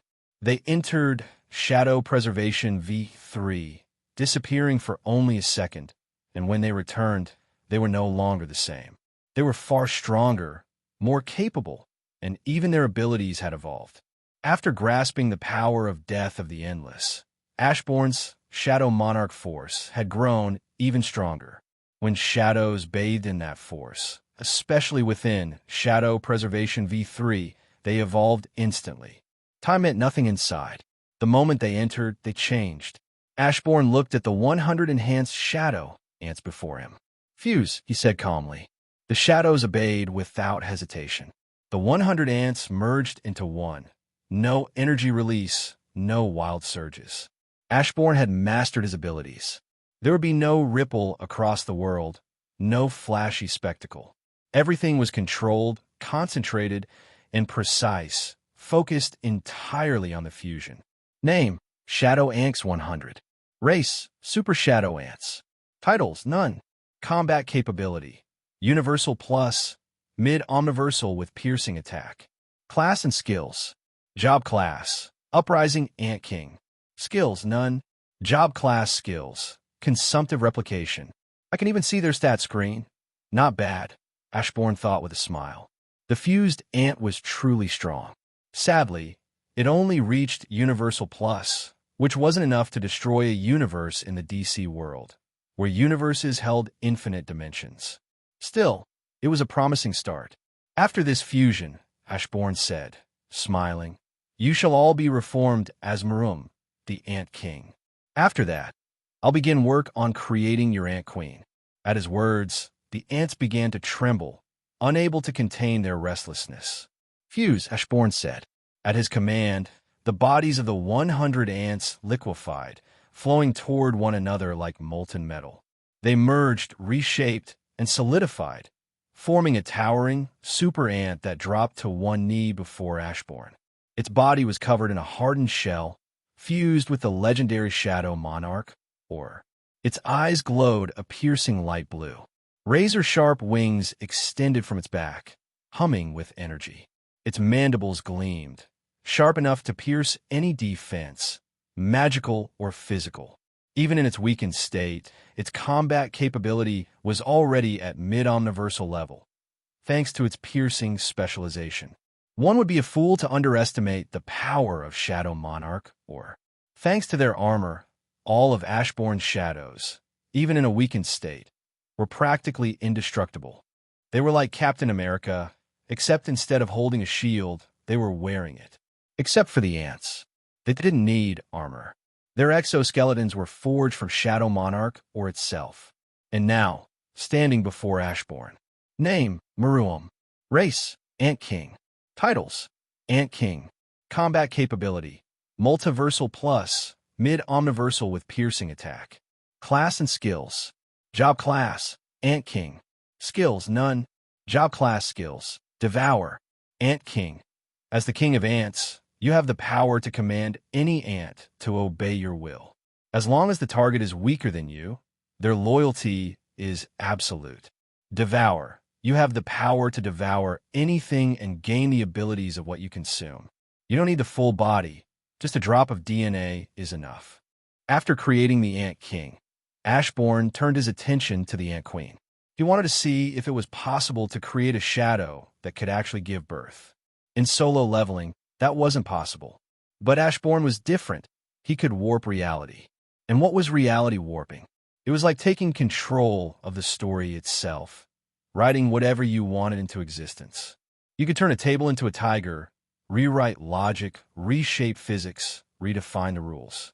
It was like holding a pen and scribbling new truths onto reality. Ashburn's goal was simple. He wanted shadow ants that could birth other shadow ants. Unfortunately, he quickly realized that such a feat was beyond his current power. If he could grasp more of the death of the endless, his Shadow Monarch force would grow stronger, and maybe then it would be possible. For now, he set the idea aside. Leaving Marum to enter the training dimension for further growth, Ashburn headed to the Watchtower, where the Justice League was already waiting. "You're late," Batman said with narrowed eyes. Ashburn simply nodded. "I got distracted with a new dimension I created," Ashburn said calmly. "A place where you can train for 1,000,000,000 years, and only 1 second passes in the outside world." The room went quiet, everyone visibly shocked. But Ashburn didn't linger on it. "Now," he continued, "let's get to the real reason I called you here." He raised a hand, and with a thought, a board appeared behind him. "I want a clear rundown of the villains you've faced since becoming heroes. This way, I can get a better idea of what's likely to come next. First, I want to speak with the guy who has faced the most dangerous enemy," Ashburn said, eyes scanning the room. His gaze landed on the speedster. "Flash. Have you faced Reverse Flash?" Flash nodded. "Yeah, but he's gone. I'm faster than him now." He crossed his arms. "After our last battle, there was this explosion of energy. It erased him completely." Ashburn raised an eyebrow. "Villains are never truly dead," Ashburn said, voice steady. "So Reverse Flash is still out there. And next time he shows up, he'll probably be faster than you. Reverse Flash exists to make your life a living hell. The best way to deal with him is... Ashburn paused for dramatic effect. Be his friend. Make him your sidekick or something. Everyone stared at him, having trouble comprehending what they just heard. The silence was heavy, but as they comprehended Ashburn words, the weird looks were thrown at Ashburn. What? Ashburn shrugged. None of you want to kill. I'm giving you a way to make sure a villain stays down. Reverse Flash is like the Joker, except he wants to be meaningful in your life, even if that means being your worst enemy. Everyone sat in stunned silence. Flash frowned, clearly not thrilled by the idea of getting cozy with a man who'd ruined so much of his life. Reverse Flash is from the future, Ashburn continued. So the version you see? There's always another one coming. One who knows more, one who's seen further ahead. Which means the bastard can't really die. He shrugged. I do have ways to make sure he stays gone for good, but that's a line we'll cross when you're ready to cross it. Flash gave a small nod in return. Oh, when exactly did he die? Ashburn asked. Just 6 months ago, Flash replied. The moment he said it, the information appeared on the board behind Ashburn. From there, Ashburn went down the line, gathering information from everyone. Batman, Superman, Wonder Woman, and the rest. The heroes normally fought solo, but sometimes they had to team up, like with Lex Luthor, when one of them couldn't handle it alone. Other times, they managed to handle threats on their own. Now that your history's laid out, Ashburn said calmly, eyes scanning the board, the worst thing that could happen is if these villains joined forces against you. Lex and the others aren't stupid. They adapt, and they'll keep adapting until they figure out how to beat you. He paused. Either that happens, or something new shows up. Something powerful enough not just to fight you. His gaze swept over them, but to kill the hope of this world. The room grew heavy. Everyone frowned, a quiet unease creeping into their expressions. Let's think about this logically, Ashburn said, voice steady. If I were the darkness, I wouldn't just throw the same villains you've already faced at you. No, I'd throw something new, something capable of killing Superman. He turned his eyes to Clark, who was equipped with a deep frown. Superman was a bit arrogant. What could kill him? When the world loses its Superman, hope becomes a lot easier to crush. Ashburn snapped his fingers. Instantly, screens lit up around the room, displaying scenes from across the multiverse, each one showing the death of Superman in different worlds. I'll bet this is what's next for this universe, Ashburn said coldly. Doomsday, a life form born from Krypton, a monster that adapts and becomes immune to whatever kills it. The room fell into silence. Everyone felt their hearts dropped. How on earth were they going to face a monster like Doomsday? When it arrives, don't hold back, Ashburn said firmly. Superman usually defeats Doomsday, but only at the cost of his own life. This time, when it shows up, I want 3 people on it from the start. Superman, Shazam, and Wonder Woman. His tone sharpened. And for fucking sake, keep everyone else far away. He looked to Flash and the others. That's your job. Get people clear. Civilians, support, backup, move them. Fast. Your only priority, he said, eyes returning to the 3 powerhouses, is winning that fight. Kill Doomsday as quickly as possible, because the longer he's alive, the more he'll evolve. And if he adapts too much, you won't be able to stop him. I know my words are pointless, Ashburn said lightly. You'll all foolishly choose not to kill, and it'll lead to Superman's death. He shrugged. But that's my warning. The room fell silent. Every hero frowned, because Ashburn was right. Even after everything he'd just said, they still weren't going to listen. They were confident in their own strength. They just needed to be extra careful. How could they lose if they were on high alert? Is Doomsday's weakness kryptonite? Batman asked, eyes narrowed. Yes, Ashburn replied calmly. He's still weakened by it, just not to the same degree as Superman.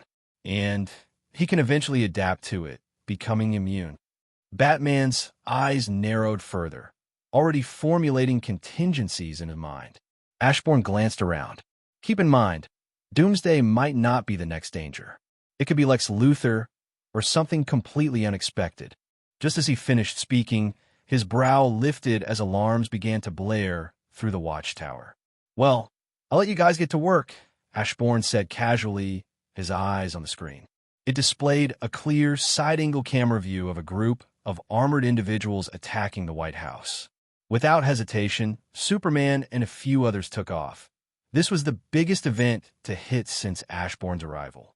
Ashburn leaned back, choosing to watch the action unfold. There were 5 men in total, each one geared in advanced armor and wielding what looked like alien weaponry. They were bulletproof, shrugging off standard gunfire with ease, though the White House guards had been issued special weapons that could at least dent their armor. Ashburn watched as Superman and the others arrived on the scene, quickly engaging the armored attackers. But his interest faded just as fast. His attention shifted to Wonder Woman, who had stayed behind. The moment she noticed Ashburn looking at her, her body stiffened. "So about that date?" Ashburn asked with a smile. Wonder Woman froze for a long moment, completely silent, before finally shaking her head. "Sorry," Wonder Woman said, avoiding eye contact. "But I believe coworkers shouldn't engage in that kind of relationship." Ashbourne's eye twitched. Damn Ember. She'd clearly lied about his charm. And worse, she'd given him false hope. Wonder Woman, sensing the tension, quickly shifted the topic. "About Superman's death," she said, voice quieter now. "You spoke about it like you don't plan to step in and help." Ashburn seized the chance to change the subject. "Yes," Ashburn said lightly. "I prefer to avoid drawing the darkness's attention when I can. So I'll only step in when the benefits outweigh the risk." "Even if Superman dies?" Wonder Woman asked, her brow furrowed deeply. Ashburn paused, thinking it over. "It would depend on how things played out," Ashburn said with a sigh. "I'd rather you all see it for yourselves." Wonder Woman looked away, clearly disappointed. It was only natural to assume that if Superman wasn't guaranteed to be saved, she wouldn't be either. It's the main reason she just rejected Ashburn. It came from not knowing Ashburn well enough yet. At the end of the day, they could very well be enemies tomorrow. His willingness to let his allies die was something she couldn't accept, but a part of her was willing to wait and see what Ashburn was talking about. She didn't care much about the fact that Ashburn was killed. Sometimes she too had the urge to kill, but she held herself back. She was a warrior. After all, she'd fought in World War II and had taken many lives. But in modern times, she refrained, not because she couldn't, but because she believed in Superman's words. Superman was the best of them, and every member of the League believed in him fully. It didn't take long for the Justice League to return, though a few members split off to visit Cyborg's father, hoping he could analyze the attacker's armor. That armor, it looked like something straight out of Apocalypse. Batman brought back a damaged piece and handed it to Ashburn, curious if he knew anything about it. Of course, Ashburn didn't. He wasn't some all-knowing god. His cosmic awareness pointed him toward Apocalypse, but it didn't explain how humans had gotten their hands on that kind of tech. Still, Ashburn had a feeling this wasn't Darkseid's doing. If he had to guess, it smelled more like Lex Luthor. Just how easy is it for Luthor to get his hands on stuff like this? Ashburn asked, eyeing the piece of armor as he turned to Batman. Batman's expression tightened. "On the day you arrived on Earth, there was a robbery in Jump City. 5 individuals broke into a bank," he said with a frown. Ashburn blinked. "A bank? Who the hell stores alien tech in a bank?" "It wasn't the armor that was stored there," Batman said while turning to leave. "On the night Darkseid invaded, a fragment of a mother box landed at that location. The owner of the bank not only kept it, but actually fought the government in court to make sure it stayed in his possession. And guess who backed him?" Wonder Woman narrowed her eyes. "Luthor." Batman nodded. "With someone like Luthor backing you, there's very little you can't do." He turned to leave, his cape shifting behind him. He didn't need to say more. Luthor hadn't supported that bank owner out of goodwill. He did it to steal the mother box fragment. Now Luthor had it, and he was starting to make his move. As for what his endgame was, not even Batman knew. When someone like Luthor makes a move, it's never random, Ashburn thought, rubbing his chin. Either he sold that armor to those cannon fodder, or he did it knowing the Justice League would get involved. Was it just a test? He shrugged.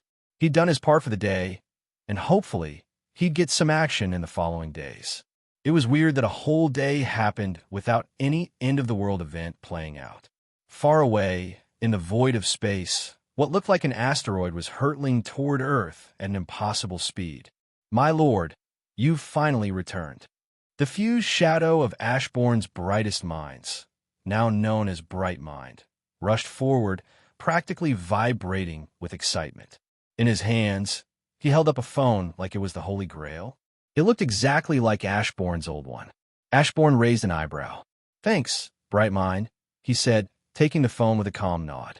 Behind Bright Mind stood dozens of other shadows, former citizens of Gotham, all reborn under Ashbourne's command.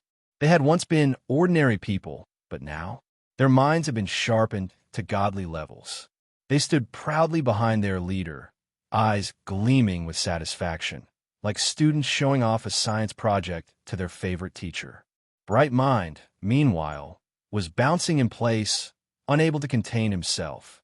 "My lord, you haven't even begun to see the greatness of this device," he beamed, eyes wide with anticipation. Ashbourne smiled faintly, sensing the excitement.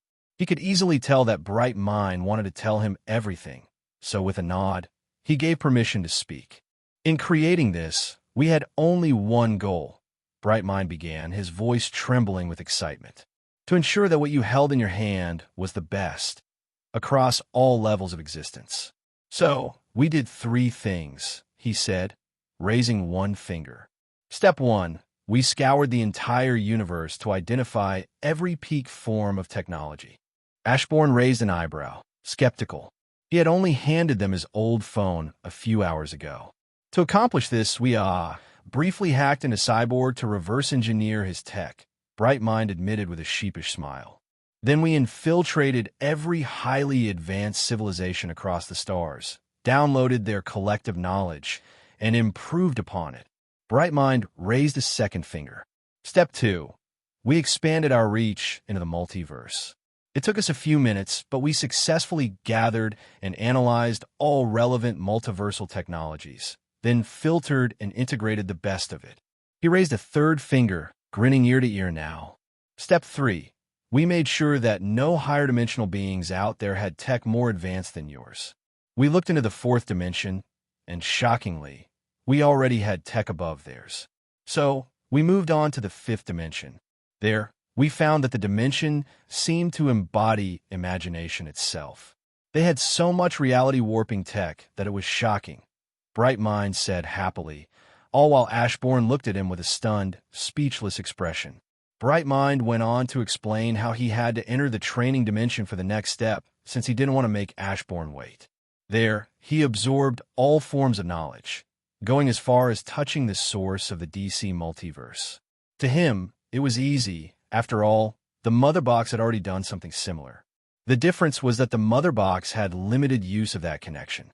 Meanwhile, Bright Mind managed to create tech that could rival the capabilities of those who drew power directly from the source. By the way, the source is an aspect of the creator of the DC multiverse. So what Bright Mind gave Ashbourne wasn't just a powerful phone. It was a phone capable of doing just about anything Ashbourne wanted it to do. Ashbourne's mouth was wide open. This phone drew upon the same power as someone like Dr. Manhattan. With this phone, he honestly had nothing to fear. This was the problem with smart people. Give them time, and they do crazy stuff like this. "Well, that isn't our best work, my lord," Bright Mind said. "That phone, there's a jack of all trades, master of none. But if we focus solely on creating something purely for attack, we're confident we can make some crazy things." Ashbourne nodded lightly. "Go ahead and begin creating such things. I want all of my shadows equipped with them. But also take into account building tech that doesn't rely on the source for power," Ashbourne said calmly. "What would happen if we left this omniverse?" he added. Bright Mind's eyes widened. He hadn't thought of that. "Understood," Bright Mind said before running off to get to work. Ashbourne wanted to tell him he didn't need to start right away, but he quickly sensed the guy's joy at the challenge ahead. Seeing that this was what the Shadow enjoyed, Ashbourne allowed him to do his thing while he sat down on a chair. But Ashbourne didn't even get the chance to see what the phone could do, as he noticed a shadow with glasses standing over him. "My lord, after seeing Bright Mind work, I came to realize I've been failing in my duty. The Shadow Monarch should wear only the best and most fashionable clothing in existence. How could I allow you to keep wearing the same thing you had on yesterday? The shadow asked, leaving Ashburn speechless. He couldn't even respond before another shadow appeared, this one dressed like a chef. My lord, allow me to be your chef. With that bag and my skills, I'm sure I could create magical food worthy of your table. My lord, allow me to look after your garden. And so the list went on. All of them, former normal people, stepped forward, wanted to have their own role to play. They wanted to be useful, since they weren't fighters. Sure, they were now countless times stronger than they had been in life, but even so, they knew their strengths. They wanted to serve in the ways they shine best. Ashburn couldn't bring himself to say no to them, so he allowed them all to do what they wanted. Although, he was most interested in the chef. What could he do that the food generation bag couldn't already do? Sensing Ashburn's eyes on him, the shadow chef was instantly fired up. He rushed into the kitchen, using the bag to create the highest quality ingredients he could think of. Then, tapping into every power available to him, the shadow chef began to cook. Forgot that shadows pretty much have infinite energy, so they could just pour a ton of it into the bag to create whatever. So the bag seems to be most useful in their hands, Ashburn thought, turning his attention back to the phone. What can you do? Ashburn asked lazily, scrolling through the apps, only to find seemingly nothing worthwhile on the surface. Greetings, Lord Ashburn. I am Model 1, a prototype for the Shadow Monarch phone that will soon be created for you. Might I know how I can assist you this fine night? Upon hearing Ashburn's question, the phone suddenly spoke. Well, if you can mind searching for my armor across the Omniverse? I tried to call it, but it seems too damaged to hear my calls, Ashburn said lightly. Of course. I've scanned every form of tech across the multiverse, from Earth to the infinite dimensions. I did find traces of your Monarch aura in a few places, but it seems something is actively hiding it. I also scanned the higher dimensions. It was far more difficult, but I did manage to locate small fragments of your armor aura scattered there. Ashburn was about to respond, but paused when the TV in front of him flickered. An image appeared. It showed the Black Lantern reaching out toward a broken fragment of the ever-changing weapon. This is the only piece of your gear that could be found. But the one who has it, Necron, has disappeared. Some unknown power has taken him away. Ashburn's expression darkened at the sight. Necron was the last person he wanted touching his power. Darkseid could. Trigon could. Even the Empty Hand could. But Necron? A necromancer empowered by the Shadow Monarch's energy? And let's not forget the primordial storm sealed within that fragment of armor. That was going to be a pain to deal with. Fuck, Ashburn cursed. He didn't have time for this. He needed to be far more overpowered, strong enough to one-shot these troublesome threats the moment they appeared. The best way to do that? Simple. Recover his strength and grow even stronger. Are you able to recreate a lantern ring? Ashburn asked. With that, the phone floated out of his hand, hovering over a nearby table.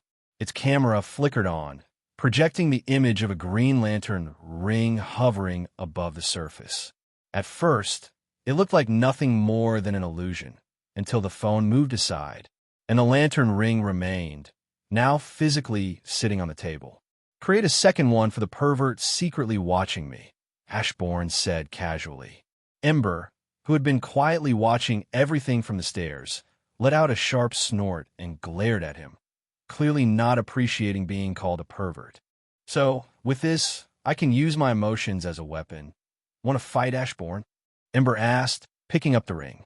She looked at him with clear expectation. Ashburn, however, simply ignored her, picking up the second lantern ring for himself. My dimension's over there, he said casually. Once you master all the lantern rings, they'll fuse into the white lantern ring. Then he glanced at her, his expression turning sharp. By the way, how weak are you that Death of the Endless could enter Marvel and return? Yet you find yourself stuck here? Ashburn looked at her with disdain, and Ember's face darkened. Zombie lover, do you want to test my new ring's power? Ember asked, her body now glowing with a faint green light. Oh, is it going to take us home? Ashburn replied mockingly. Embodiment of creation and destruction, my ass. More like the embodiment of chickens. You, Ember's face turned red with rage. If this were a cultivation novel, she would have already coughed up blood on the spot. But after a moment, she forced herself to calm down. This wasn't the same Ember who had snapped and attacked Ashburn before. She had far better control over her emotions now. "I'm just a fragment of my true form," she said evenly. "My authority is tied to my world, while death of the endless isn't limited to just one. I have my reasons." Then she gave him a curious look. "So tell me, what do you find so attractive about zombies?" Ashburn gritted his teeth lightly. "Haha, you two lovebirds." A laugh echoed from the doorway, causing both of them to instantly look over. Standing there was a goth girl, and the moment Ashburn saw her, he went on full guard. After all, this was death of the endless. "Can I come in?" she asked with a gentle smile. Ashburn hesitated for only a moment before giving a small nod. "Well, I just came by to welcome you to our world," she said lightly. "It's not every day someone as powerful as you step in from next door. It's usually the weaker ones." Her gaze shifted toward Ember, who was already glaring at her. But she just answered Ember with a gentle, friendly smile. "Oh, good. I thought you came to kill me or something," Ashburn said with a smile. "So, want to take me home?" Of course, he'd leave DC. He didn't want to stick around babysitting heroes. "What about your gear?" Death asked, causing Ashburn to pause. "I'm guessing you're not going to get it for me?" Ashburn asked with a depressed look. To that, Death nodded with a playful smile. "I wouldn't mind helping you out," she said with a laugh, "but I was told to stay out of the way. It's not every day I get orders I actually have to follow." She genuinely found it funny. Normally, she was free to do whatever she pleased, strong enough, old enough, with little to no one above her. Except when it came to helping Ashburn. "I'm guessing you're talking about the presents?" Ashburn asked. She nodded. Just what is his connection with the one above all? Why would he allow Ashburn to come here and cause trouble for his world? Ember asked with a frown, earning a glare from Ashburn. She made it sound like he chose to come here. "Oh, that's simple," Death said lightly. "They're the same being. Both are fragments of his omnipotence." Ember froze, shocked, unable to fully process the weight of that truth. Ashburn, on the other hand, just stood there, clueless to how massive this revelation truly was. But to Ember, this changed everything. The true might of the one above all was far greater than she had ever imagined. "I think we should talk more about this over a meal, free tomorrow?" Ashburn asked. Ember's hand shot forward to slap him, but Ashburn easily dodged it. "Sure," Death chimed in casually smile. "Would you like the meal to happen before or after your date with Tyler?" Ember immediately turned to Ashburn with a disgusted look. "It's not like that. Tyler and I are simply friends. Don't worry, I asked her out and got rejected. She's not after my body. As you can see, I can make friends," Ashburn said, throwing a sneer at Ember. "All I heard is that you got friend-zoned." Ember shot back with a mocking smirk. "First the zombies, then the shadows, and now this. Oh, let's not forget how you got rejected by Wonder Woman." Ashburn opened his mouth to reply, then closed it. What would he say here? "It's like watching two couples fighting," Death said with a light laugh, causing both Ember and Ashburn to throw a glare her way. "Who would want to date this zombie-loving creep?" Ember snorted. "Oh, shut up. Who would want to date you?" Ashburn shot back with a cold snore of his own. The two locked eyes, Death glares meeting in the middle, while Death fanned herself, amused at how much attraction the two were giving off. "Well, I should get out of you two's hair. Remember to use protection," Death said with a teasing smile before disappearing, just as Ember's fist swung through the space where she had been. "Protection? I bet that thing is so small it makes worms look huge." Ember snapped angrily, making Ashburn raise an eyebrow. "First of all, aren't worms your favorite snack?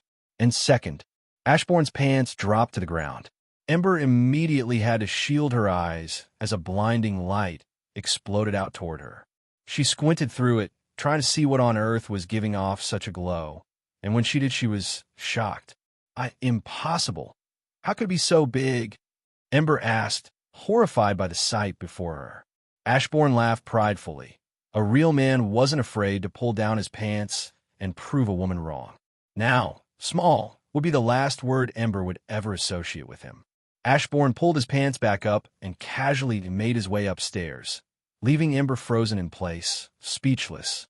The image of that dragon was now burned into her mind. Only then did she realize the true extent of Ashbourne's charm stat. Even his dragon was affected. Oh wait, I want to watch TV. Ashbourne suddenly returned, sitting down in front of the screen while speaking into his phone. Hey, Siri, find me a multiverse that has One Piece. It's an anime about finding a treasure called the One Piece. I have found an infinite number of multiverses with an anime of similar name and plot. Please select from the list below. An anime about a man named Blackbeard, also known as Marshall D. Teach. It follows his ruthless journey to find the One Piece. A true pirate, he's willing to do anything to turn his dreams into reality. An anime centered on Sakazuki. After losing his wife, he is saved by Shanks and inherits the dream of becoming Pirate King. He sets sail to find the One Piece, fighting the evil world government and one of its elites, Monkey D. Luffy. This one may be of interest. The anime follows Monkey D. Luffy, a cheerful young man with a straw hat who sets off to explore the sea in search of the One Piece and to become Pirate King. Along the way, he laughs, cries, and grows, always with his crew by his side. 4. The list continued endlessly. And honestly, Ashbourne wanted to watch all of them. Since the multiverse was endless, there should be a POV version from every major One Piece character across the multiverse. The third one. Do you want to watch it? Ashbourne asked Ember. This is my favorite anime, and art isn't meant to be kept to oneself. It's meant to be shared. Ember glared at him. The image of that dragon still burned into her mind. But after a moment, she nodded, sitting far away from him as the episode started. That distance didn't last. As soon as the Shadow Chef finished preparing a meal truly worthy of the gods, Ember found herself slowly drifting closer. And the meal? It was divine. The smell alone was something no mortal sense could withstand. Ember's mind nearly snapped trying to process it. Her mortal body couldn't handle it. She was forced to destroy it, returning to her phoenix form just to survive the experience. Even then, the food was so high level, so transcendent, that a living embodiment like her could enjoy it. Ashbourne called it conceptual food, since the Phoenix Force was a living concept. She moved to try the food, only for the Shadow Chef to slap her hand away. He threw a death glare, filled with fury that someone would dare attempt to eat before his lord. Take on a more human-like form. I will not tolerate such low-table manners in the presence of the Lord, the chef barked, his voice sharp with authority. The Phoenix Force almost exploded with rage. Since when did she, the embodiment of rebirth and destruction, need manners? But despite the heat burning behind her eyes, she still shifted into a humanoid form and took a seat at the table, albeit with visible annoyance. Before her was a feast, a mountain of food so vast it filled the entire table. Dishes of every flavor, color, and aroma imaginable. Enjoy, my lord. I have pushed the bag to its absolute limit, the chef said proudly. This meal was made using only the finest resources the bag could produce, and I've used every ounce of my skill to bring out their maximum potential. Ashbourne gave him a thankful nod, to which the chef bowed deeply before happily returning to the kitchen to clean up. I feel a little rude should I have invited Death to stay, Ashbourne muttered, glancing at the food in front of him. But the moment he blinked, Death was suddenly sitting right next to him. Well, since you offered, Death said with a smile. Ashbourne gave her a blank stare in return. To that, Death responded with an awkward shrug. Food this good doesn't exist here. It's worth me being a little shameless. Besides, you called this anime art, and so did that phone of yours. I want to see it for myself. Ashbourne let out a sigh. It would be a sin to deny someone the chance to watch One Piece. And Ashbourne had no intention of being a sinner. There were lines even he wouldn't cross. And forbidding someone from watching One Piece? That was pure evil. Ashbourne had watched a lot of art back in his day. Anime truly stood out. So, that's the Nami you were talking about? Is there some zombie devil fruit she's going to eat or something? The Phoenix Force asked, her tone laced with sarcasm. A vein popped on Ashbourne's forehead. When was she going to let the whole zombie thing go? Everything had been going perfectly God-tier food, his favorite anime, and the ideal vibe. That is, until the Phoenix Force realized who Nami was. He ignored her, choosing instead to focus on the anime, or at least half focus. Sure, the animation was leagues better than what he remembered from his past life, and the visuals were almost divine now, but Ashburn already knew the story. This was a rewatch for him. So, with his attention split, he turned to his phone, determined to explore exactly what this new creation was truly capable of. Morning came. As Ashburn started to get up to dress for the day, he heard a faint sniff, followed by a subtle wave of killing intent. He looked up, only to see Death quietly wiping a tear from her eye. He turned toward the Phoenix Force. She was doing the same. Confused, Ashburn glanced at the TV. On screen, Nami was in tears, stabbing the tattoo on her arm over and over again. It was that scene, the one every One Piece fan knew. An emotional moment made even more powerful after the heartbreaking backstory they had just finished watching. Ashburn blinked. He had wondered why they'd gotten so quiet. But now it was clear that he were hooked. "I have to go. I've got a date," Ashburn said as he paused the anime. Right as the main character stepped in to stop Nami from hurting herself, two glares immediately locked onto him. One from the Phoenix Force, sharp and cold. The other from Death, softer, but still unnerving. "You can leave. We'll stay here and keep watching," the Phoenix Force said coolly, not even looking at him. Meanwhile, Death stared off into space, a thoughtful expression on her face. She'd taken on mortal form before, many times, for many reasons. But this might be the most human she'd ever made herself. All for the sake of watching anime. Was this a good idea? A part of her wanted to leave this omniverse entirely and start searching for the world of One Piece. After seeing Nami's mother, after witnessing how Nami grew up, something inside her stirred. The flood of emotion had overwhelmed her, and now she needed an outlet, some way to vent the feelings pressing against her chest.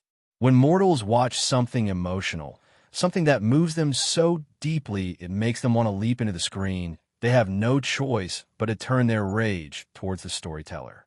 But Death of the Endless? She could just step outside and find that world. And that made her wonder, was it wise to let herself indulge in stories like this? To let her humanity run so deep that fiction could make her feel this much? Should she pull back? Lessen her humanity a little? But if she did, she wouldn't be able to enjoy it. No, control those emotions first, Ashburn said calmly, seeing the tension in the room. Death is giving off a deadly aura, and you might do something stupid. You two were never truly human, so it might do you some good to master the art of self-control.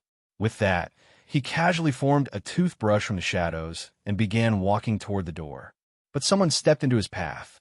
"My lord," the shadow said sternly, eyes filled with displeasure. "You weren't actually planning to step outside wearing the same clothes you've had on for the past few days, were you?" "Don't worry, it's still clean," Ashburn said, waving his hand dismissively, seeing nothing wrong with it. But the shadow's expression only darkened. He was clearly displeased, disappointed that his master might actually be the kind of person who'd wear the same clothes for weeks. Without another word, Ashburn was dragged away, leaving the Phoenix Force and Death sitting in thoughtful silence. After a while, Death of the Endless stood up.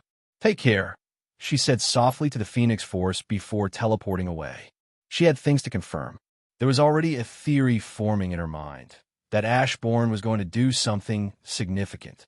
But now she was certain, and whatever it was, it would drag her into it, whether that was a good thing or not.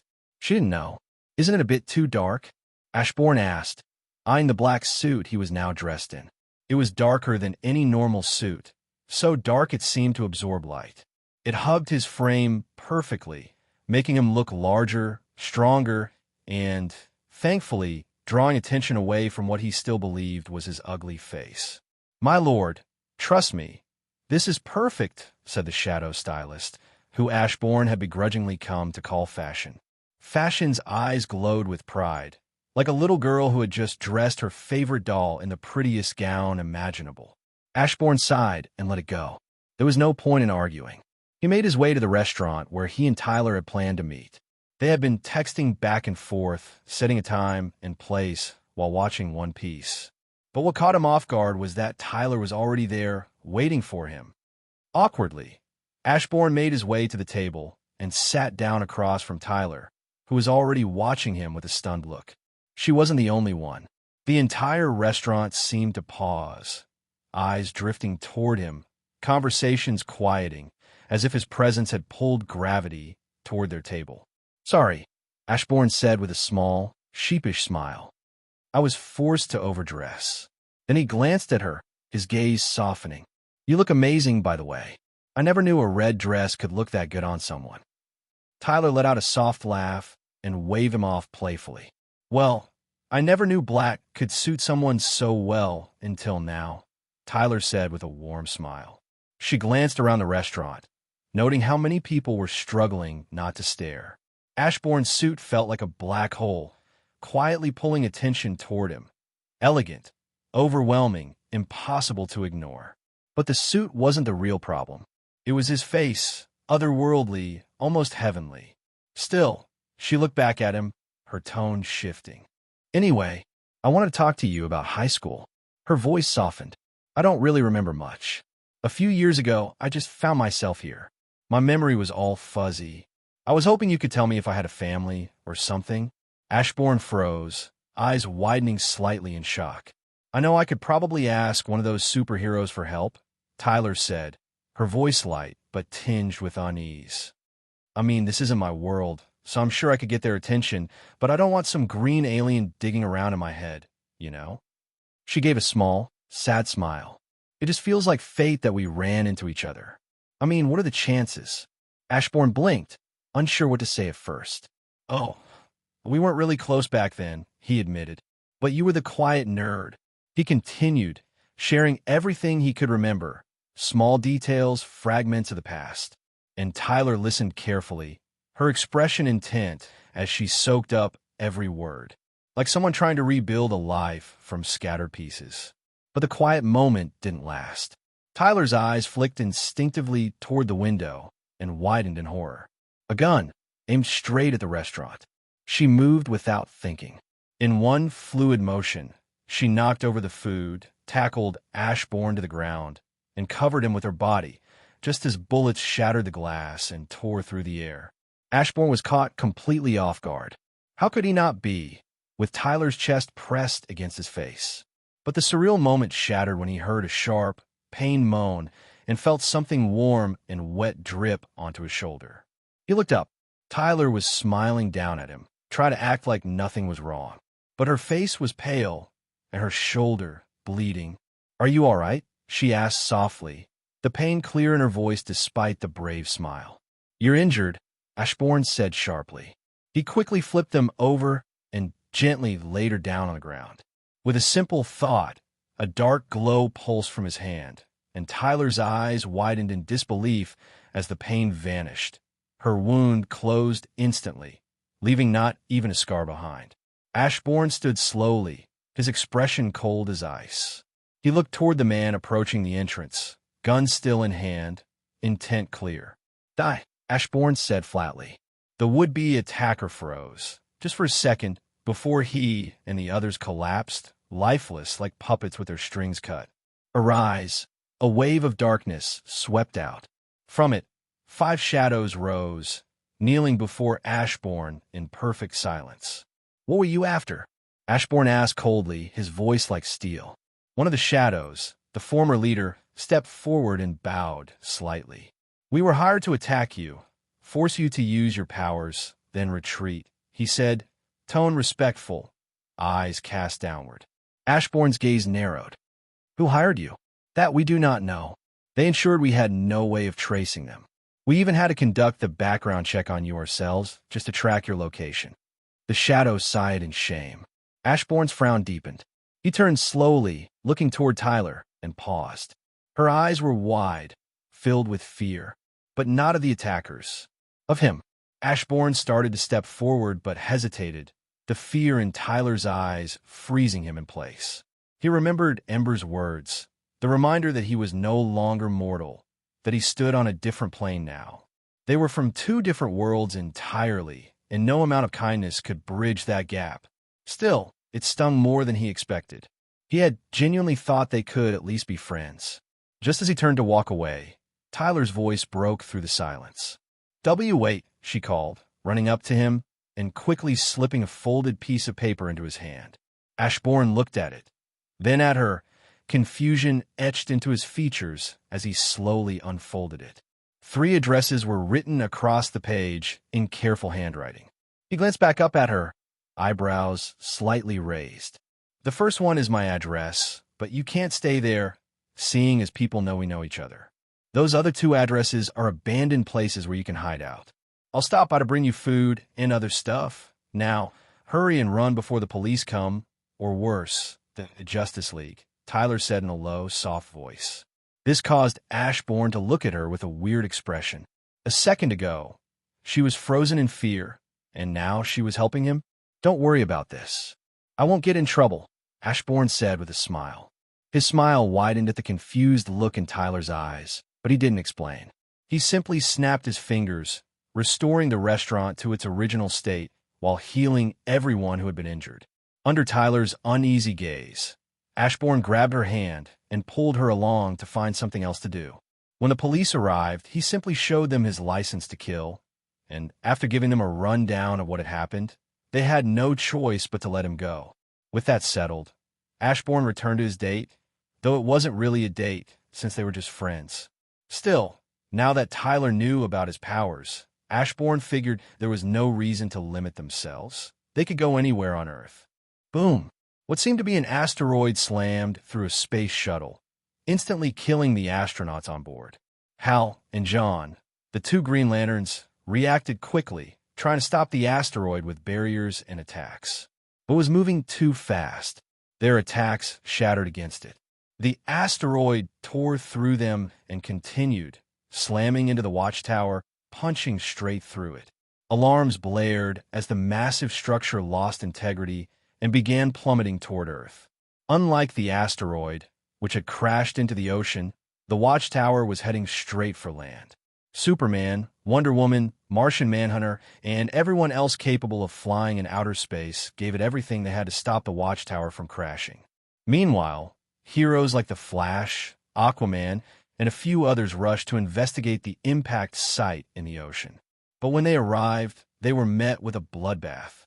Sea creatures were torn to pieces, and scattered among them were the bodies of Atlanteans, ripped apart, their eyes frozen in expressions of pure horror. They managed to follow the traces of whatever had landed on Earth toward land. Along the way, they saw the aftermath. Every living thing that had come within its sight had been killed. Birds lay broken in the trees. Deer were torn apart mid-run. If it lived and dared to catch its attention, it was wiped out without a second thought.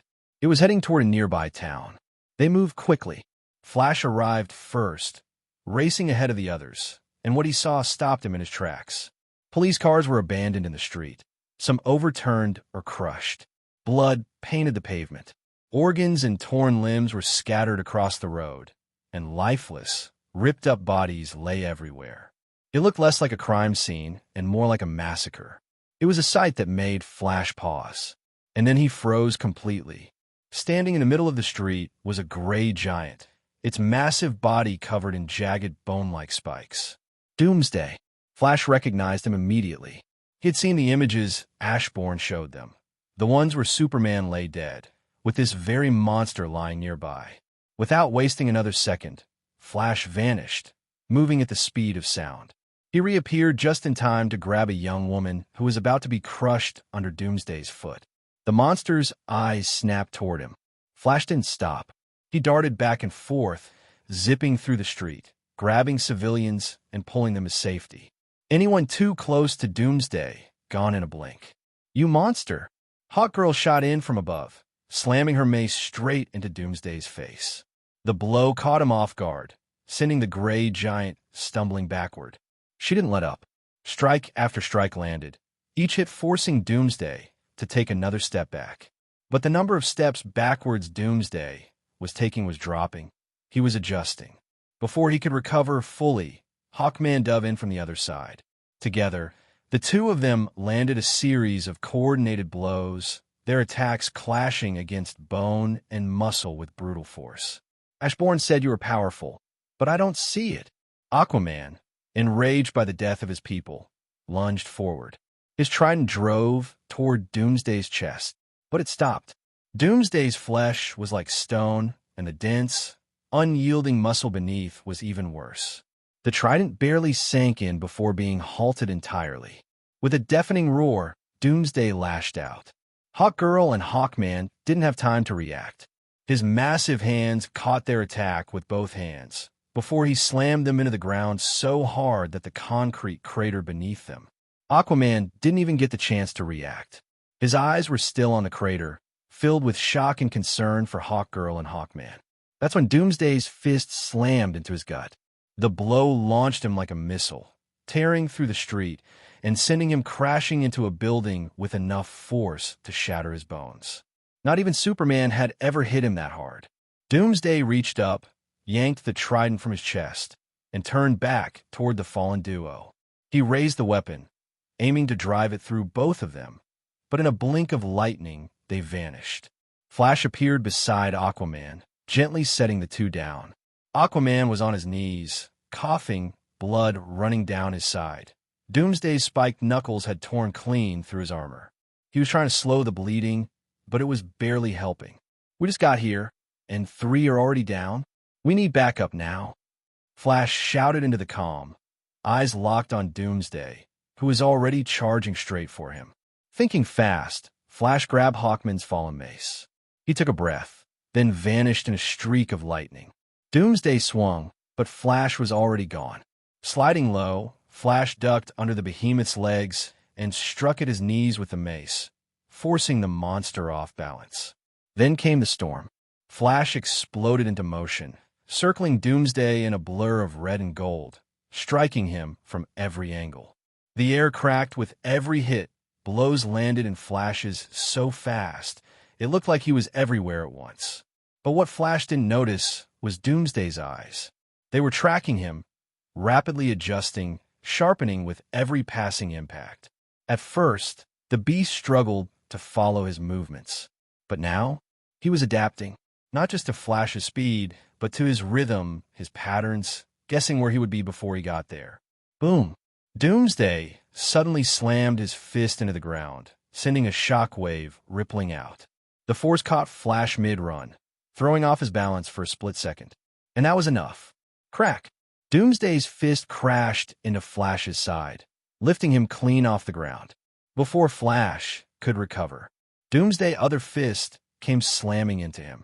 Flash slammed into the ground, bouncing once before rolling to a stop. His breaths came in ragged gasps, sounding more like a wounded animal than the fastest man alive.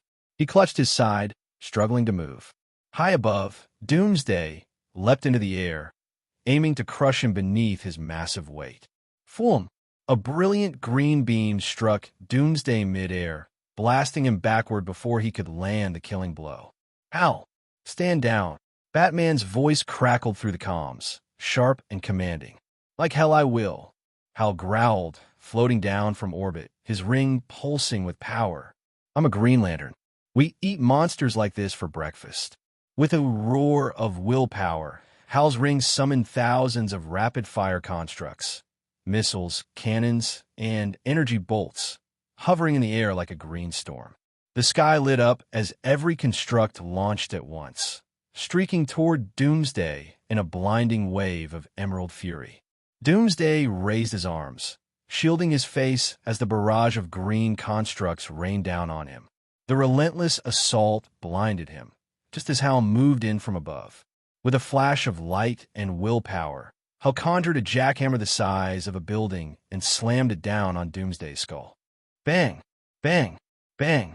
Each impact drove the monster deeper into the ground, his face buried in concrete as the hammer roared to life like thunder.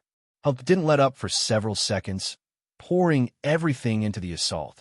Only when the crater had deepened and the dust began to settle did he stop. A massive green hand formed around Doomsday's body, lifting him off the ground. I want to see the face of the bastard who hurt my friend, Hal muttered, drawing Doomsday closer. That was a mistake.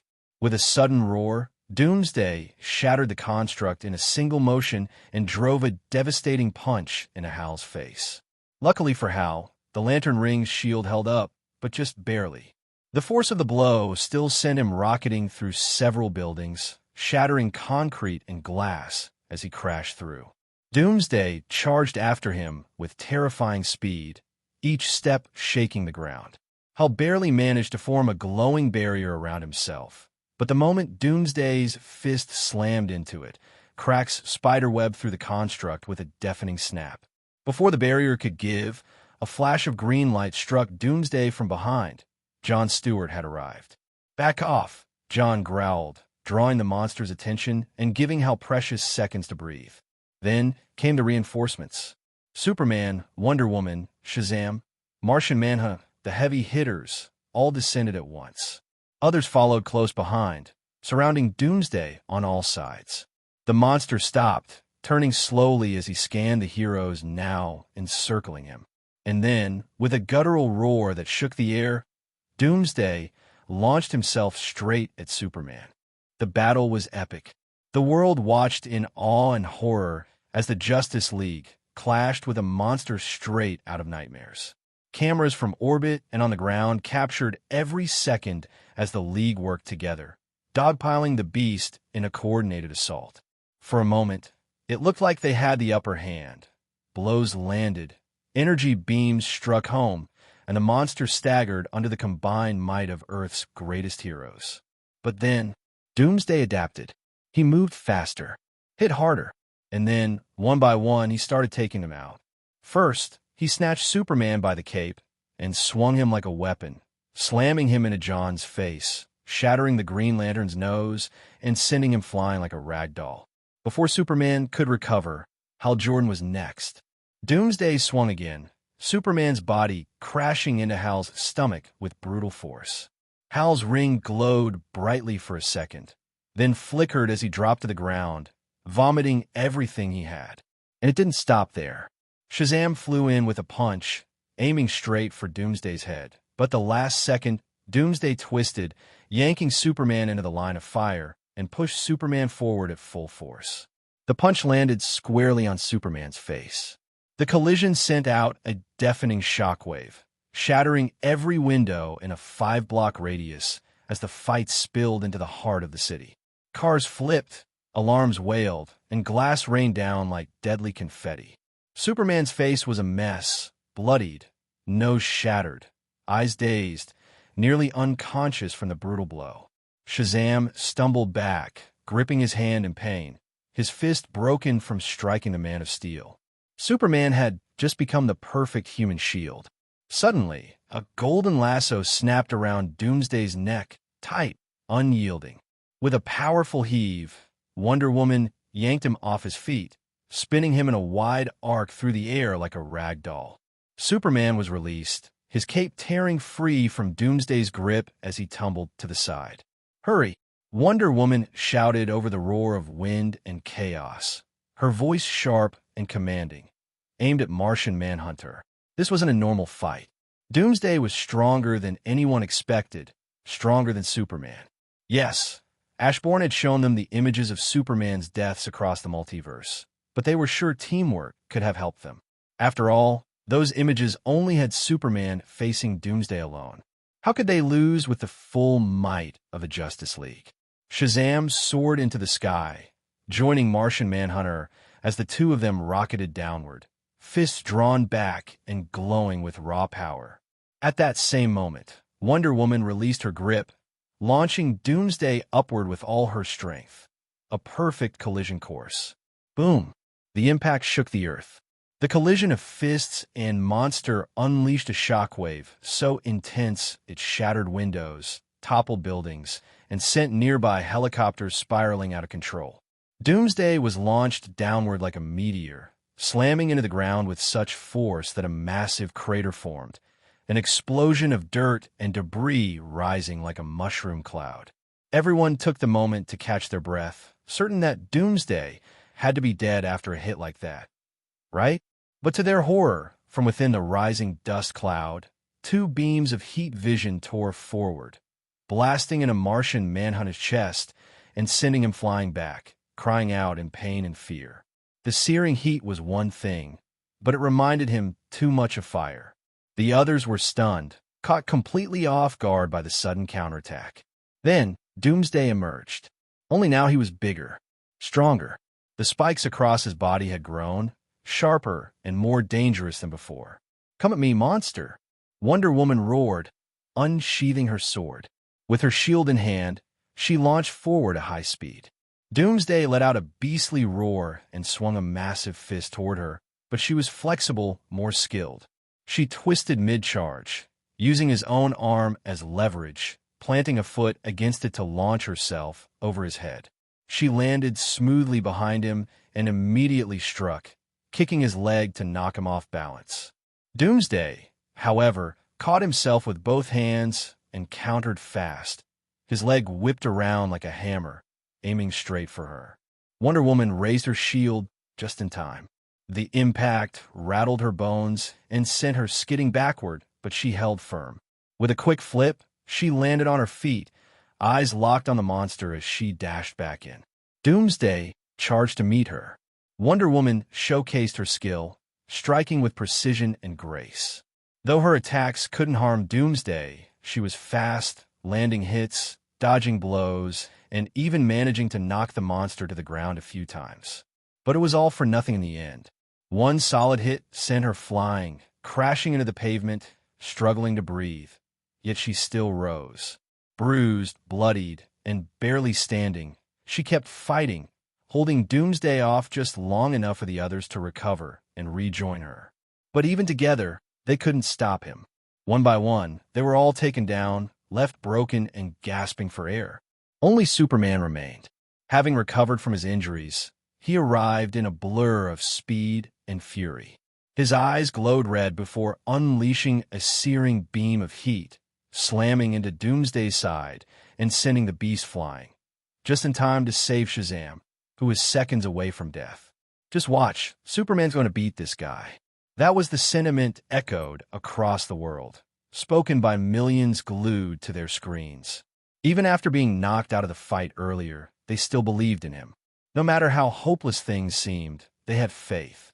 Because he was Superman, and Superman doesn't lose. So they watched him unleash his full power for the first time in this battle. With that strength, he went toe-to-toe with Doomsday. The sheer force of their blows tore the city apart like it was paper. Buildings crumbled, shockwaves rippled, and the battlefield turned into a war zone. Superman fought with everything he had, but he was still Superman. Even as he matched Doomsday's blows, he turned his attention to the people, diverting from the fight to save innocents caught in the chaos. And that heroism gave Doomsday the opening he needed. A devastating blow landed. Then another. Superman staggered, and the world held its breath. Bit by bit, Superman was losing. Every blow he landed was returned with greater force. Every breath he took grew heavier. And just when it looked like Doomsday was about to finish him off, someone no one expected stepped in.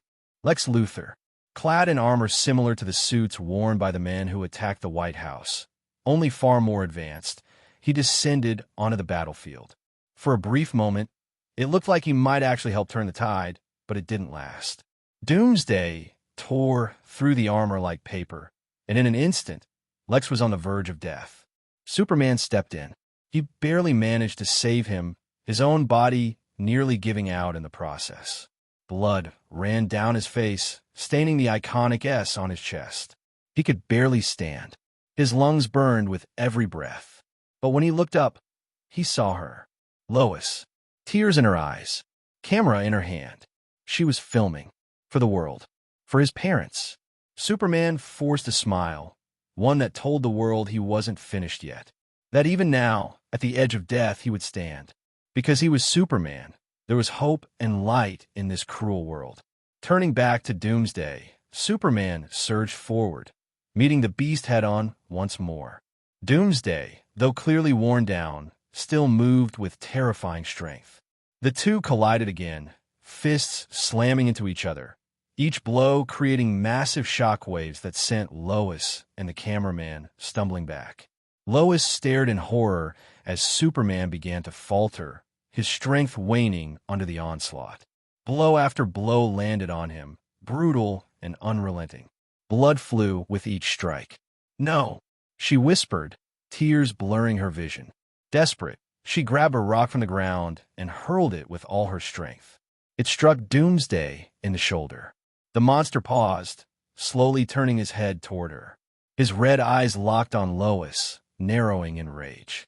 But before he could move, he stopped, his gaze drawn upward. From above, the Batwing shot towards them. Batman flew his Batjet straight into Doomsday, who easily caught it with a grunt. But Batman had expected that. He had already jumped out midair, a kryptonite-tipped spear clenched between his teeth. Doomsday hurled the Batjet at Batman like a missile, but Batman opened his cape and expertly glided through the air, twisting to avoid the incoming wreckage. As he descended, he yanked the spear from his mouth and, with practiced precision, hurled it at Doomsday. But the monster reacted faster than expected. Twisting his body, Doomsday narrowly avoided the spear, which stabbed into the ground behind him. "Superman!" Batman roared. Hearing his name, Superman, bloody, beaten, barely conscious, gritted his teeth and forced himself to his feet. His body screamed in pain, but he ignored it. With one final surge of strength, he grabbed the kryptonite spear lodged in the ground. With a mighty leap, Superman launched himself toward Doomsday, the green-tipped weapon clutched tightly in his hands. Doomsday turned just in time to see him coming. For a single moment, the world seemed to freeze, then the spear drove deep into Doomsday's chest. At the same time, one of Doomsday's jagged bone spikes tore through Superman's torso. Doomsday staggered, clutching at the glowing spear embedded in his chest. With a guttural snarl, he flung Superman's limp body aside. But the motion cost him. His legs gave out, and the beast collapsed, unmoving. Batman stood still, fists clenched at his sides, his jaw tight behind the cowl. He had been too late. If he hadn't wasted time, if he had stopped pretending to be Bruce Wayne for just one day, maybe this could have ended differently. "No!" Lois cried, rushing to Superman's side. She dropped to her knees beside him, her hands trembling as they hovered over his bloodied chest. His breaths were shallow, faint. The glow in his eyes, the light the world looked up to, was dimming. Tears welled in her eyes and spilled freely, but she wasn't alone. Across the globe, the world held its breath. Screens lit up city squares, homes, and phones. People watched, stunned, broken. Some wept openly. Others fell silent. Superman, their symbol of hope, was dying. "Is he dead?" Superman asked weakly, his voice barely a whisper. His gaze searched Lois's eyes, desperate for an answer. Lois choked back a sob and nodded, her tears falling freely. "Yes, he's gone," she whispered. A faint, relieved smile tugged at the corner of Superman's lips. "Good," he breathed. With that, his eyes slowly closed, and his body went still in Lois's trembling arms. What's missing to make this scene perfect is the cape. A voice cut through the somber air. Everyone turned to see Ashburn calmly walking over, holding Superman's cape in his hands. "Where were you?" Batman asked through gritted teeth. Most of the League was down, beaten, and barely clinging to consciousness or life. "I was in Florida. I have this friend who was teaching me how to surf," Ashburn said as he calmly walked over to Superman's side. "I got here as fast as I could once I heard what was happening, but I was too late." He had disabled the nearby cameras. He couldn't let the world see that he was failing as the new leader of the Justice League. "I'm guessing this happened because I was pulled out of the picture. It's like Superman was fated to die, and I was just conveniently out of reach to make sure it happened," Ashburn muttered while checking Superman's vitals. He was truly dead. He ignored Lois's tear-filled stare, silently questioning his words, desperate for answers he wasn't going to give. "Behind you," Batman shouted, eyes widening as Doomsday stood up. The spear had been pulled from his chest. Superman had missed the heart. Now Doomsday loomed, glaring down at Ashburn.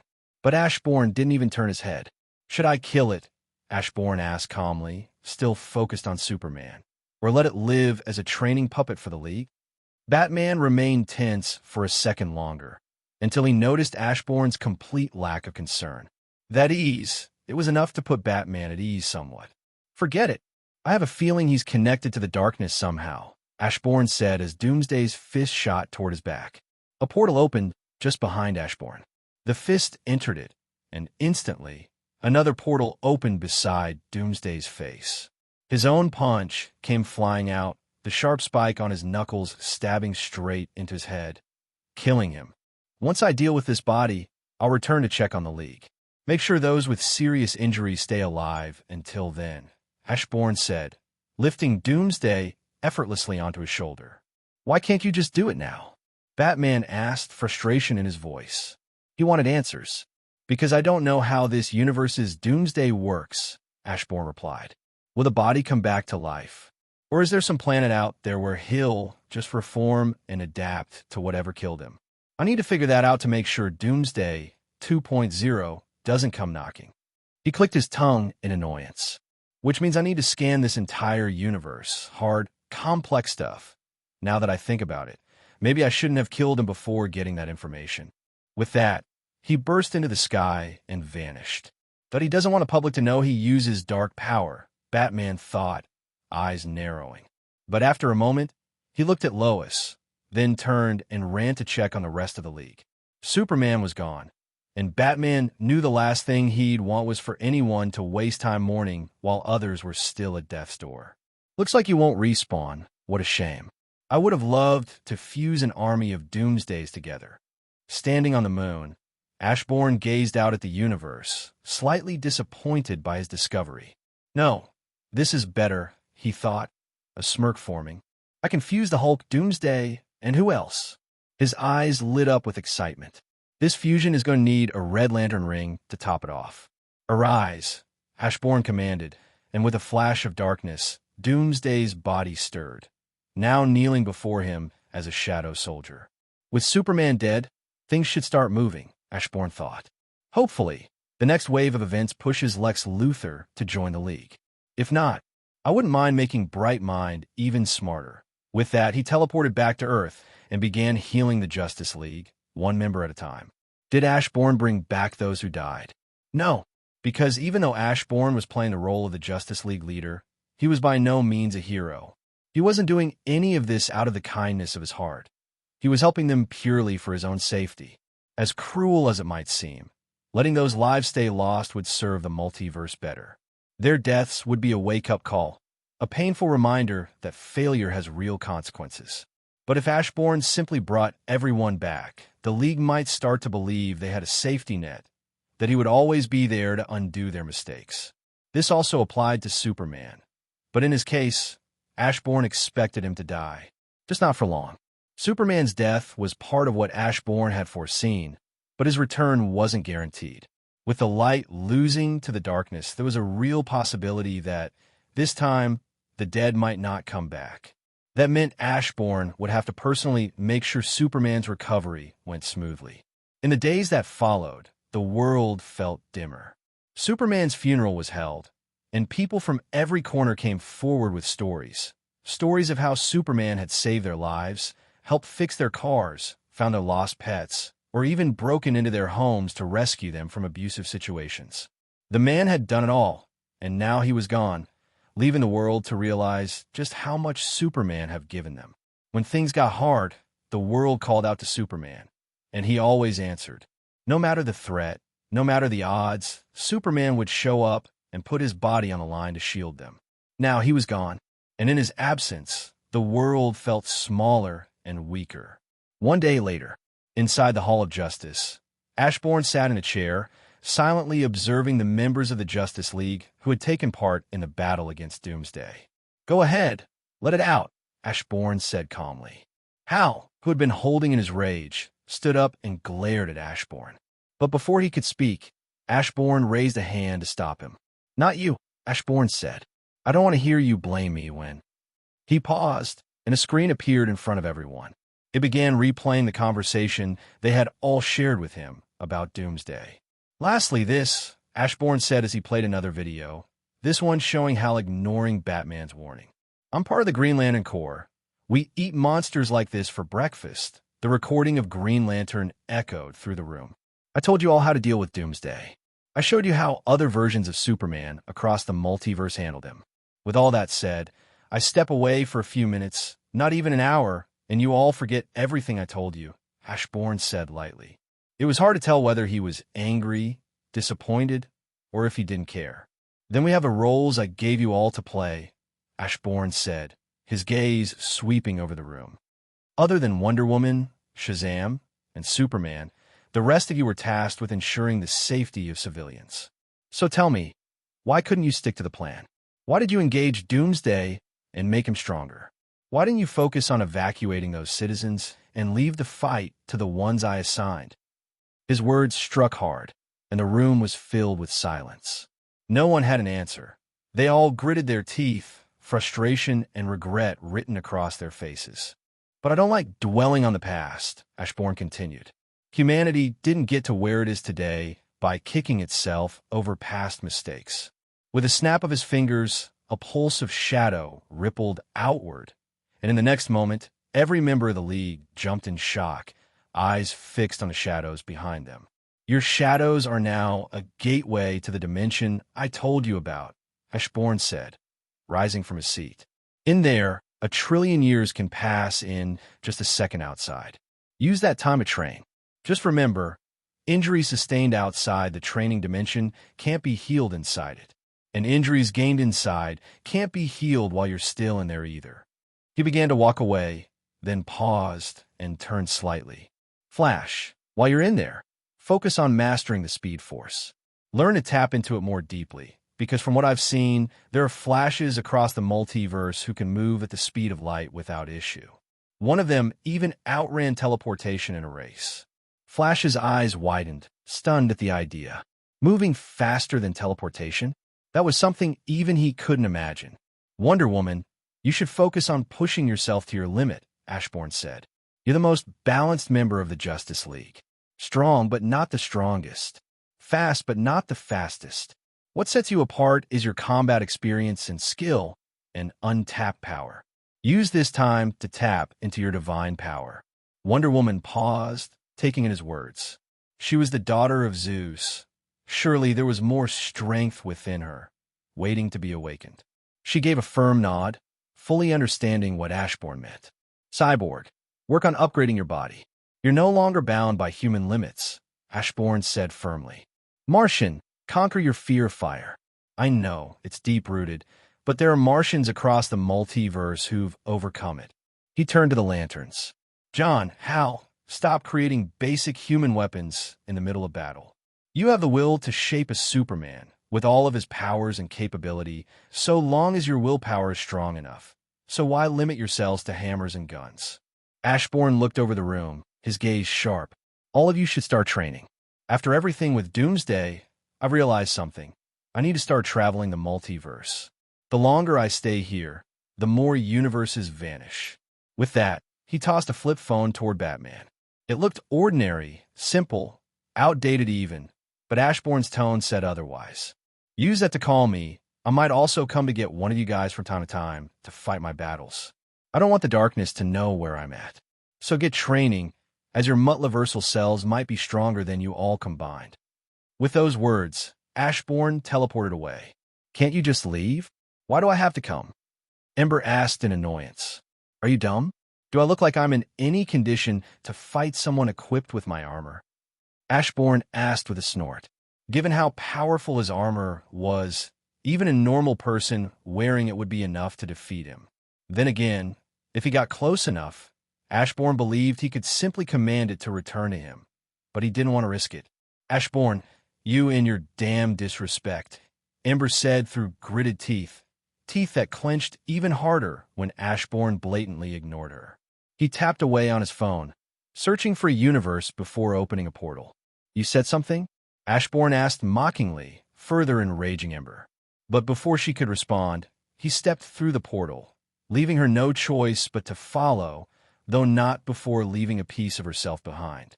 With Ashburn gone, he wouldn't be able to sense what she was about to do. That fragment of ember teleported away, reforming into her full self as it appeared before a door. She knocked once. Tyler opened it after some time and instantly froze, her eyes widening at the sight of Ember, standing there with a cold, emotionless gaze. Without waiting for Tyler to say anything, Ember stepped inside. Tyler stood frozen for a moment before slipping the gun she had been hiding behind her back in her coat, knowing full well it would have been useless. "You could drop the act," Ember said coldly. "Why are you getting close to Ashburn?"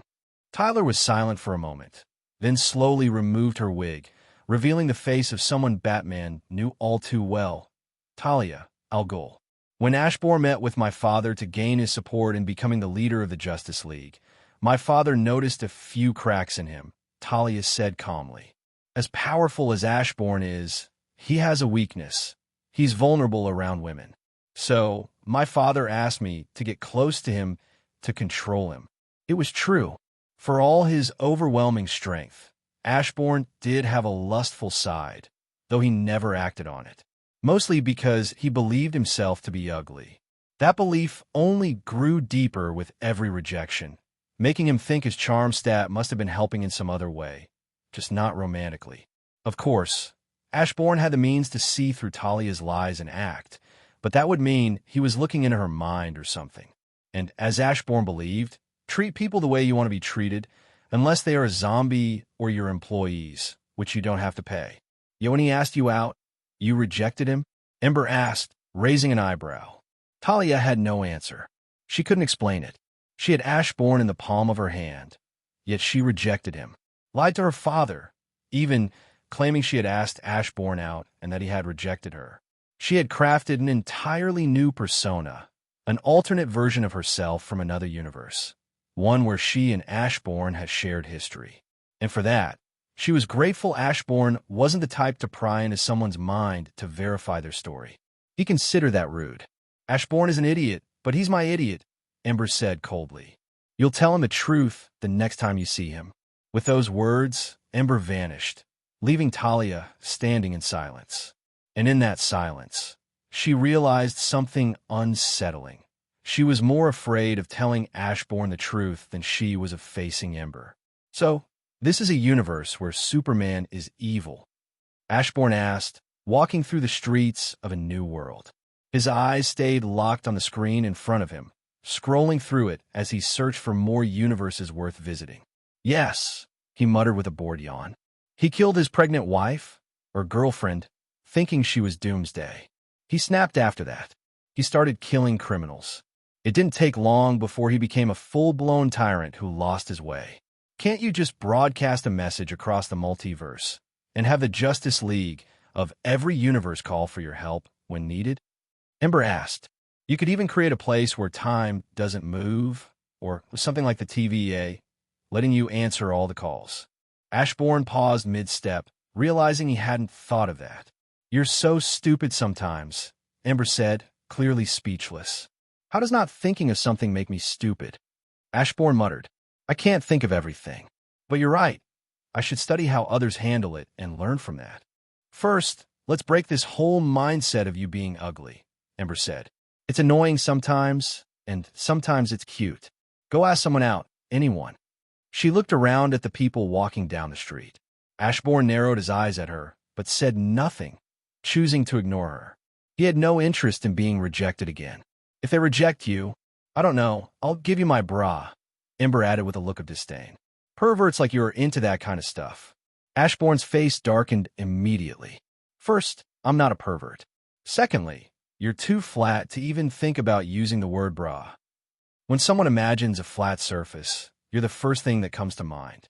You're so perfectly flat that if someone stood on you and stepped off, they'd go crazy thinking the whole world was tilted." Ashburn snapped, his voice sharp with frustration. Ember's body trembled with rage. Her teeth cracked from how tightly she was clenching her jaw. Ashburn was ready to keep going, but he wisely stopped, realizing Ember just might kill him if he pushed her any further. To quickly change the subject, he turned and approached a random, nice-looking girl. She blinked at him in stunned confusion as Ashburn awkwardly rubbed the back of his head, clearly avoiding eye contact. This is a bit weird and all, but I couldn't help but notice you. I was wondering if we could, by chance, get to know each other?" Ashburn asked. The woman's mouth dropped open in shock, her face slowly turning red. She took a step back, stammered, then abruptly turned and ran away, leaving Ashburn standing there with a lost look on his face. "No, I can't. I know my worth. I'm not good enough." Ember's face darkened as she read the woman's thoughts. It wasn't rejection out of disgust. It was self-doubt. The woman didn't think she was good enough, and that truth made her flee in tears. "Try someone else." "She was crazy," Ember said. Ashburn shot her a glare, clearly not in the mood to be humiliated again. Still, he stepped forward, choosing to believe Ember wasn't setting him up. "Hey, I saw you across the street, and I knew I'd curse myself if I didn't at least try to get to know you," Ashburn said with a friendly smile. Sorry, I can't," she said, her face bright red. Ashburn couldn't tell if it was from embarrassment or rage. He opened his mouth to say something, but she slapped him across the face before he could. "I said I can't," she screamed, tears streaming down her cheeks before she turned and ran off. Ashburn stood there, eye twitching, barely resisting the urge to slap her back. "I'm married. I can't. I can't." Ember read the woman's thoughts, her eye twitching in frustration. Why couldn't she just tell Ashburn she was married? Her mind was too chaotic. Those words never made it out. All she managed to say was that she couldn't. She was married. "One more," Ember said to Ashburn, who now looked like he was ready to kill her. He gritted his teeth, but still forced himself to approach another woman, one who hadn't witnessed the earlier outburst. "Hey, I couldn't help but notice you. I don't have a pickup line, but I saw you reading a book, and I thought that was beautiful," Ashburn said to a young woman sitting in the park. She looked up, stunned, her eyes wide as she stared at him. For a moment, she opened and closed her mouth as if searching for words. Then, suddenly, she burst into tears and ran off, leaving Ashburn to sigh and sit down on the nearest bench. Why wasn't I born as a girl?" the young woman thought as she fled, leaving Ember speechless after reading her mind. The former male had desperately wanted to jump into Ashburn's arms, but the fear of lying to him and facing his reaction was too much to bear. So she ran, too afraid to speak her truth. Is someone out there making sure he can't have a girlfriend or something? Ember was speechless. A part of her even considered hiring someone to sleep with Ashburn just to see how it would turn out, but deep down, she knew it would probably end the same way. He had to be cursed. And then it hit her when she rejected Ashburn. It was just like everyone else had. "Leave me alone," Ashburn said coldly. He had made peace with being ugly, yet he'd let himself believe Ember twice. That meant a part of him still held hope that he might actually look good. But what kind of person gets rejected the way he had today? Not even people considered unattractive were treated like that. He didn't even want to look at Ember right now. The fact that she dared to sit next to him after doing something so cruel and heartless only made him angrier. But at the moment, he was too swallowed by grief to show that rage. Idiot, read the minds of the ones who rejected you. Even if you don't want to dig into their thoughts, at least read their emotions, Ember said sharply. Ashburn looked at her in confusion, but he followed her advice anyway. The moment he tapped into their thoughts and emotions, his eyes widened in disbelief. "Siri, do a scan of my body. Why am I being rejected?" Ashburn asked, and his phone appeared in front of him. "The reason for rejection is due to your extremely low love luck," Siri replied. "Those you approach become unusually self-aware, overly self-conscious, and emotionally unstable. In extreme cases, the universe itself may twist fate to prevent the relationship from happening." Ashburn and Ember stood there in stunned silence, speechless. "Fine, just one more reason for me to quickly regain my former strength," Ashburn said calmly, before pausing as he sensed reality being torn apart. His attention instantly locked onto the source of the disturbance, Trigon, locked in battle with a fifth-dimensional imp. Ashburn and Ember teleported outside the House of Mystery, where they were met with the chaotic sight of a fractured Justice League. The Batman-led team included Batman himself, Batwoman, Catwoman, John Constantine, the Huntress, Renee Montoya, Harley Quinn, Dr. Fate, and what appeared to be the ghost of Dick Grayson. Meanwhile, the Superman-led team consisted of Superman, a Yellow Lantern Hal, Shazam, Sinestro, and Wonder Woman. There may have been more, but Ashburn didn't really care. His attention was focused on the two beings locked in battle, Trigon and MXY's PTLK. "Hey, Wonder Woman, want to step out and do some real fighting?" Ashburn called out. Inside the training dimension, Wonder Woman was locked in battle against shadow versions of every member of the Justice League. Of course, within this dimension, where Ashburn held complete control, almost anything was possible. Since he granted them full freedom to train, they were able to push themselves to the limit and grow stronger at a rapid pace. Another fun fact about the training dimension: it allowed one to train at 100% efficiency. The mind couldn't comprehend the passage of time, and the body wouldn't age while inside. The only thing that could slow down their training was injury. This meant someone could train for 1,000,000,000 years without ever feeling the weight of that time, only the rapid growth and strength. It made this dimension the ideal place for anyone serious about getting stronger. Yes, Wonder Woman answered instantly, stopping her training in surprise at being called into action so soon. Ashburn nodded before floating up into the sky. "Everyone, if I may have your attention, please," Ashburn called out, his voice laced with a unique power that compelled silence. All fighting came to a halt. Even Superman and Batman, who had been locked in battle, paused. Remarkably, Batman was matching Superman blow for blow, thanks to a drug that temporarily gave him the strength to rival the Man of Steel. "Thank you. Give me 1 second," Ashburn said, clearly annoyed as he looked toward Trigon and Mr. MXY, who were still locked in battle. He wanted to kill them both on the spot, but the risk of drawing the darkness was too great. Trigon, unlike Darkseid, who embodied a more lawful evil, was simply evil, chaotic, and unpredictable, with a strong connection to the darkness itself. Without warning, Ashburn teleported directly between them just as they were about to clash.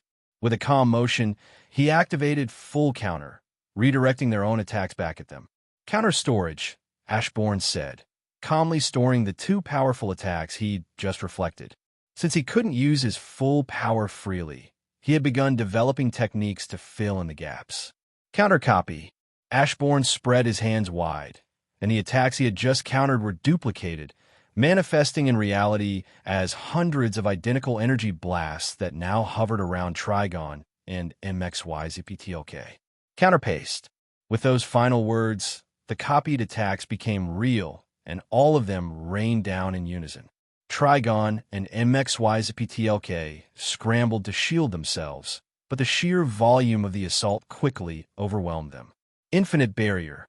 I really should find a way to use these techniques without having to say them out loud. Then again, they're kind of like magic, so the words help guide the process, Ashburn muttered, rubbing the back of his head.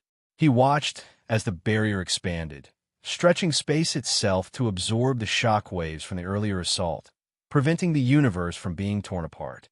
Now where was I? Right. Turning his attention back to the assembled heroes and villains, Ashburn snapped his fingers.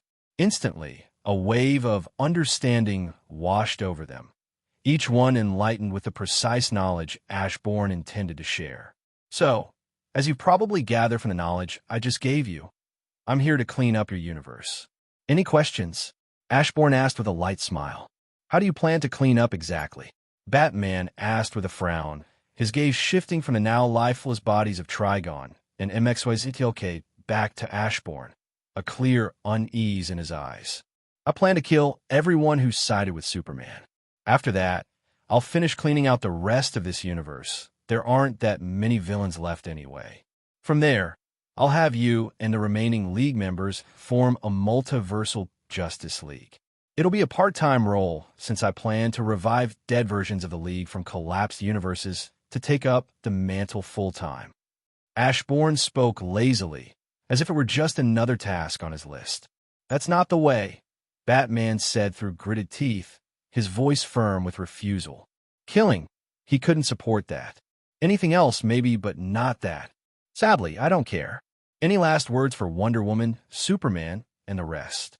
Ashburn asked with a smile. The Superman-led team floated into the sky. Are you all just going to accept his words at face value? Superman asked, his voice filled with disbelief and fury. He looked down at Batman and the others, frustrated by how easily they seemed to accept Ashbourne's judgment. But they couldn't be entirely blamed. Out of everyone, Batman wanted to step forward and stop Ashbourne. He truly did, but his own team held him back. They didn't say a word, but their eyes said enough. They wanted Superman's team gone. Even if Ashbourne was lying, what could they really do about it? He was too powerful. Charging in headfirst would only get them all killed. You know, Ashbourne began casually, the easiest one to defeat among you is Superman. All I'd have to do is bring Lois back to life and let her see what you become. He paused, his tone turning mockingly. That's how you were supposed to be defeated. After another universe Lois saw you, you woke, realized you were wrong. I don't know if the darkness twisted you and made you more evil, but let's find out. With a snap of his fingers, a graveyard miles away exploded, bones scattering as a single skeleton came flying toward them. Superman's face instantly turned red with rage at the sight of his wife's remains being toyed with like that. Ashbourne, on the other hand, ignored him and tried to bring Lois back to life, only to facepalm as he remembered he was still too weak to meddle with life and death directly. That's even more so with how much MP he just used, killing those two brings who were shattering reality without meaning to. With an annoyed glance, he turned to Ember. She rolled her eyes, raised her hand, and snapped her fingers. Flames erupted around Lois's skeleton, engulfing it completely. Superman tensed, ready to charge, but froze when the fire faded away. Standing in its place was a very much alive and pregnant Lois. Lois, Superman whispered, reaching out, longing to pull her into his arms. But he stopped cold as Ashbourne placed a hand gently on her head. Now, what would happen if she were given full knowledge of everything you've done since her death? Ashbourne said, his voice calm, almost amused. Would that be enough to wake you up, or would you still stand tall in your convictions? Superman's heart sank in horror. He wanted to stop Ashbourne, but it was already too late. Lois's eyes shot open. A flood of memories and visions filled her mind, everything Superman had done since the day she died. Her body tensed, her face twisted in pain as she clutched her head, overwhelmed by the storm in her mind. Then, slowly, her gaze shifted to him, eyes brimming with tears. Superman did what he had to do. We made a difference, Wonder Woman said, her eyes fixed on Superman with unwavering support. Superman clenched his eyes shut, silent tears slipping down his face as the weight of everything he had done pressed down on him. Now he stood at a crossroads. Would he keep walking the path he'd carved in blood, or turn back for her? I can't stop now. Not after I've come this far, he roared, anguish and fury twisting his voice. In a blur, he shot toward Ashbourne, eyes blazing. He had to take Lois back. She would understand. She had to.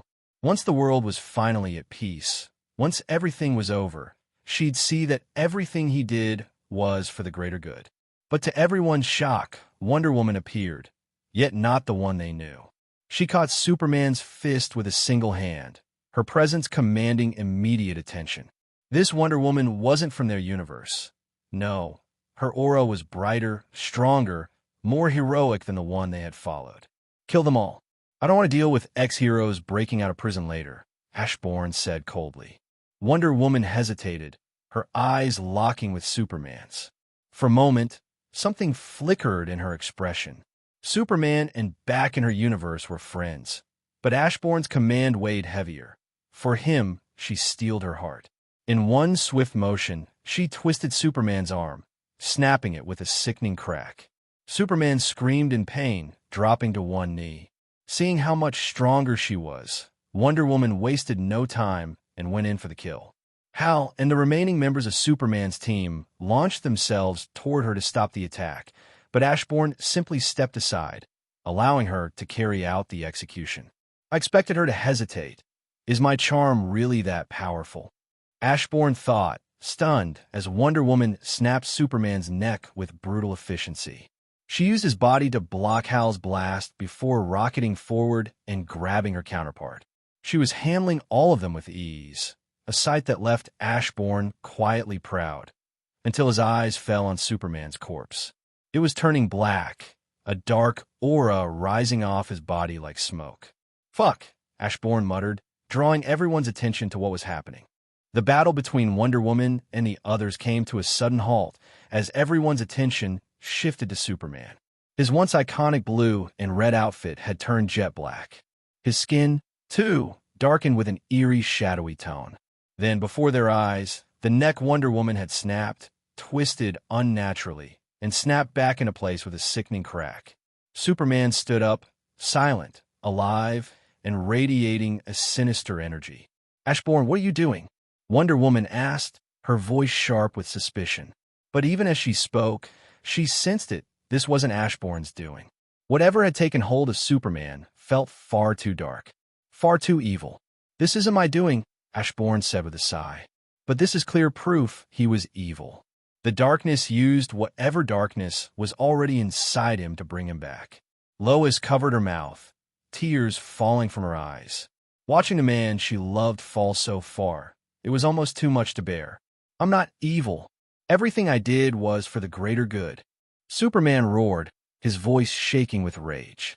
His eyes blazed red before he unleashed a beam of heat vision, hotter than the sun, blasting straight toward Ashburn. Everything in the path of the heat vision was erased. Atoms burned away so completely that they released a massive surge of energy, resulting in a devastating explosion in midair. The blast was colossal, vaporizing everything nearby for miles. But Superman didn't stop. His eyes scanned the distance, where he spotted Ashburn, who had teleported everyone far away to safety, far enough that they could see the scale of the destruction Superman had just unleashed. "So, I think you guys should stop being evil and help out," Ashburn said to Hal and the others, who were still struggling to process what was happening. "That's not Superman. You did something to him," Injustice Wonder Woman said, refusing to believe what had become of the man she once followed. "Yes, you're right. Who just weakened myself by defeating two beings capable of destroying this universe, obviously decided it was a good idea to bring Superman back to life, stronger than ever," Ashburn said with a dramatic roll of his eyes. "And to really sell the act, I even had him attack me just so I could burn through the little energy I have left. Brilliant, isn't it? And they say Batman is the world's greatest detective." Injustice Wonder Woman clenched her fists in rage. "Then why didn't Doomsday go through something like that?" Prime Wonder Woman asked, recalling how nothing similar happened after Ashburn killed Doomsday. "Good question. I'm guessing it's because Doomsday was already fated to return," Ashburn said with a shrug. "Anyway, I really shouldn't be fighting right now. I'd rather not draw unnecessary attention to myself." "This isn't the time to talk. He's coming," Hal shouted, but was already too late. At the speed of light, Superman appeared right in front of Ashburn, his fist flying toward him with lethal intent. But at the last second, Superman was forced to halt. Ashburn had suddenly pulled Lois's face in front of the incoming punch. "What are you doing?" several voices cried out in horror, stunned by the seemingly heartless act. Ashburn, however, didn't respond. He didn't need to. The Lois standing in front of him was just an illusion. He had already teleported the real one far away to safety. "So, you still have some good left in you. That means there's a voice inside, telling you this isn't who you are," Ashburn said, forming a mirror in front of Superman. The moment Superman saw his reflection, he floated back, visibly shaken by his appearance. "You see, you and I aren't too different. Growing up, my only friend was a swing I'd sit on while watching." "Wait, wrong, flashback." Ashburn paused, realizing he still hadn't mastered the art of talk no jutsu. Ignoring the confused looks, he made a mental note to perfect it later. "Lois is back. You could be a father, but not like this.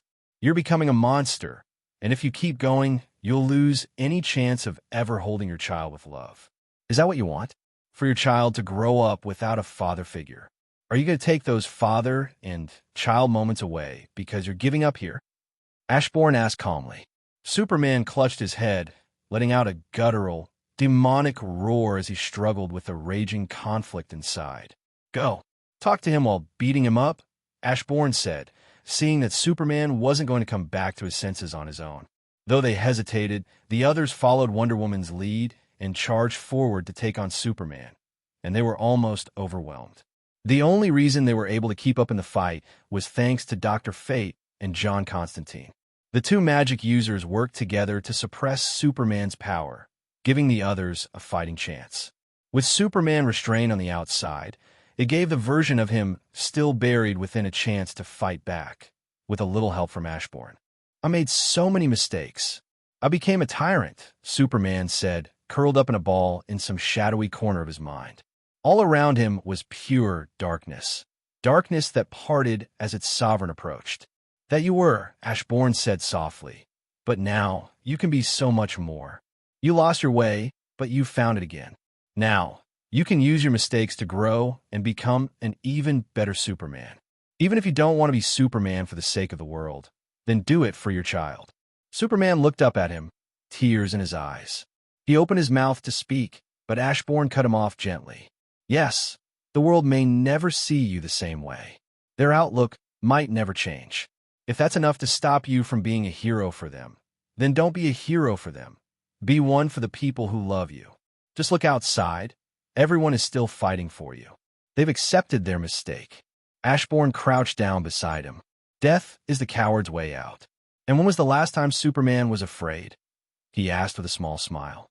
Superman lowered his head for a long moment. Then, slowly, he began to rise. "How are you standing?" The darkness within Superman roared, watching in disbelief as Superman's light grew stronger, pushing it back. "Don't say anything. It can't sense my presence," Ashburn said, placing a hand on Superman's shoulder. "Like I said, I can't move against the darkness, not yet." With that, Ashburn vanished. Moments later, Superman let out a thunderous roar, releasing the darkness from within. The corrupted energy burst out like a cloud of black gas, dissipating into the air. Ashburn floated above, watching it unfold. "Looks like I need to update my plans. Even if a villain can be killed, they shouldn't be, because they'll just come back stronger." He sighed, feeling the drain on his MP as his body still hadn't fully recovered. Ignoring the others who rushed to Superman's side as he collapsed, Ashburn quietly flew over to the bodies of Trigon and Mr. MXYZPTLK. "Arise," Ashburn said calmly, drawing everyone's attention. Instantly, they went on high alert as a tornado of darkness swirled into existence, then vanished, revealing Trigon and Mr. MXYZPTLK kneeling before Ashburn. "Explain," Batman demanded, his voice sharp with unease. "Simple," Ashburn replied lazily. "I told their shadows to rise. Don't worry, this isn't the same as what happened to Superman. My powers turn them into living shadows that are completely loyal to me. What happened to Superman was different. He became a darker, stronger version of himself because of the evil already inside his heart." "My Lord Ashburn," Trigon spoke, his voice low with reluctant concern. "I am the god of evil. As much as it pains me to admit, I fear the darkness may use the very evil I embody to control me." Ashburn frowned, not having considered that possibility. "It's fine. I'll deal with that later. For now, return to my shadow," he said, dismissing the two. Trigon and MXYZPTLK silently dissolved into his shadow. Turning back to the remaining members of Superman's team, Ashburn crossed his arms. "Now, as for the rest of you, call me crazy, but I think everything that just happened is more than enough proof that you're all a bunch of bad guys." "How?" Shazam and Wonder Woman gritted their teeth, their silence saying everything. "I know I might sound like a dumbass, but maybe if the world starts seeing the Joker as a good guy, you're doing something wrong. Maybe if you're teaming up with someone named Sinestro, I don't know, maybe, just maybe you're doing something wrong," Ashburn said, his tone casual but biting. I know, I sound stupid, but hear me out." Their expressions tightened with irritation, but that irritation quickly faded as a glowing image appeared in the air beside Ashburn. Their eyes widened, and then slowly darkened with shame and horror as the scene unfolded. "Sinestro," cold and merciless, killing Jon Stewart. And worse, manipulating Hal into killing a former ally. The sad part is all of this happened while the balance between light and darkness was still intact. "You were so stupid," Ashburn said coldly. "But I don't care to go over the list of your crimes. So, you ex-heroes have two options: death or sacrifice yourselves to restore that balance." His gaze locked onto Sinestro, who was quietly edging backward, clearly preparing to flee. But he froze in place as Ashburn's mocking smirk settled on him. I'm sorry," Hal whispered, collapsing to his knees as tears streamed down his face. "I thought we were doing the right thing." Those quiet words were the final blow. The shoulders of the other former heroes slumped, the crushing weight of truth settling in as they finally accepted it. They had been the villains all along. "Is that Ares?" Ashburn asked, narrowing his eyes at the figure clad in armor.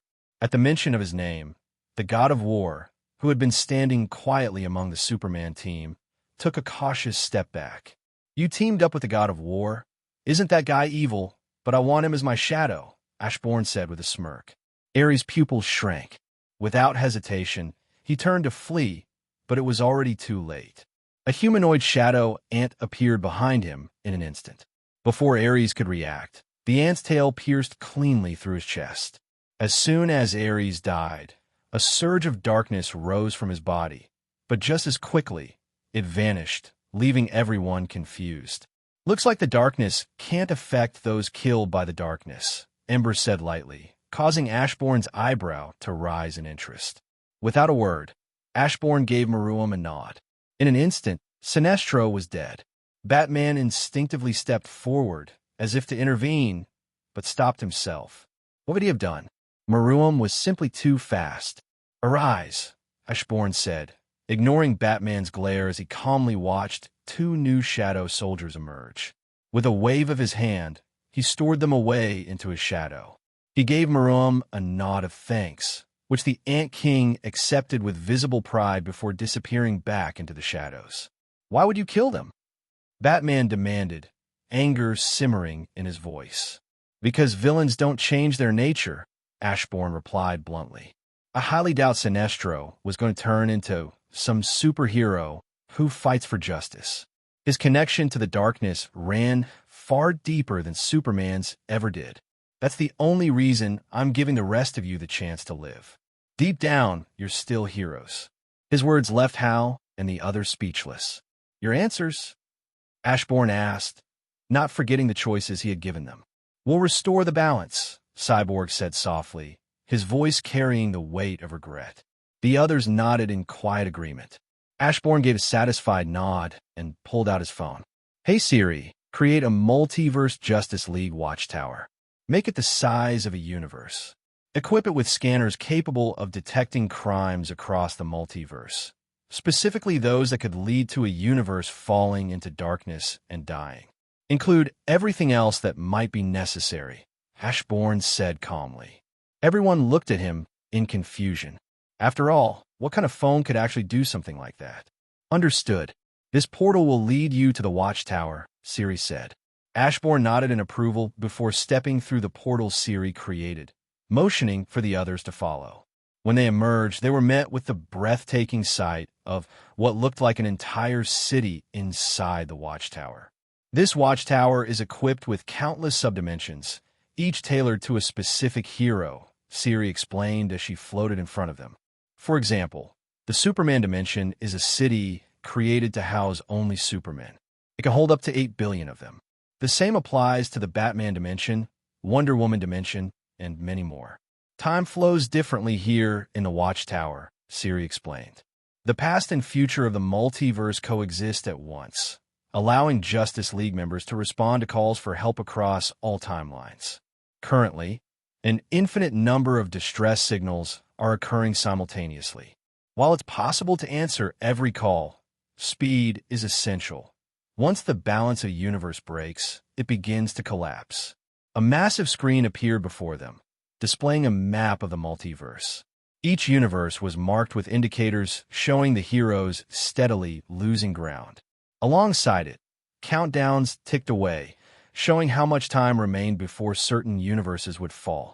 When a universe loses its balance entirely, Siri continued, it descends into the dark multiverse and begins to fade from existence.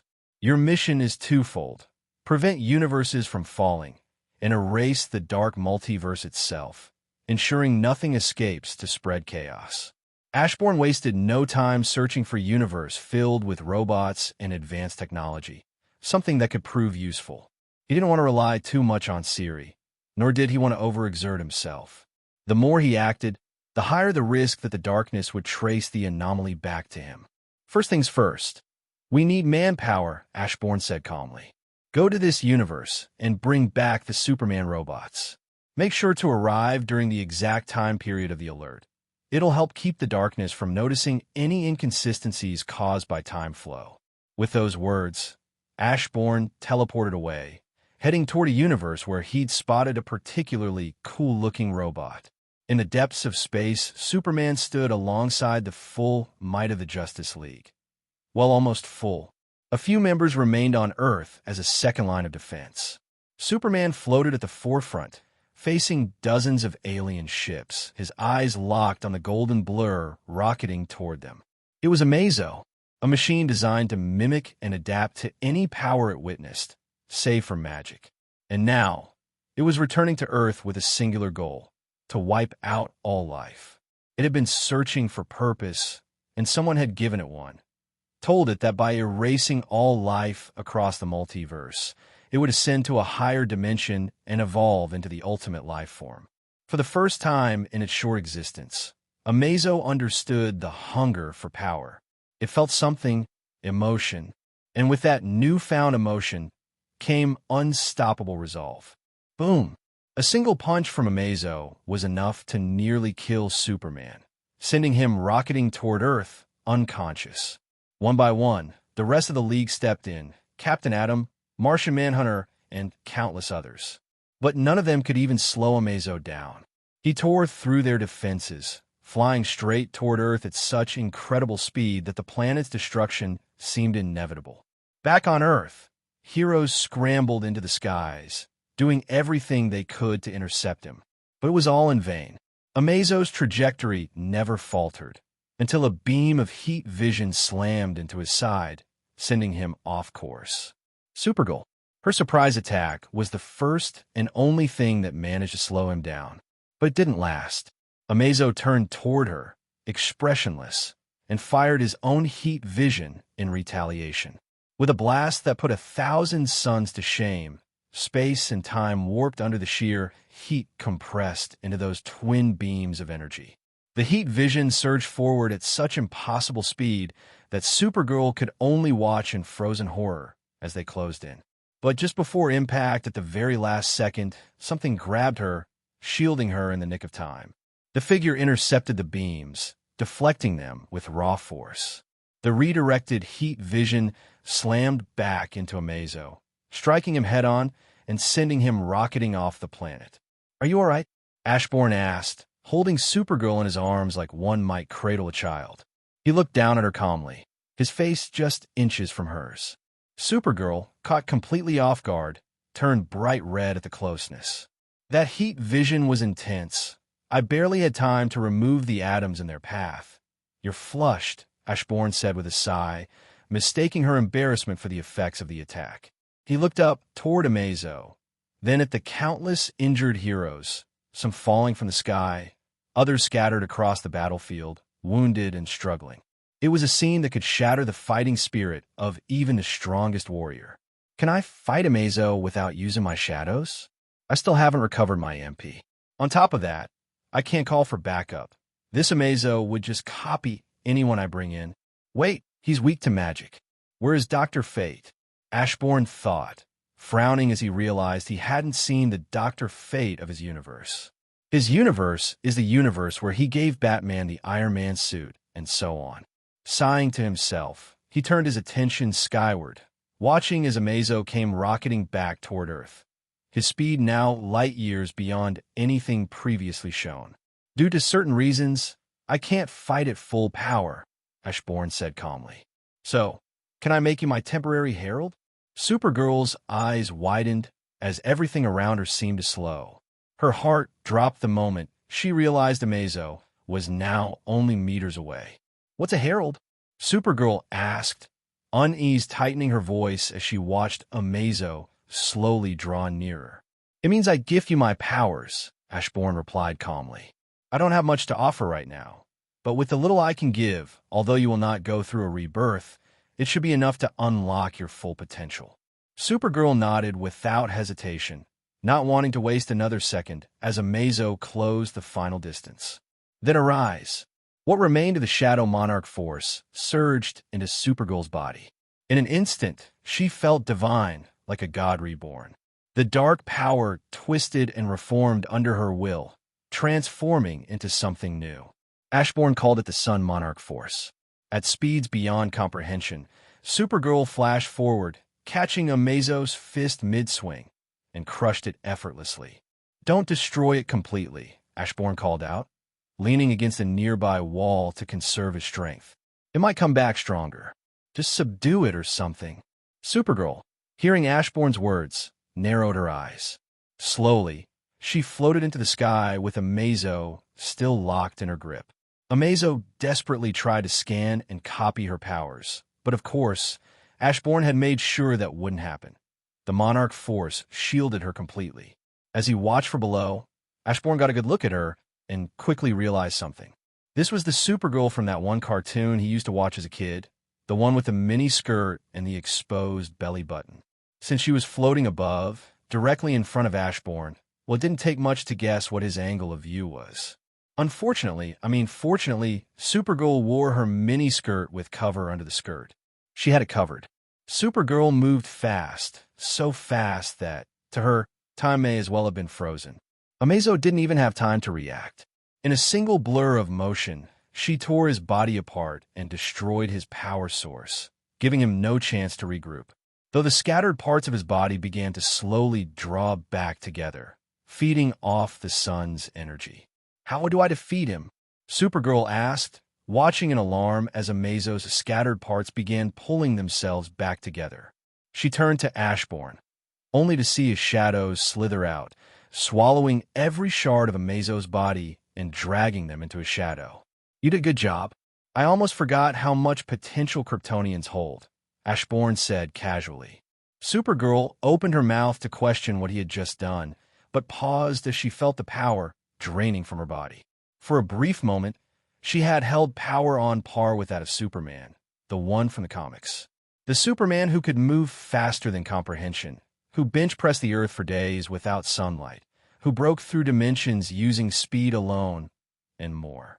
But it was only a temporary power-up, and now it was leaving her. "Ember, a little help," Ashburn said with a sigh. At his words, all the injured heroes were instantly healed. He clicked his tongue in annoyance. Ember hadn't restored his energy. He then asked Supergirl to gather the others. Once they were together, Ashburn led them all to the multiversal watchtower, where he assigned someone to tend to them, while he turned his attention back to Amazo. There was a reason Ashburn hadn't simply hacked Amazo. The robot wasn't just a machine anymore. It felt like the darkness had breathed life into him, and Ashburn wasn't about to risk hacking that thing. What if the darkness used that chance to corrupt Siri or something?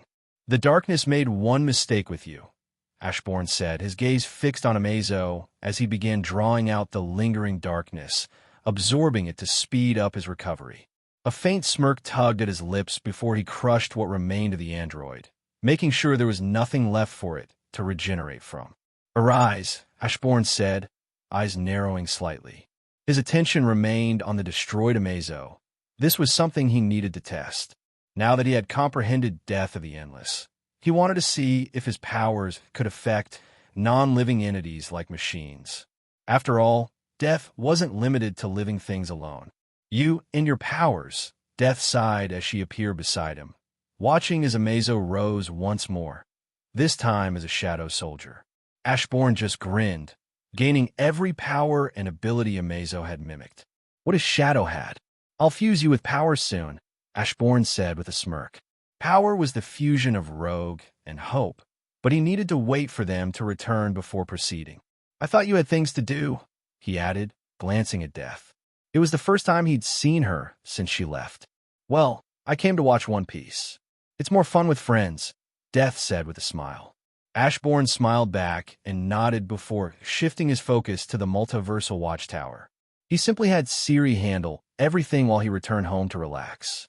But the moment he arrived, he noticed a missed call from Tyler.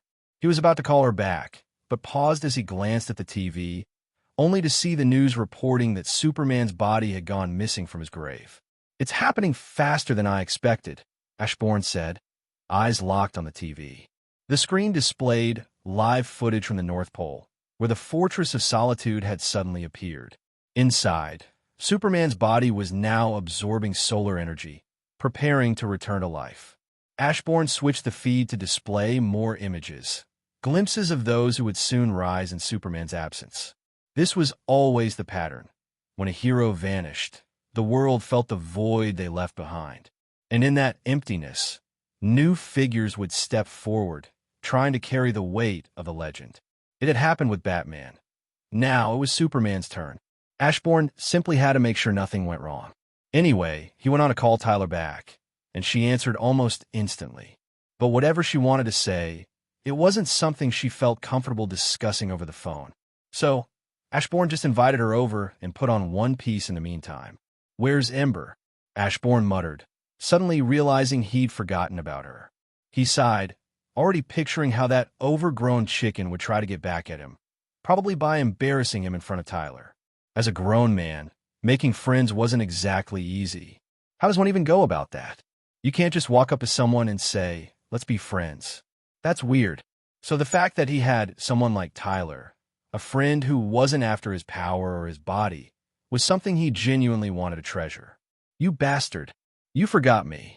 Ember suddenly appeared just as the One Piece opening began playing. She was furious. How dare Ashburn watch One Piece without her? But her rage evaporated almost instantly when he pulled out a bar of chocolate. "I only put it on to call you. How could I forget someone as amazing as you are?" Ashburn said awkwardly, clearly forcing the words out. Ember didn't care.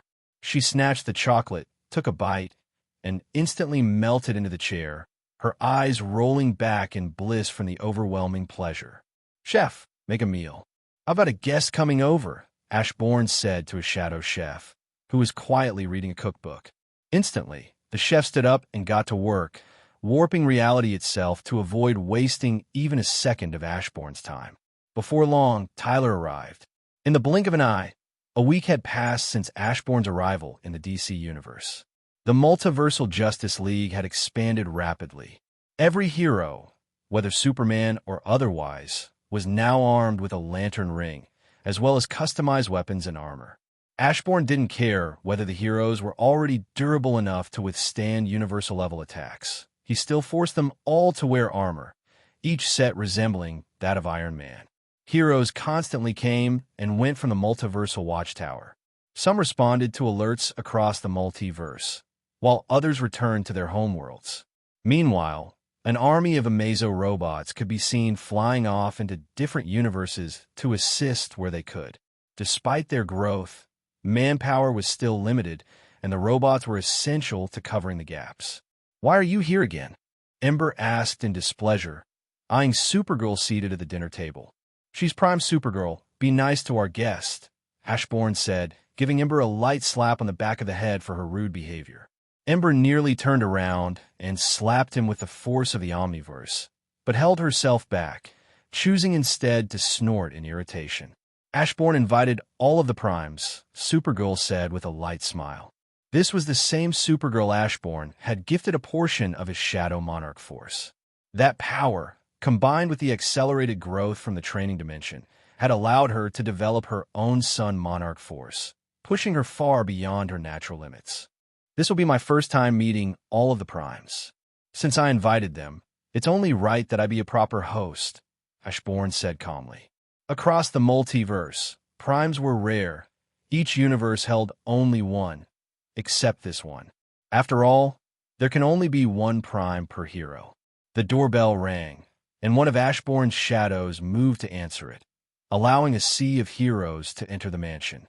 They were guided to the dining room, where each took their assigned seat at the massive table.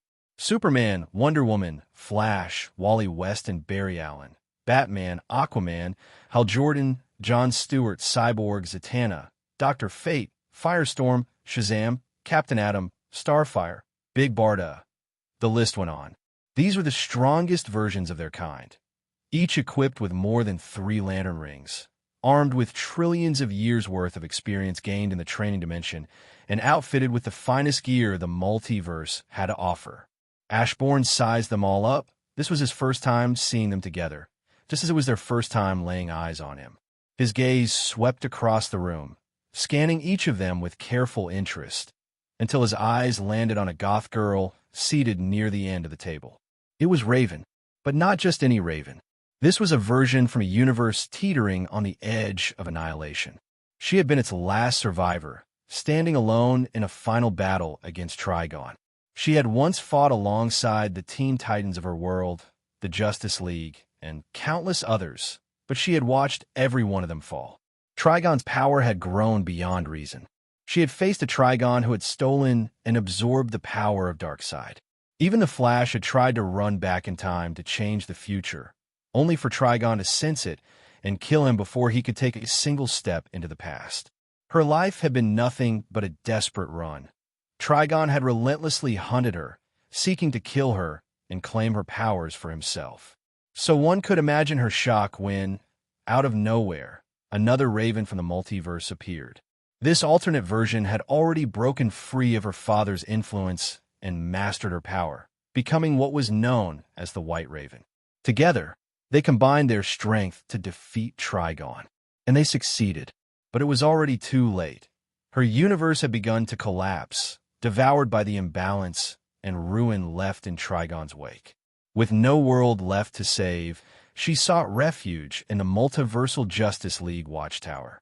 It became her home, and ever since, she had done nothing but train, preparing herself for whatever came next.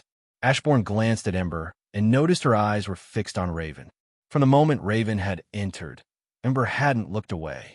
Raven had sensed the intense gaze, but chose to ignore it. Her attention was locked on something far more pressing. She had felt at the moment she saw Ashburn. "Your darkness is beautiful," Ashburn said, turning his focus to Raven. It was the kind of darkness that couldn't be faked or mimicked. Raw, powerful, and caged behind walls of restraint. He had heard of the unkindness Raven before, but this was his first time witnessing it up close. Such darkness wasn't just capable of destroying the multiverse. It had the potential to unravel creation itself. And to Ashburn, it was beautiful. Of course it was. Darkness was his very nature. He would know. Why your darkness is beautiful as well. Caught off guard by Ashburn's words, those were the only ones Raven could manage. But she wasn't lying. Something about him pulled at her. She wanted to resist, but the darkness within her didn't want to. It leaned toward him, drawn to something. "Why did you call us here?" Batman, this universe's Batman, cut in, his voice calm but sharp. He ignored Wonder Woman, seated beside him, her fists clenched tightly. She said nothing, but her gaze was locked on Raven and Ashburn, her jaw tightening with every passing second. Wonder Woman wasn't alone. Nearly every woman at the table had a similar reaction. Of course, Ashburn didn't notice. He simply cleared his throat with a light cough. "Well, today marks 1 week. Just 1 week ago, I wasn't even here. And now, I've gained enough power to return to my Omniverse." Ashburn's words sent a jolt through the room. Almost everyone jumped to their feet, but he paid them no mind and continued speaking. "I will, of course, be leaving," Ashburn said. "But I'll come back. Honestly, I'm curious. If I step away, will the darkness back off? Will it give you all a chance to restore the balance? Or will something worse happen?" He paused, letting the question hang in the air before continuing. "Also, I want each of you to become gods. Just like Darkseid and others have avatars scattered across the multiverse, I want you to ascend, to have your counterparts act as your avatars." That declaration made many of them frown, exchanging uncertain glances. "There's a limit to how strong any of you can become," Ashburn continued. "And as you've probably noticed, Those blue naked guys running around the multiverse?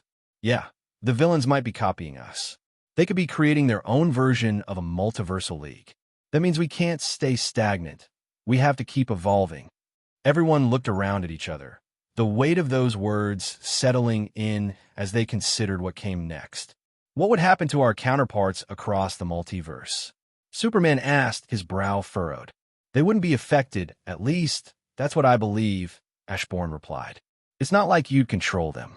As you all know, with Darkseid, not every version of him across the multiverse is under his direct control.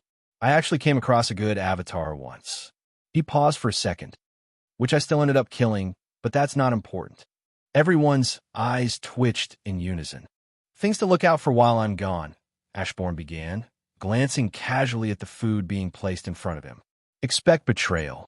Shocking, I know, but it won't be the kind you see coming. It'll be the kind that twists the knife when you least expect it. He turned his gaze toward Prime Batman. So, here's your job. Team up with the other Batman. Build a plan. Then build a backup plan for that plan. Just don't get too comfortable, because one of them could be the traitor. And even worse, someone in this very room might leak everything. Batman's eyes narrowed. Then why say anything in front of everyone? Because I don't care if they leak our information or not, Ashburn said calmly, eyes steady.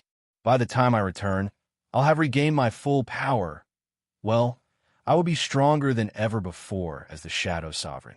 Unlike now, where I'm limited to drawing on anti-crisis energy. Over the past week, Ashburn had grown far stronger. After mastering all of the Lantern Rings and fusing them into the White Lantern Ring, he didn't stop there. He went on to master the Speed Force, the Life Force, the Sphere of the Gods, dimensional superstructure, the collective unconscious, and even faithfulness itself. Each mastery brought him closer to the impossible, and once he fused them all, he unlocked anti-crisis energy, the same power wielded by Dr. Manhattan. That alone had accelerated his recovery. What once required over 1 billion years now needed only a few thousand. But Ashburn hadn't stopped there. He went on to master the Strength Force, the Sage Force, and every other source of power once thought untouchable. Every energy Ashburn could ever dream of obtaining. Ashburn had already seized, reshaped, and fused into the Shadow Monarch force. And still, that wasn't enough.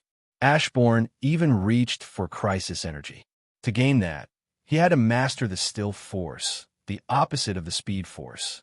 Then came the invisible spectrum, the shadowed twin to the emotional electromagnetic spectrum, the tier of extinction, the antithesis of the life force, the void wind, the dark mirror of the sphere of the gods, the black app, the shadowed reflection of the collective unconscious, and finally, the sixth note, the ominous counterpart to the dimensional superstructure. Ashburn had mastered them all. Yet, even with these dark forces under his control, he still hadn't returned to full strength. Why? Simple. The fusion process had placed a temporary halt on his recovery. In fact, it had pushed him into an even more weakened state than before. Every ounce of his power was undergoing a profound transformation, evolving the former Shadow Monarch force into something far greater. It was reshaping his essence, preparing him to carry his power beyond this omniverse without degradation. Of course, there were more powers Ashburn had absorbed, like the Strength Force, the Sage Force, and others. Though at the moment, Ashburn was barely as strong as a normal human. But once the fusion completed, his powers would erupt to heights never before seen. His shadows, however, were unaffected by this process. They had already reached the level of mid-omniversal and remained there, even as Ashburn underwent his transformation. "You're arrogant," Batman said, voice low but firm. "That kind of thinking could lead to our defeat. And don't forget, we still haven't recovered your armor." His words were met with quiet nods from the others. "I'm not arrogant. I'm confident my plan will work," Ashburn said, his voice steady. Ember, who had been quietly enjoying her food, froze mid-bite. "So, this world is doomed?" she asked flatly. Ashburn shot her a glare. Sure, he didn't have the best track record when it came to plans actually working out, but this time was different. This time his plan was foolproof. With how strong he was now, he should be able to face the darkness. Ashburn went on to give them a detailed list of threats to watch for, outlining how they should spend as much time in the training dimension as possible. He wasn't entirely sure the dimension would continue to function once he left, so they had to make the most of it while they still could. Their priority was clear: gain anti-crisis energy. Ashburn was almost certain the enemy already possessed both anti-crisis and crisis energy, so the primes needed to catch up fast. With that, everyone finally settled in to enjoy their meal. Even Batman, ever the skeptic, allowed himself a moment of peace. To their surprise, the food didn't just taste incredible, it had real effects. It enhanced their physical strength, sharpened their minds, and helped unlock hidden potential. Once dinner was done, most of the heroes departed, though a few lingered behind, searching for excuses to stay. Ashburn didn't mind. He wasn't the type to chase people out. He wanted to speak to someone. His attention was on Raven, and, as it turned out, she wanted to speak with him too. "About your darkness," Ashburn began with a curious smile. "I was wondering, why do you keep it sealed?" "Because it wants to bring the end of all things," Raven said softly. She wasn't lying, although her darkness as of now wasn't that powerful. Given the chances to swallow dimensions, it would grow to the point that concepts like the Speed Force and even the Source Wall would be swallowed, fueling her power. "It sounds more like you can't control it," Ashburn said, raising his hand. Raven's pupils shrank as the sealed darkness within her stirred, responding to Ashburn's call. "You have three. No, for states of being," he continued calmly. "First is your normal state. Second, your demon form. Third, this one, your purest form. And the fourth is the darkness you keep locked away, your most powerful state." Ashburn's eyes glowed faintly as he guided the swirling darkness with ease. "But I believe there's potential for a fifth, something beyond all of them." "How are you doing that?" Raven asked, stunned by the sight before her. This darkness, feared even by her father, now obeyed Ashburn like a harmless puppy. "First of all, I don't fear it," Ashburn said calmly. "The shadows we cast are only reflections of ourselves. Whether we like it or not, we all have a shadow, parts of ourselves we'd rather forget. But instead of letting it consume you, or trying to purify it, you need to accept it. It's still you. You have your pure form and your dark one." Raven's mouth fell open in disbelief. But before she could respond, the darkness stirred again, this time attempting to fuse with her. At first, Raven was ready to fight back, but then she paused. She realized the darkness wasn't trying to consume her, it was trying to balance itself within her. She looked toward Ashburn, who was watching her with a calm, knowing smile. "There's nothing scary about darkness," Ashburn said gently. "There's nothing inherently evil about it, either. What is darkness without light? What is evil without good? Humanity needs a bit of darkness to survive. If people were entirely good, would they have endured? And if they were pure evil, they would have destroyed themselves long ago. It's about balance. Without it, everything falls apart." With those words, the transformation began. One half of Raven's body shifted into her demonic form, while the other remained unchanged. The demon side sprouted raven-like feathers, sharp and dark, try to shield her face. Feathers layered over her body like a cloak of shadows. From the unchanged side, a radiant light surged forth, and in response, the demon half erupted with raw darkness. The two forces, light and shadow, twisted, pulsed, and slowly began to intertwine. Then, without warning, they merged. A massive yin-yang symbol formed, spanning across the third dimension.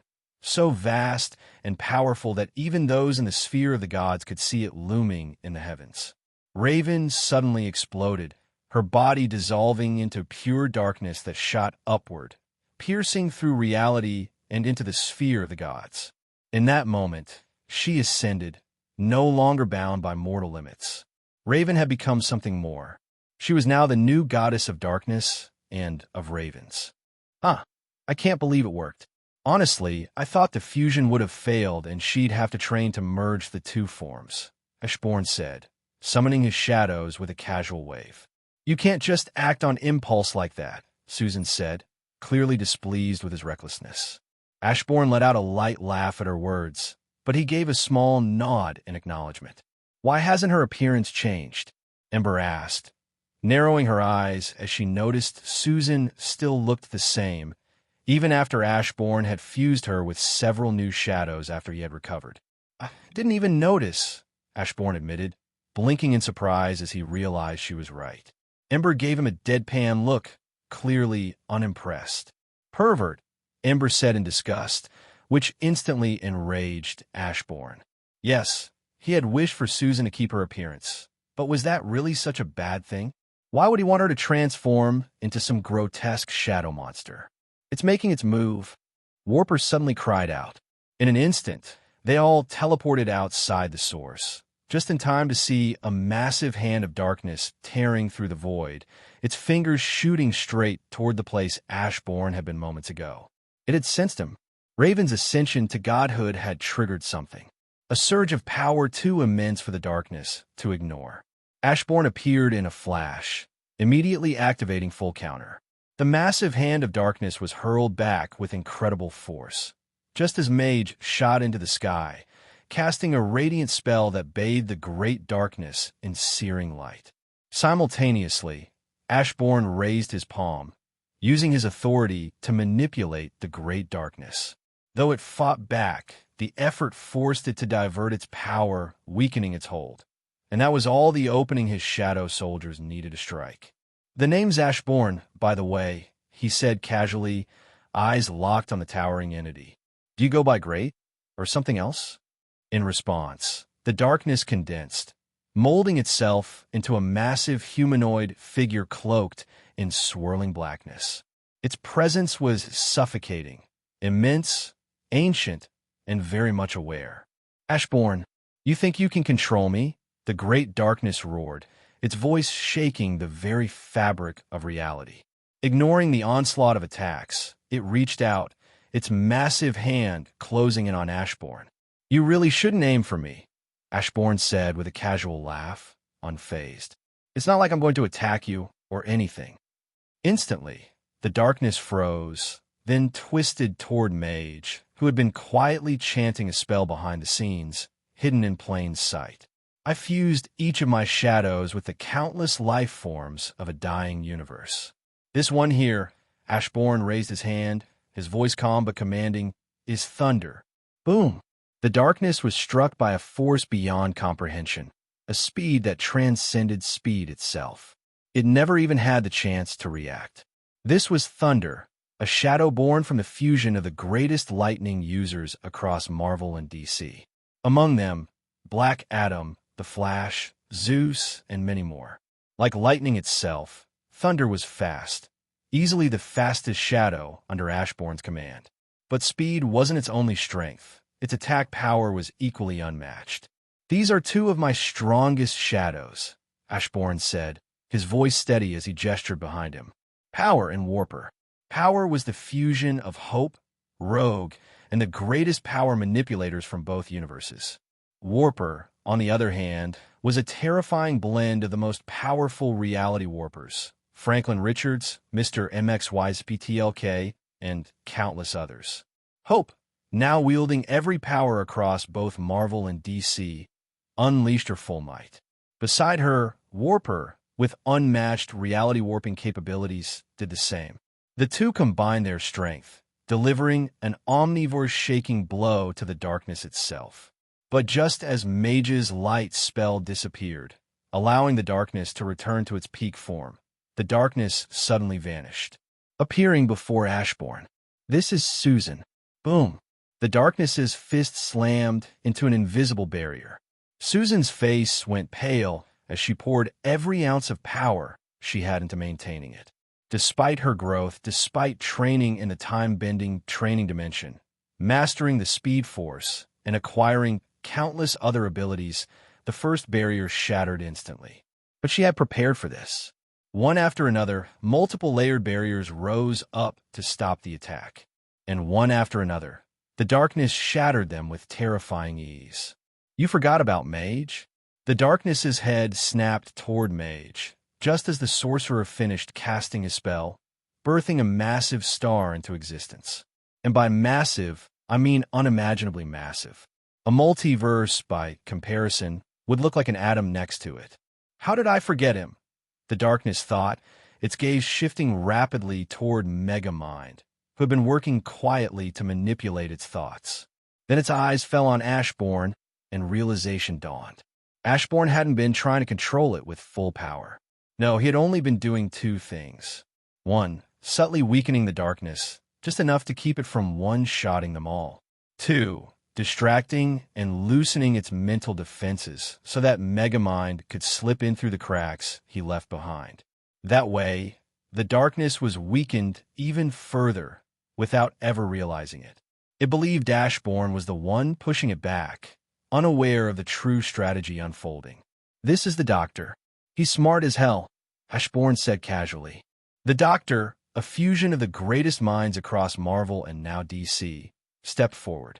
In his hands, he held a weapon powered by the source itself. He calmly took aim. "I might be far weaker than you," Ashburn said with a grin, "but I've got an army." At those words, the sun itself appeared, teleporting directly before the darkness, just as the Doctor pulled the trigger and fired the weapon. Another mistake. The darkness's pupils shrank as it realized the sun it had been trying to push back wasn't an attack. It was a sealing spell. Before it could react, the beam fired by the Doctor struck its core, activating the trap. The sun expanded, glowing with celestial power as the seal ignited, swallowing the darkness whole. This alone wouldn't have been a problem. After all, what had been fighting wasn't even its true form. But then the darkness felt it. The seal wasn't just binding the projection. It was reaching beyond space and time, anchoring to the true form of the darkness, the primordial void itself. "Ashburn, you bastard!" The great darkness roared, its true form stirring in the overvoid, the endless canvas of creation. The void itself trembled as the great darkness fully awakened, resisting the seal meant to entrap even it. This caused Ashburn's eyebrow to rise. This darkness, it might actually be stronger than Oblivion. He was confident that with all his shadows working together, along with his countless techniques, he could take on and defeat most high omniversal level beings. But this was the full might of the great darkness, and Ashburn knew he wasn't ready for a direct confrontation. "Well then," he muttered, sighing, "you forced me to use my strongest technique." He raised his hand, summoning art, Phoenix, a sea of chocolate, unmatched in quality, manifested out of nowhere and launched toward the great darkness in a surreal and overwhelming tide. The darkness looked on in disdain, moving to obliterate the absurd attack. And that's when it hit. A beam of pure flame erupted from the Omniverse itself, slamming into the darkness with unimaginable force. Shocked, the great darkness turned its gaze toward creation, and there, with eyes burning red, the Phoenix Force ignited. She shot forward like a comet of divine flame, rocketing toward the sea of chocolate Ashburn had summoned. But the great darkness misread the intent. It believed the Phoenix Force was targeting it directly and rushed to clash head-on. That miscalculation infuriated the Phoenix Force. In an instant, two high omniversal-level beings collided, flames and darkness ripping through existence itself. Fueled by overwhelming emotion, the Phoenix Force clashed evenly with the great darkness, her very soul ablaze with purpose. Meanwhile, Ashburn's shadows moved in unison, surrounding Mage. He was the strongest spellcaster among them all, born from the fusion of Doctor Strange, Dr. Fate, and countless other mystics. But Mage didn't move. He simply stood there, still and silent, patiently gathering power, waiting for the perfect moment to strike. O axis unbound by chronology. O symmetry lost before the notion of form. By the sovereign paradox of light and abyss, I command the conceptual bedrock to fracture. In the name of the eternal lattice, in the silence between genesis and cessation, let the chains that bind ideation itself descend. Chains wrought not in metal, but in lawless axioms. chains that tether titans, that suffocate the infinite, that entomb the primordial without name. Descend, O Enkidu, shackle that which defies being, collapse that which believes itself beyond end. Enkidu, chains of heaven. Mage's voice echoed through the overvoid. Magic circles bloomed across the infinite void like constellations, and from them, the chains emerged, golden, radiant, and endless. Sensing the incoming danger, the great darkness tried to flee. It couldn't. The chains surged forward, latching onto it with blinding speed. The darkness roared, shattering the first wave with ease. Yet the moment they broke, the chains reformed thicker, stronger, and faster than before. With every rupture, they regenerated mightier than before. There was no end to them. The overvoid trembled as the relentless tide of divine chains overwhelmed the great darkness. Bound by a force that grew stronger with resistance, the once unstoppable entity found itself slowly, inexorably sealed. Mage and the other shadows vanished. The cost of casting that spell had been their lives. But the outcome made one thing clear. The darkness was sealed. Not forever, only for about a year or so. Still, that brief window gave the forces of light a fighting chance to fight. Then again, the forces of darkness still had Ashbourne's armor. Ember, a little help getting back home? Ashbourne asked, knowing he wasn't yet strong enough to return to the Omniverse on his own. The Phoenix Force ignored him, shifting into her human form and leaping into the sea of chocolate, where she happily began to eat. Ashbourne sighed, resigned to wait until she was finished. He turned a glance toward the Omniverse, then froze. Standing before him was someone he hadn't expected. Ashbourne instinctively took a step back. This person, while not as powerful as the Great Darkness, was far more dangerous. It was a shocking scene. How could it not be? Kneeling before a throne stood some of the Omniverse most dangerous villains. The true form of Trigon, the Empty Hand, a twisted version of a Justice League, each member wielding both anti-crisis and crisis energy. Necron was there too, now bonded with a fragment of Ashbourne's weapon. So was the Batman who laughs. In fact, every figure present had merged with a piece of Ashbourne's armor, and seated on the throne, exuding a quiet yet overwhelming menace, was the one who possessed the largest piece of all, the chest plate. Darkseid sat upon his throne, silent and imposing.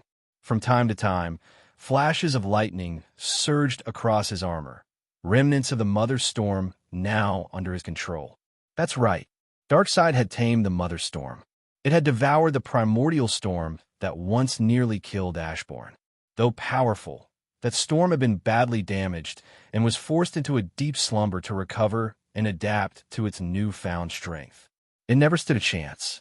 By pure fate, or perhaps dark design, the armor housing the main core of the Mother Storm had landed right at Darkseid's doorstep. And when the storm awoke to challenge him, he didn't hesitate. He fought it, and he won. On its knees, the Mother Storm submitted. They became one. Through this union, Darkseid inherited all the knowledge the Mother Storm possessed. And now, with its power fully recovered and refined under his rule, he was far more dangerous than ever before. At this point, Darkseid was stronger than he had ever been. Even his true form, achieved by absorbing all of his multiversal avatars, paled in comparison to what he had become now.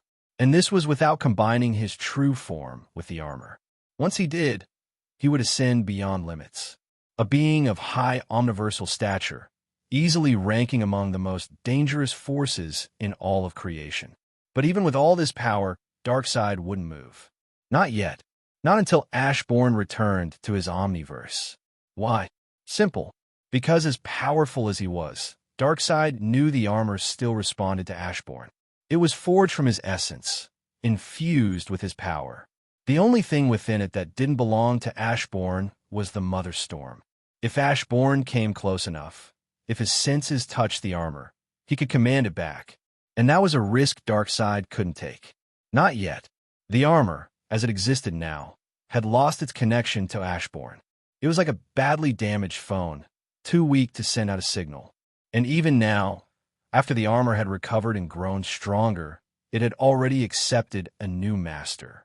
It wasn't reaching out to Ashburn anymore. If anything was going to happen, Ashburn would have to be the one to reach out, and that would only happen if Ashburn came within range. Shouldn't we act now, since Ashburn is clashing with the darkness? A dark, shadowy version of Superman asked, his eyes fixed on the sky above, where the distant battle between Ashburn and the great darkness raged on. If they acted now to overthrow the multiversal Justice League, they could have easily shifted the balance in their favor, opening the way to strike at Ashburn and finally get rid of him. Ashburn is about to leave for his Omniverse. We should wait until he's gone. The Batman who laughs said with a twisted grin. My only concern is that he might already know about our spy. Only the prime members of the Justice League knew about Ashburn's plans to leave this Omniverse. Ashburn already knows who the traitor is. The reason he hasn't acted yet is most likely because of All-Sight, Darkseid said calmly. All-Sight was a shadow born from fusion, created by combining the abilities of the Watcher, Heimdall, Miles Morales, Agamotto, and Sage. It possessed the terrifying power to see everything. Watu, the Watcher, could already view all timelines and possibilities at once. But even he had his limits. He couldn't focus on everything simultaneously. All-Sight, however, had no such weakness. Heimdall was essentially all-seeing. His only real weakness was that he couldn't focus on everything his eyes perceived. All of creation existed within his line of sight, but the sheer amount of input overwhelmed even him. He could see everything, just not process it all at once. Miles Morales, on the other hand, had his enhanced Spidey sense. When choosing which spider to fuse, Ashburn had to decide between Silk and Miles. Silk possessed a wider range, with senses so sharp she could detect threats before they happened, essentially glimpsing into the future. But Miles was different. His Spidey sense gave him near total awareness of his surroundings. He could feel when something was off in the world around him, almost like he could see through reality itself. More importantly, he had fine-tuned control over it. Unlike others, he didn't need danger to trigger it. And that was exactly what Ashburn wanted for the fusion. Next was Agamotto, and he was the most important fusion to make All-Sight truly powerful. Unlike the others, Agamotto had the brain-processing power to comprehend infinite happenings at once. This is where the weaknesses of Watu and Heimdall became clear. While they could see everything within a universe, down to the shift of a single atom, they couldn't fully process or understand it all at once. Agamotto, however, could. He could follow the trajectory of an individual's timeline, observe countless events across the multiverse, and grasp an unlimited number of occurrences in real time. That level of awareness wasn't just powerful, it was terrifying. Lastly, there was Sage. She was chosen for one reason: her unparalleled multitasking ability. Sage could allocate different partitions of her brain to separate tasks simultaneously. For example, she could replay a movie she had seen, play a game of online chess, and engage in a life-or-death battle, without letting any one task interfere with another. So, with Sage's mutant gift, Agamotto's limitless mental processing, Miles' controlled and intuitive Spidey sense, Heimdall's all-encompassing vision, and Watu's cosmic oversight, Ashburn had created All-Sight. And yes, Ashburn saw everything. Not only that, but All-Sight had grown stronger over time. Ashburn had even fused some of the best sensors from the DC universe into its framework. He had long since located all of his missing armor pieces. He simply hadn't made a move. Not while the darkness still existed. But with the darkness now sealed away, Ashburn simply had to wait for his strength and his shadows to recover. Yet from Darkseid's perspective and the others watching closely, this was the moment they had been waiting for. All of Ashburn's shadows were gone. The only real line of defense he had left was Ember. Wasn't this the perfect time to launch an all-out assault against him and the Multiversal League? It's not like Ashburn can just appear and get his armor back with but a thought. It would be a fight between them and the armor, and in Ashburn's current weakened state, they would have the upper hand. Another reason Ashburn was not making his move against them. But they would not make a move against him because he was far too calm about their existence. We should wait a little longer. Ashburn will leave soon. Then we'll have nothing standing in our way. The Batman who laughs said with a twisted grin, his laughter echoing through the chamber. The others grinned as well, all eyes turning toward Ashburn. His arrogance would be his downfall. Meanwhile, Ashburn stood face to face with Lucifer Morningstar. You want to come with me? I know you want to break free from your father's grand plan, but even then, your father is basically the same being who created the omniverse I come from, Ashburn said, his gaze steady. Lucifer shook his head. Do you know what the great darkness truly is? He asked, turning his eyes toward the sealed void in the distance. It's the darkness, the nothingness that existed before creation, Ashburn replied, frowning slightly as he too looked at the sealed darkness, confused by the question. The darkness is just his unconscious. The whole battle between the light and darkness, it's all part of his grand plan. Your arrival, you sealing it, it's all written down. Am I right? At those words, Lucifer turned to the side where a cloaked man with chains binding him appeared, holding the Book of Fate. This was Destiny of the Endless, younger brother to Death of Endless. While Death governed only death, he was with string that gave all of creation its meaning. That is true, Destiny said, his voice echoing with ancient certainty. Ashburn frowned, his eyes narrowing as he turned to Lucifer. Now he understood. Lucifer didn't just want to escape his father's shadow. He wanted to escape a fate already written. After all, what was freedom if every decision you made was already scripted in someone else's book? Well, I'll take you out on 2 conditions, Ashburn said. Lucifer nodded without hesitation. He didn't need Ashburn to say the words. He already knew what they were. I was going to ask for my armor, but this opportunity is too good to pass up, Ashburn said lightly, his mind racing with ideas on how best to use Lucifer. And what could be better than having him help comprehend death? Lucifer was one of the few beings beyond death's grasp. Yes, he could die, but he can just return. In fact, he could bend the endless to his will if he chose, perhaps even destroy them. I can retrieve my armor on my own. What I need most right now is... Ashburn paused, his eyes narrowing. Yes. How about you help me comprehend all the powers of the endless and assist me in gaining those abilities for myself? Meaning, he didn't get a finish. Lucifer silently raised his hand toward the omniverse. Fun fact about creation, it was brought into existence by Lucifer and his brother Michael. Michael held the power to create from nothing, but he couldn't give shape to his creations.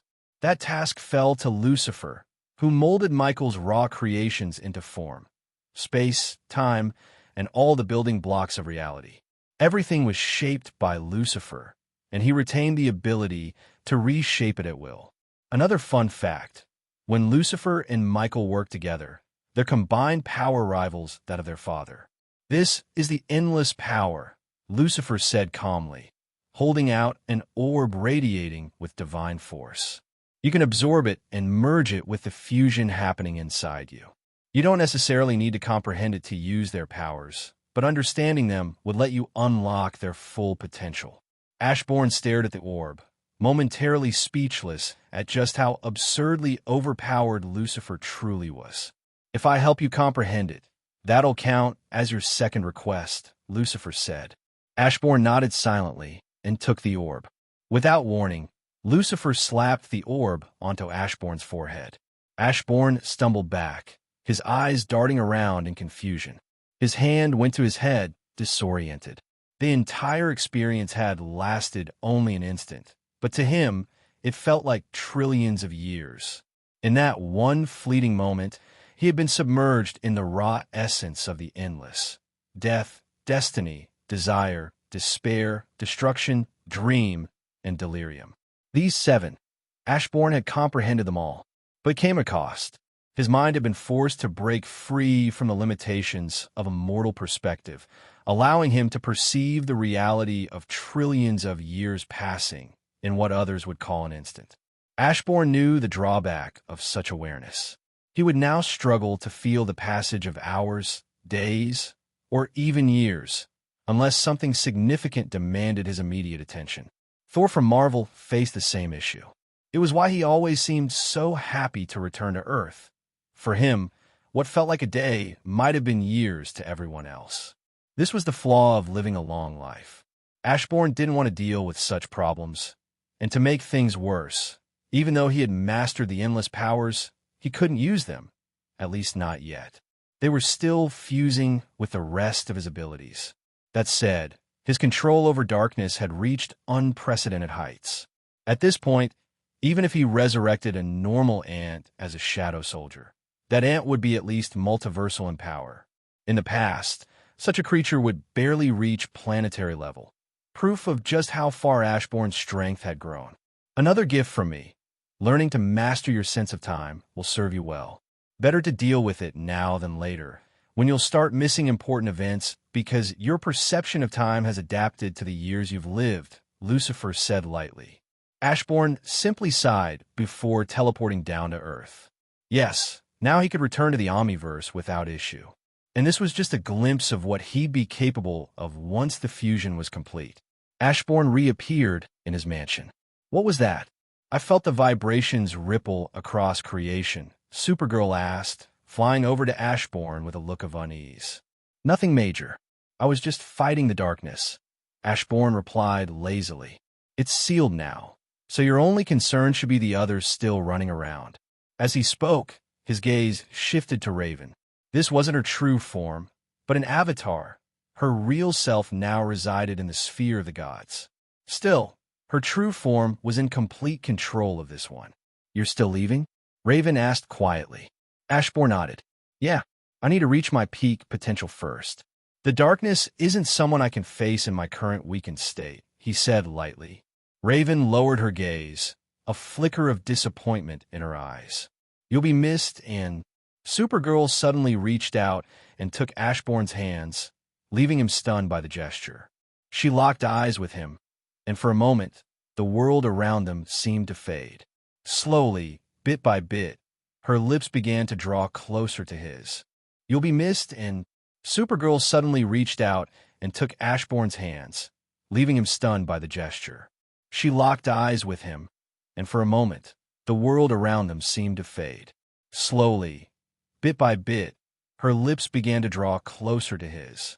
As she neared, reality itself began to distort. Such an act, it cannot be allowed. But no one noticed, not even Ashburn. Too weak, too vulnerable, he was completely defenseless. All he could do was brace himself for the kiss.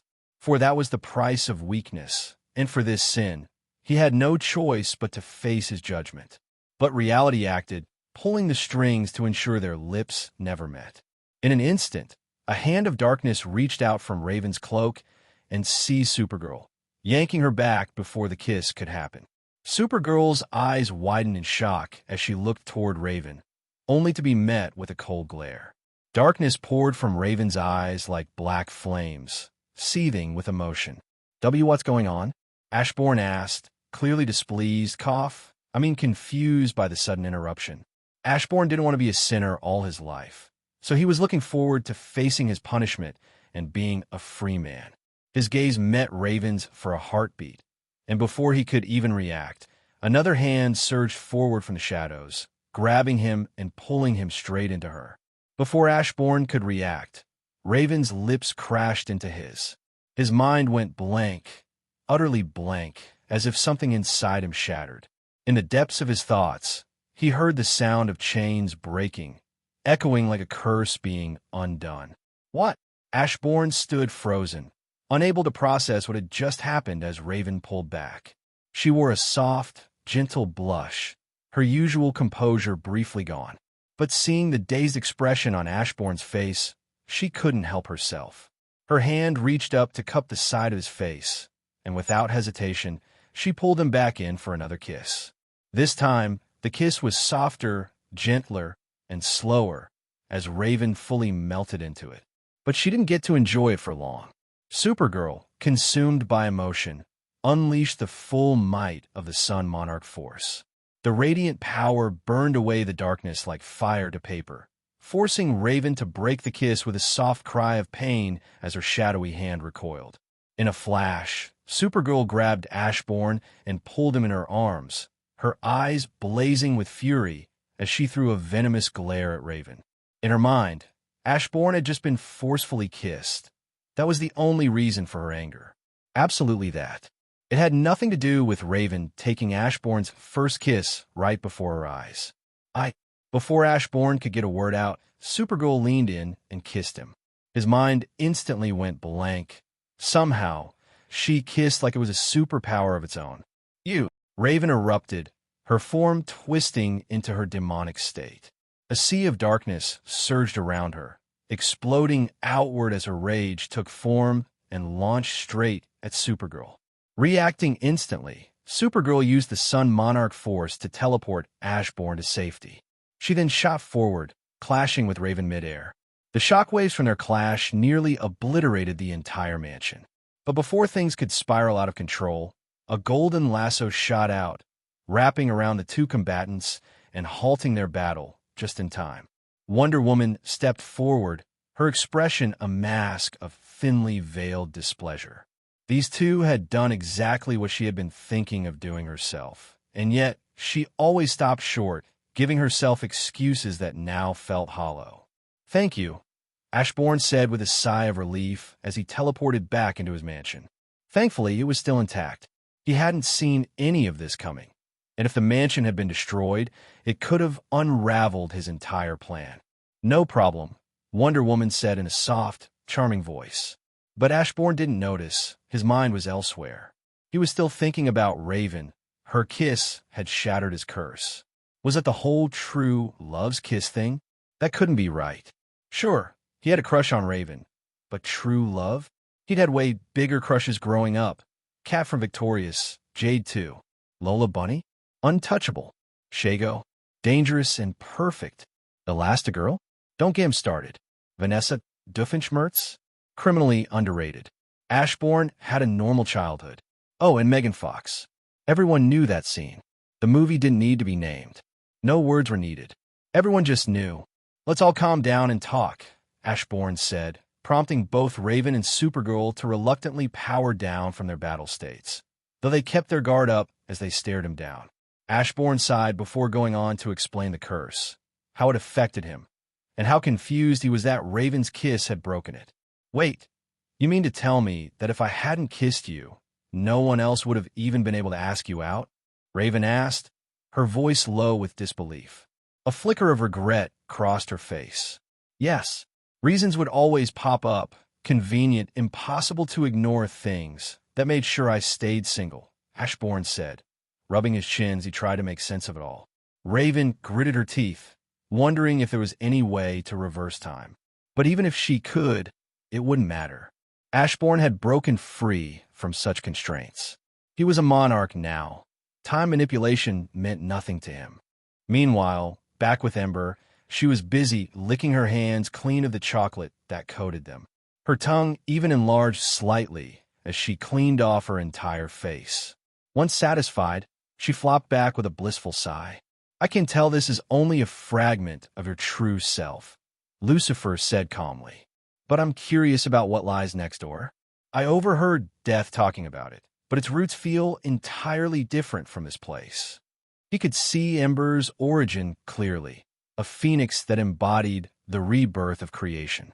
That kind of embodiment didn't exist here, not in this reality. "Who are you?" Ember asked, frowning as she finally noticed Lucifer. She had been too absorbed in the chocolate to sense him earlier. Then again, that chocolate was worth more than life itself, so she didn't regret it. "I'm Lucifer Morningstar," he said, and Ember's eyebrows rose sharply.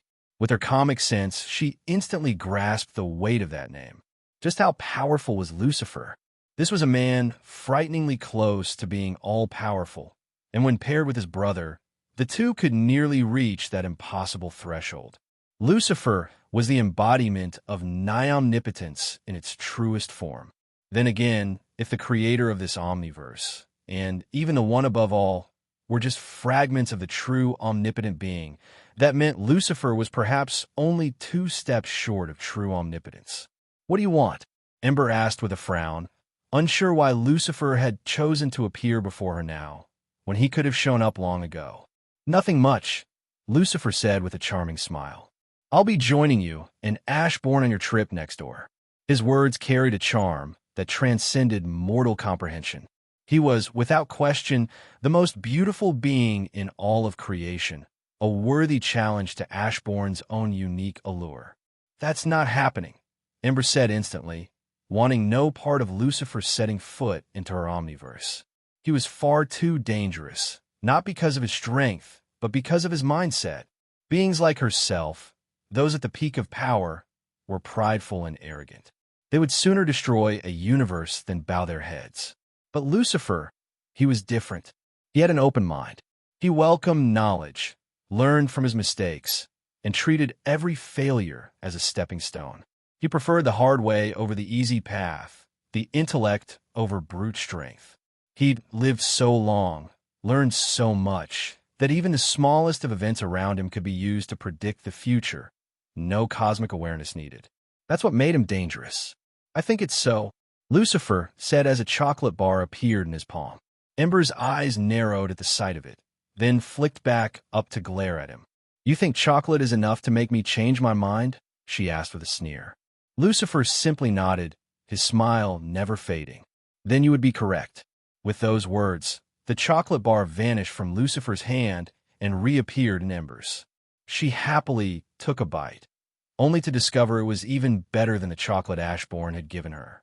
While you were here, someone managed to break Ashburn's curse with a kiss, Lucifer said casually. Ember bit her tongue in shock, blood spraying through the air, but she didn't care. Her eyes snapped toward the Omniverse, where she saw it. Ashburn, in all his perverted glory, letting girl after girl kiss him without even trying to resist. She let out a roar that turned into the cry of a phoenix. Her body burst into flames before she rocketed down toward the Omniverse, leaving Lucifer behind, who now had exactly what he wanted, phoenix blood. Ember had been right. Lucifer was far too dangerous. This was a man who, even in a weakened state, could manipulate his enemies into destroying themselves, without ever lifting a finger. His greatest power wasn't that he could reshape reality to his will. It was his mind. The way he could twist anyone, play them like a puppet, and make them dance to his tune. It was too dangerous. Ashburn. Ember burst into the mansion, only to find Ashburn locked in a kiss with Wonder Woman, his hands shamelessly roaming her body. Specifically her ass, which seemed to absorb his palms with each squeeze. But the moment Ember's voice echoed through the room, both Ashburn and Wonder Woman jolted apart in shock. They should have been alone. After Raven and Supergirl had left, only Wonder Woman and Ashburn remained behind to repair the damage to the mansion. So when someone suddenly appeared mid-repair, catching them in the act of hard work, neither of them was prepared. Rude. Don't just appear out of nowhere like that, Ashburn said casually. Anyway, Wonder Woman, your eyes are perfectly fine. There's nothing wrong with them. Ember, who had been moments away from exploding, froze mid-outburst, her expression twisting in disbelief. She wasn't some ordinary human. She could clearly tell Ashburn hadn't been examining Wonder Woman's eyes. He had been kissing her. And about your mouth, Ashburn continued. I ran the most thorough scan I could and he trailed off, unable to finish the sentence, as Ember slowly raised her palm, aiming it directly at Wonder Woman. Be gone, Ember said coldly. Wonder Woman's eyes widened just as flames erupted from Ember, flames so hot they burned through space-time itself, leaving behind absolute nothingness. She didn't even have time to react. Her shadow shifted, trying to protect her, swallowing her whole, only for Ember's flames to pierce straight through it without resistance. Ember's eyes sharpened, deadly and glowing. She turned her gaze to Ashburn, locking onto his shadow, where Wonder Woman was slowly reforming. She should have been surprised. Ashburn had clearly grown stronger, but this wasn't Ember anymore. This was the Dark Phoenix. You can join her, then, Ember said coldly. Ashburn gave her a confused look. What did he do? Why are you mad? Let's talk about this, he said helplessly. Though his voice carried a hint of concern, there was no fear or unease behind it. After all, After comprehending the power of the endless, weakness was no longer something that applied to him. You don't know why I'm mad? Ember's face darkened with rage. She opened her mouth, ready to scream at Ashburn, to make him understand exactly why she was furious. But she stopped herself. What was she even going to say? It's not like they were dating. And the fact that Ashburn's curse had been broken by someone else's kiss. Maybe that was proof they were never meant to be. Nothing, let's return home, Ember said blankly, her gaze lost in the distance. There was a unique pain in watching the man you loved choose someone you looked down on. She had always thought it would be Raven. After all, their elements matched, but to see it end with Wonder Woman? She had to admit, being with Ashburn had been fun. Their constant back and forth, the teasing, the sharp banter, it made everything feel lighter. She would miss it all, but definitely the chef's cooking. She wasn't willing to stay and watch them live out their happily ever after. So she would leave, return home, lock herself away, and wait for the time to destroy everything. Hopefully, by the time the next multiverse was born, she would have finally moved on. Why are you crying? Ashburn asked, pausing to think. It wasn't as simple as it looked. But if he looked at things from a certain perspective, say, as if he were the most handsome person in the world, then it all made perfect sense. You're jealous, Ashburn said with a firm nod. It would take some time to adjust to this whole being handsome thing, but the conclusion was clear. He was handsome. Therefore, everyone else was just jealous. Ember's face went blank as she saw the prideful look on Ashburn's face. He had been stupid for so long that finally being right about something filled him with unbearable pride. Somehow, it made all her jealousy vanish. Ashburn truly had a talent for giving her the ick. On second thought, the whole line to her face thing about not cheating. Wait, technically it wasn't cheating, but whatever, she was calling it cheating. That alone was a red flag. Add in the fact that he was as dumb as a log. Yeah, what did she ever see in this zombie-loving fool? Wonder Woman, who had just narrowly escaped death, stared at Ember and Ashburn for a long moment before gently taking Ashburn's hand.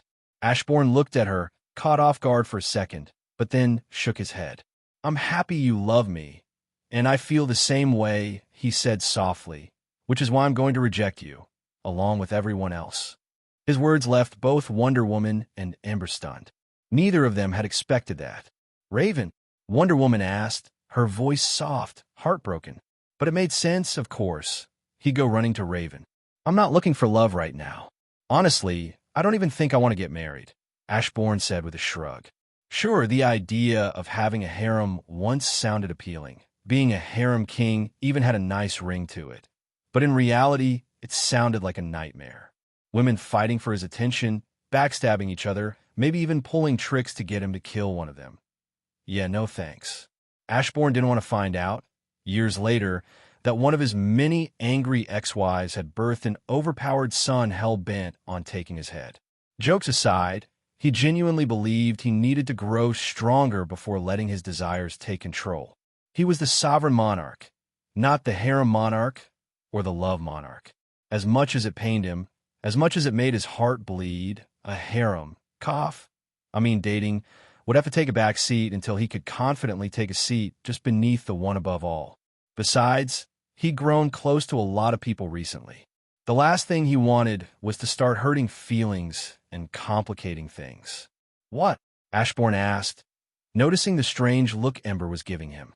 You're choosing her over your shadows? She asked in disbelief, leaving Ashburn's face to darken. Just where did she get that idea? That's rich coming from a chicken who was just crying a second ago. Ashburn shot back, making Ember's face flush red with embarrassment. I was only happy for you. I thought you were finally out of that zombie phase of your life, but I was wrong, Ember said, her tone cold. Ashburn's face darkened. Haha, funny. Sounds to me like the so-called mighty Phoenix Force was just jealous. Imagine being that old and crying over something so childish. Everything in your eyes is childish, Ashburn said with a smirk, causing Ember's expression to darken further. If I may say, Nekamimi, mind break, Ashburn instantly appeared in front of Ember, covering her mouth before she could finish. It had no tags, so I didn't know what I was getting myself into. Ashburn muttered in embarrassment, leaving Wonder Woman confused by the list Ember had started to rattle off. Ashburn, on the other hand, made a mental note to have Siri delete all traces of his future. Cough, research. He also swore never to let Ember near his phone again. He let go of Ember's mouth, only for her to immediately start talking again. Inflation, mind break. But what I find most interesting is as Ashburn covered her mouth once more, glaring at her in disbelief. Ember, unfazed, simply looked up at him with a mischievous glint in her eyes, the kind that said she wanted something. Fine, I'll give you chocolate, Ashburn said in defeat, almost on the verge of tears. They were removing tags from his research site. How was he supposed to know what he was about to watch now? But more importantly, how did Ember even know? I don't want chocolate, Ember said, calmly moving Ashburn's hands off her. Ashburn was left genuinely confused. If she didn't want chocolate, then what did she want? If she expected him to become her slave, well, they'd have to fight to the death. He'd rather die than let such sensitive information get out into the world. I want to kiss you, she said, causing both Wonder Woman and Ashburn to freeze in shock. Before Wonder Woman could step forward to intervene, Ember teleported her away. Then she turned back, locking eyes with Ashburn, waiting for his answer. Yes, Ashburn blurted out almost instantly, only to pause and quickly try to backpedal. He put on an unsure, hesitant look like he was conflicted, but in the end, as if surrendering to fate, he gave a reluctant nod. Fine, he said in a low, defeated tone, prompting Ember to snort at him before grabbing his shirt and pulling him in for a kiss. And instantly, her world went blank. She couldn't help herself, her hands wrapped around Ashburn, pulling him in deeper, as if she were trying to fuse their heads together. There was something about this kiss. It felt like being kissed by the force of destruction itself, but it wasn't just destruction. She felt dreams, death, and countless other forces woven into it. To Ember, this kiss felt magical, and as the embodiment of life, death, and rebirth, what more could she want? But why stop at a kiss? Ember moved quickly, ripping Ashburn's clothing off, only for everything to come to an abrupt halt. Before things could go any further, darkness surged up around her, trapping her in place.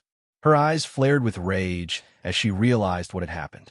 Raven, now joined in focus with Supergirl, had sealed her away. Ashburn licked his lips lightly, secretly displeased, though, on second thought. Maybe this was for the best. Maybe, right? Ashburn and I are meant to be together. He is my future husband. What do you think you're doing, you overgrown Firebird? Raven asked coldly, her eyes glowing as the image of a dark, shadowy raven began to form behind her. So it was you. Ember's body erupted into flames as she shattered the bindings, her fury igniting the space around her. A blazing phoenix formed behind her, wings spread wide, facing off against the looming shadow of Raven's darkness. I didn't like you from the moment I saw you. Ashburn is mine, Ember said with a sneer, only to shift her gaze towards Supergirl, who had remained quiet until now. Supergirl looked at both of them for a moment before calmly floating upward, her eyes glowing a fierce red. You two seem to forget. I'm the only monarch here besides Ashburn, she said with a smirk. As if to prove her point, the stars across the universe shifted, focusing their light on her. Her power surged, the cosmos itself responding to her presence. I'm a god, Raven said coldly. Within the sphere of the gods, her true form had devoured countless evil and dark dimensions, and that newfound power was beginning to show. Her avatar was growing stronger by the second. At the end of the day, you're all ants, Ember sneered, unfazed by the words of those she saw as beneath her. With a single thought, her phoenix surged forward, aiming to erase them all from existence, only for its own shadow to move first, rising up and violently clashing with the phoenix itself. Her eyes widened at the sight before turning to Ashburn, who stood frowning at everyone present. You can breathe life into shadows, Ember said in disbelief. What Ashburn had done was more than just impressive. He had taken the shadow of her attack, given it life, and used it to counter its original form. And it wasn't just limited to techniques, spells, or attacks. She was certain that Ashburn could take her very own shadow and have it rise to fight her. In other words, Ashburn was powerful so long as his enemy cast a shadow. As long as there was one, he could use it to fight them. Of course, there was a simple counter. Just ensure your body gave off enough light to erase your own shadow. / I'm not dating anyone. I shall remain girlfriendless. Is that even a word? Anyway, stop fighting over something so pointless, especially when I'm leaving tomorrow, Ashburn said calmly. His words left Raven and Supergirl stunned. Meanwhile, Ember narrowed her eyes at him. What she wanted to be hers. After all, she was the Phoenix Force. Who dared to defy her? Can I come? This is only an avatar. I have countless others, Raven said after a moment of silence. Ashburn shrugged. Sure, I don't care. What? Supergirl's eyes widened, staring at Ashburn in disbelief. That wasn't fair. Just become a god or something, Ashburn said casually. I don't really care who comes. I just need to make sure I don't come back to find this world destroyed. How do I become a god? She asked, unsure how Raven had even ascended, despite having witnessed it herself. Ashburn looked at Supergirl for a moment before speaking. Take a sun into my training dimension and enter the sun's core. You'll feel it when the time comes to become the goddess of the sun. You might clash with Apollo over it, but you've got the upper hand, being, a monarch of the sun, Ashburn said with a shrug. He was about to say more, but noticed Supergirl had already vanished. He sighed. She was using that ridiculous speed again, speed that defied all reason. Anyway, he turned his attention to Wonder Woman, who had just arrived. It had taken her a while. She had to locate Earth from some random point in the universe. And after flying across half the cosmos, she finally made it back. What happened? Wonder Woman asked, confused by the strange atmosphere, especially when her eyes landed on Raven. Raven was smiling, and that was a terrifying sight. I'm going with Ashburn to his world, Raven said, causing Wonder Woman's eyes to widen. How is that fair? Without another word, she quickly flew off, determined to become a god as soon as possible. And so, 2 new gods were born. The first, the goddess of the sun. The second, the goddess of war, heroes, warriors, courage, and more.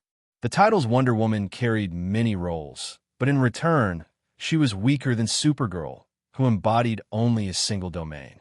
Wonder Woman was strong and arguably the most important figure on the side of light. Just because she wasn't the strongest didn't mean she wasn't the most dangerous, especially now. After all, with the goddess of war fighting alongside you, the advantage was yours. And with her divine authority, granting her knowledge of every form of combat, past, present, and future, across the multiverse and even the sphere of the gods, her mastery of battle made her unmatched in pure skill. What's with that look? Ashburn asked as he prepared to open a portal, noticing Ember's displeased expression aimed at Raven and the others. Ember hesitated for a long second before finally speaking, albeit reluctantly. I was just thinking about how useful they'd be as heralds, the heralds of the Shadow Sovereign, Ember said lightly. Supergirl might not be limited to just the sun, and Raven's overall potential could increase to rival your own. As for Wonder Woman, I'm not sure, but I imagine she could become something just as powerful. Maybe even another monarch, like you once were. She didn't want to give Ashburn the idea, but she wanted him to be strong, so she said it, albeit reluctantly. Oh, that, Ashburn replied. I've been considering it ever since I defeated Galactus. I just never found anyone I trusted enough with my power. And right now, I can't turn anyone into my herald. His gaze shifted toward Raven, Supergirl, and Wonder Woman, each of them staring back at him with expectant eyes. I'll limit the number of heralds I take to 7, Ashburn said with a smile. And one of them has to be Thor. Thor had always been his favorite comic book character. It started with the MCU version. He felt sorry for him, watching him lose everything bit by bit, even his hammer. That sympathy led him to dive into the comics, where he truly became invested. To Ashburn, Thor felt like the real main character of the Marvel Universe. He had the ultimate bloodline, An insanely overpowered future set before him. And unlike many others, Thor rarely, if ever, acted foolishly for the sake of plot convenience. Bruce Banner? That guy always had to do something stupid just to make sure he and the Hulk couldn't get along. Honestly, it felt like every smart comic book character was cursed to make idiotic choices. Stark was supposed to be this ultimate genius, and yet the guy gave his home address to his enemies, then acted surprised when they showed up to attack. Ashburn might not be the smartest person in the room, but even he wouldn't do something that dumb. And Spider-Man? He wasn't the main character of Marvel. He was their punching bag. The poor Spider was destined for misery, whether it was finding out his girlfriend cheated on him with the Green Goblin and had kids, or being forced to deal with Paul Rabin, Marvel's most beloved character. Spider-Man didn't need enemies. The one above all was all the enemies Spider-Man needed. The guy even had the audacity to show up and give Spider-Man a pep talk which made everything okay. If Ashburn ever woke up as Spider-Man, he'd probably just kill himself on the spot. Why Thor? Ember instantly tensed, going on full alert the moment she heard the name. Oh, right. I forgot. He's like your son or something, Ashburn said casually, noticing her reaction. I breathed life into the boy. He's no different from my own son, Ember said, her tone firm. Ashburn rolled his eyes. What a beautiful bond. Almost makes me forget how many times you two try to kill each other. Want to explain that part? Or the time he knocked you out? Ashburn burst into laughter, and Raven sighed. She had only been in Ashburn's mansion for a day, but it was already clear these two loved to fight. Ha ha, very funny. Where are your parents? Ember shot back, cutting Ashburn's laughter short. Wow, looks like someone evolved from worm-eating to nose-eating. Why are you so nosy about my business? Ashburn replied, leaving Ember speechless. Only Ashburn could string together such ridiculous words and make them land. Why do you care about my family matters? She snapped angrily. Thor is my future herald, Ashburn snorted. Ember sneered, but held her tongue for a moment before finally speaking. I'll only allow that once Thor reaches his full potential. I made a deal with Gaia, and I intend to see it through, Ember said, causing Ashburn to recall something. Something about Zeus being the prototype for Thor, or something like that. Gaia birthed Thor with a purpose. Maybe it was to fight the outer gods? No, it was the elder gods. Sure, I don't care. Let's go. Ashburn called out to Lucifer, then turned to the side where Lucifer now stood, as if he'd been there the whole time. Oddly enough, Ashburn hadn't sensed Lucifer's arrival. He only noticed the appearance of a new shadow. He looked at Lucifer's shadow. Although he could try to control it, the shadow refused to obey, something Ashburn had never experienced before. All shadows answered to him. He was their sovereign. He never had to command them. They would act on their own to protect him, even without his consent. Yet here was a shadow that acknowledged someone else's authority over his. Is everything all right?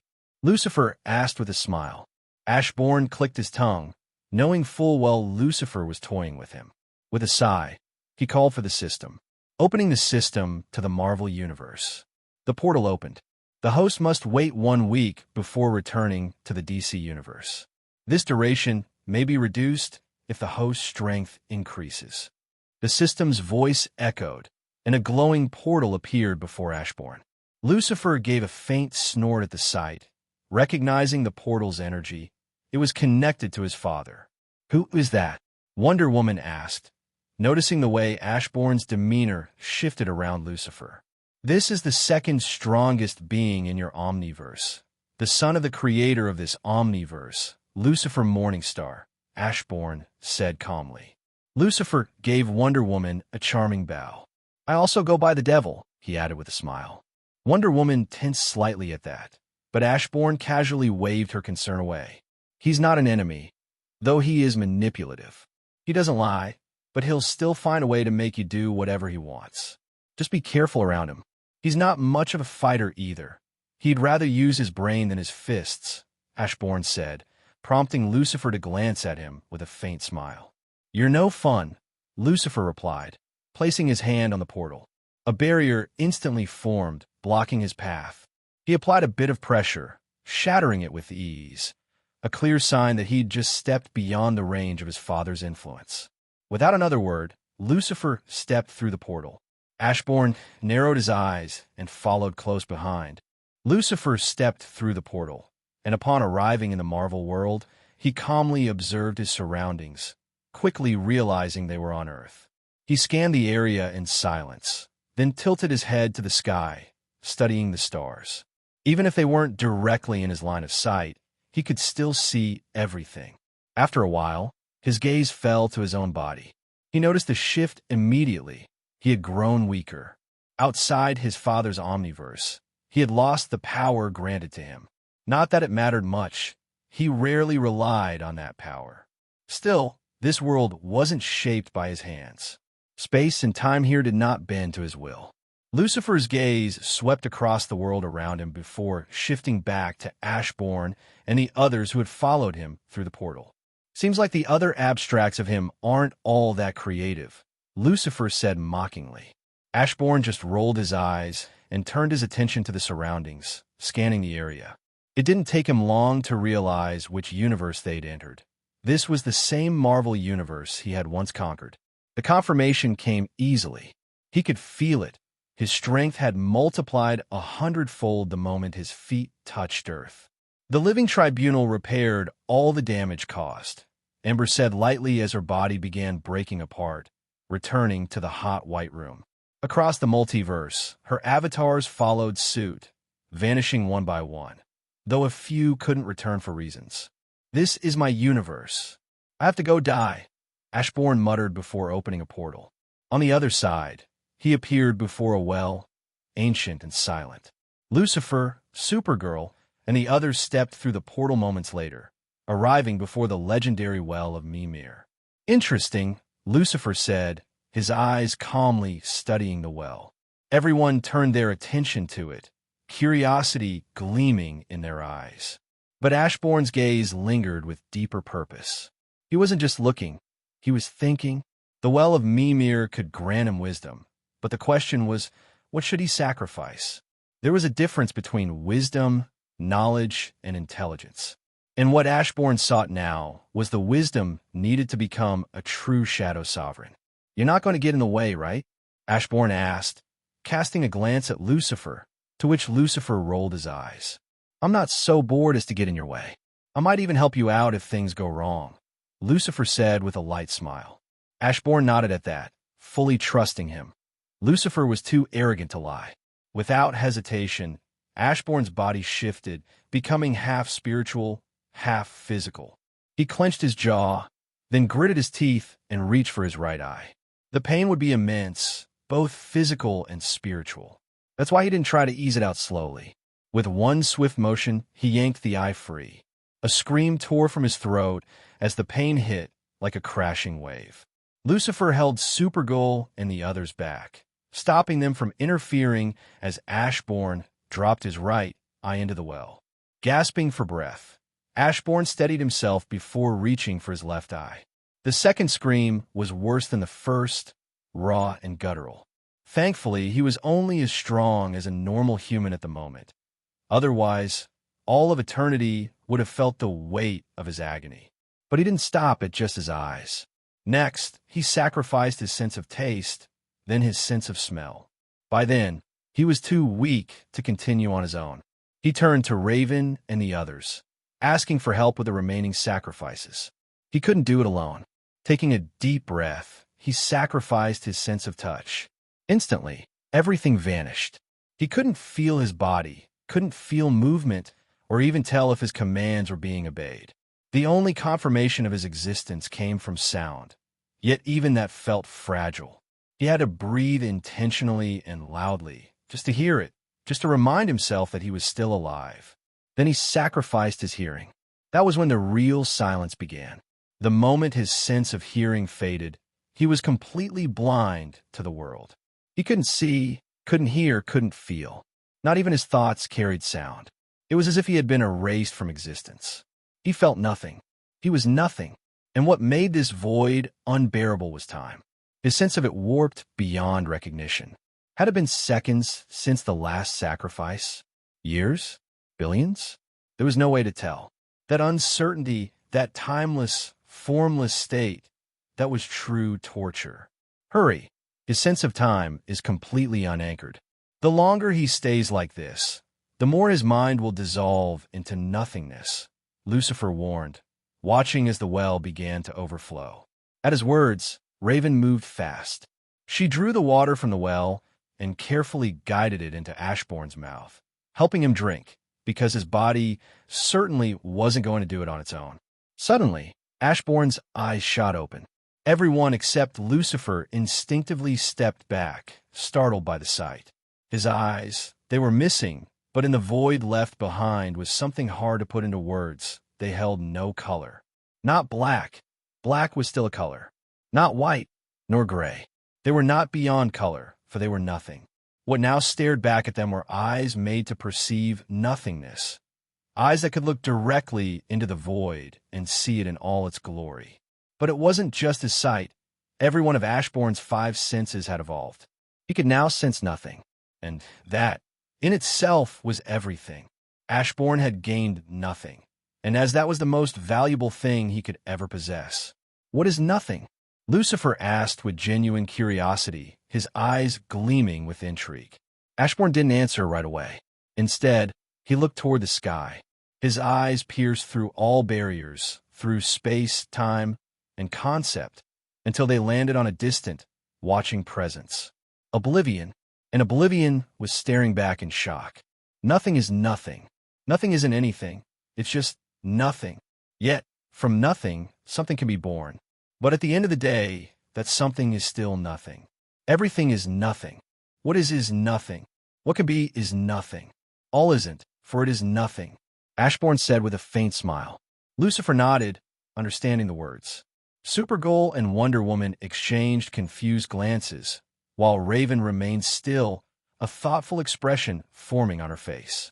Without another word, Ashbourne summoned darkness and floated into the sky, ascending toward the branches of Yggdrasil. From nothing, he forged a rope, one made not of matter, but of concept. He tied it to the root of the world tree, then made himself completely mortal. And then, he hanged himself. He didn't just die. He offered himself, a sacrifice not of body, but of being, because death didn't exist in this universe. Ashbourne's death was unique. He didn't pass on. He became nothing. His body vanished. His soul was erased. All that remained was his will, drifting, conscious, and alone within nothing, also known as oblivion. You dare to come, Oblivion laughed, its voice like crumbling galaxies as it took the form of a vast, coiling serpent. It swallowed Ashbourne's will whole, trapping him within its boundless emptiness, allowing no escape. But Ashbourne didn't resist. He didn't struggle. He was busy, his will gaining the power of the runes etched into the very fabric of oblivion. Were the runes? The runes are not just magic. They're the keys to knowledge beyond comprehension. They grant their wielder access to understanding that would otherwise remain eternally out of reach.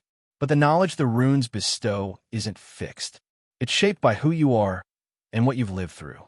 When Odin mastered the runes, he became all-knowing in the ways of the gods.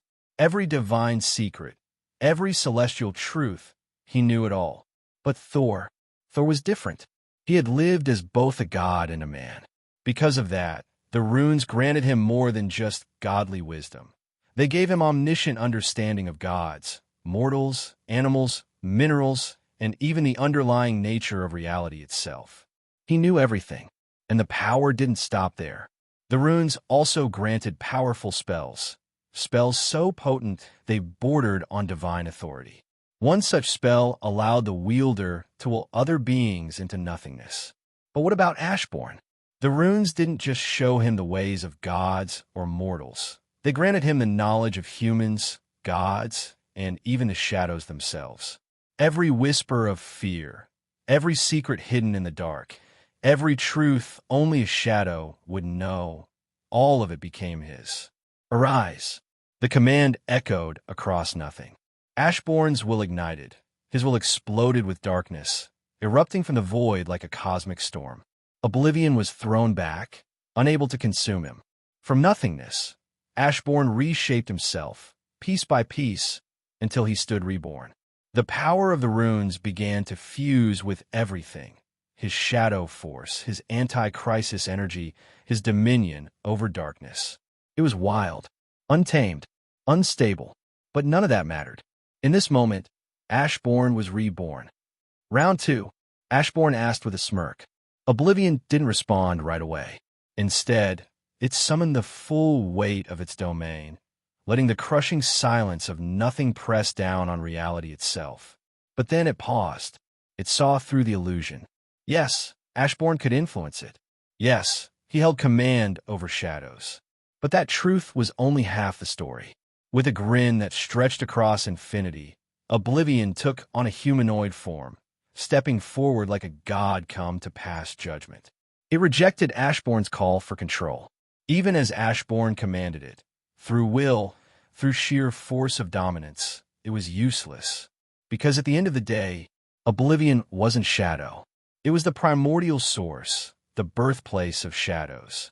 Light and darkness may have clashed to birth the first shade, but Oblivion was the silent void that cradled both before time even dared to crawl. And now, the fact that it once feared Ashburn, that truth enraged it more than anything.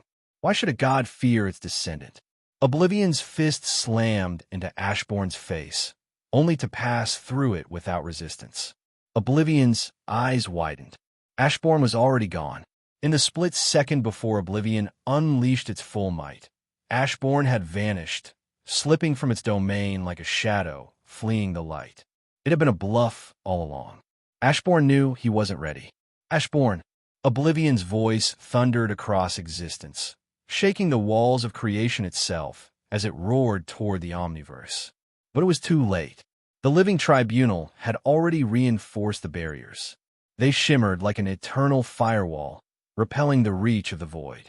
Oblivion snarled, trapped for now, but it knew the truth. If Ashburn were left unchecked, he would rise.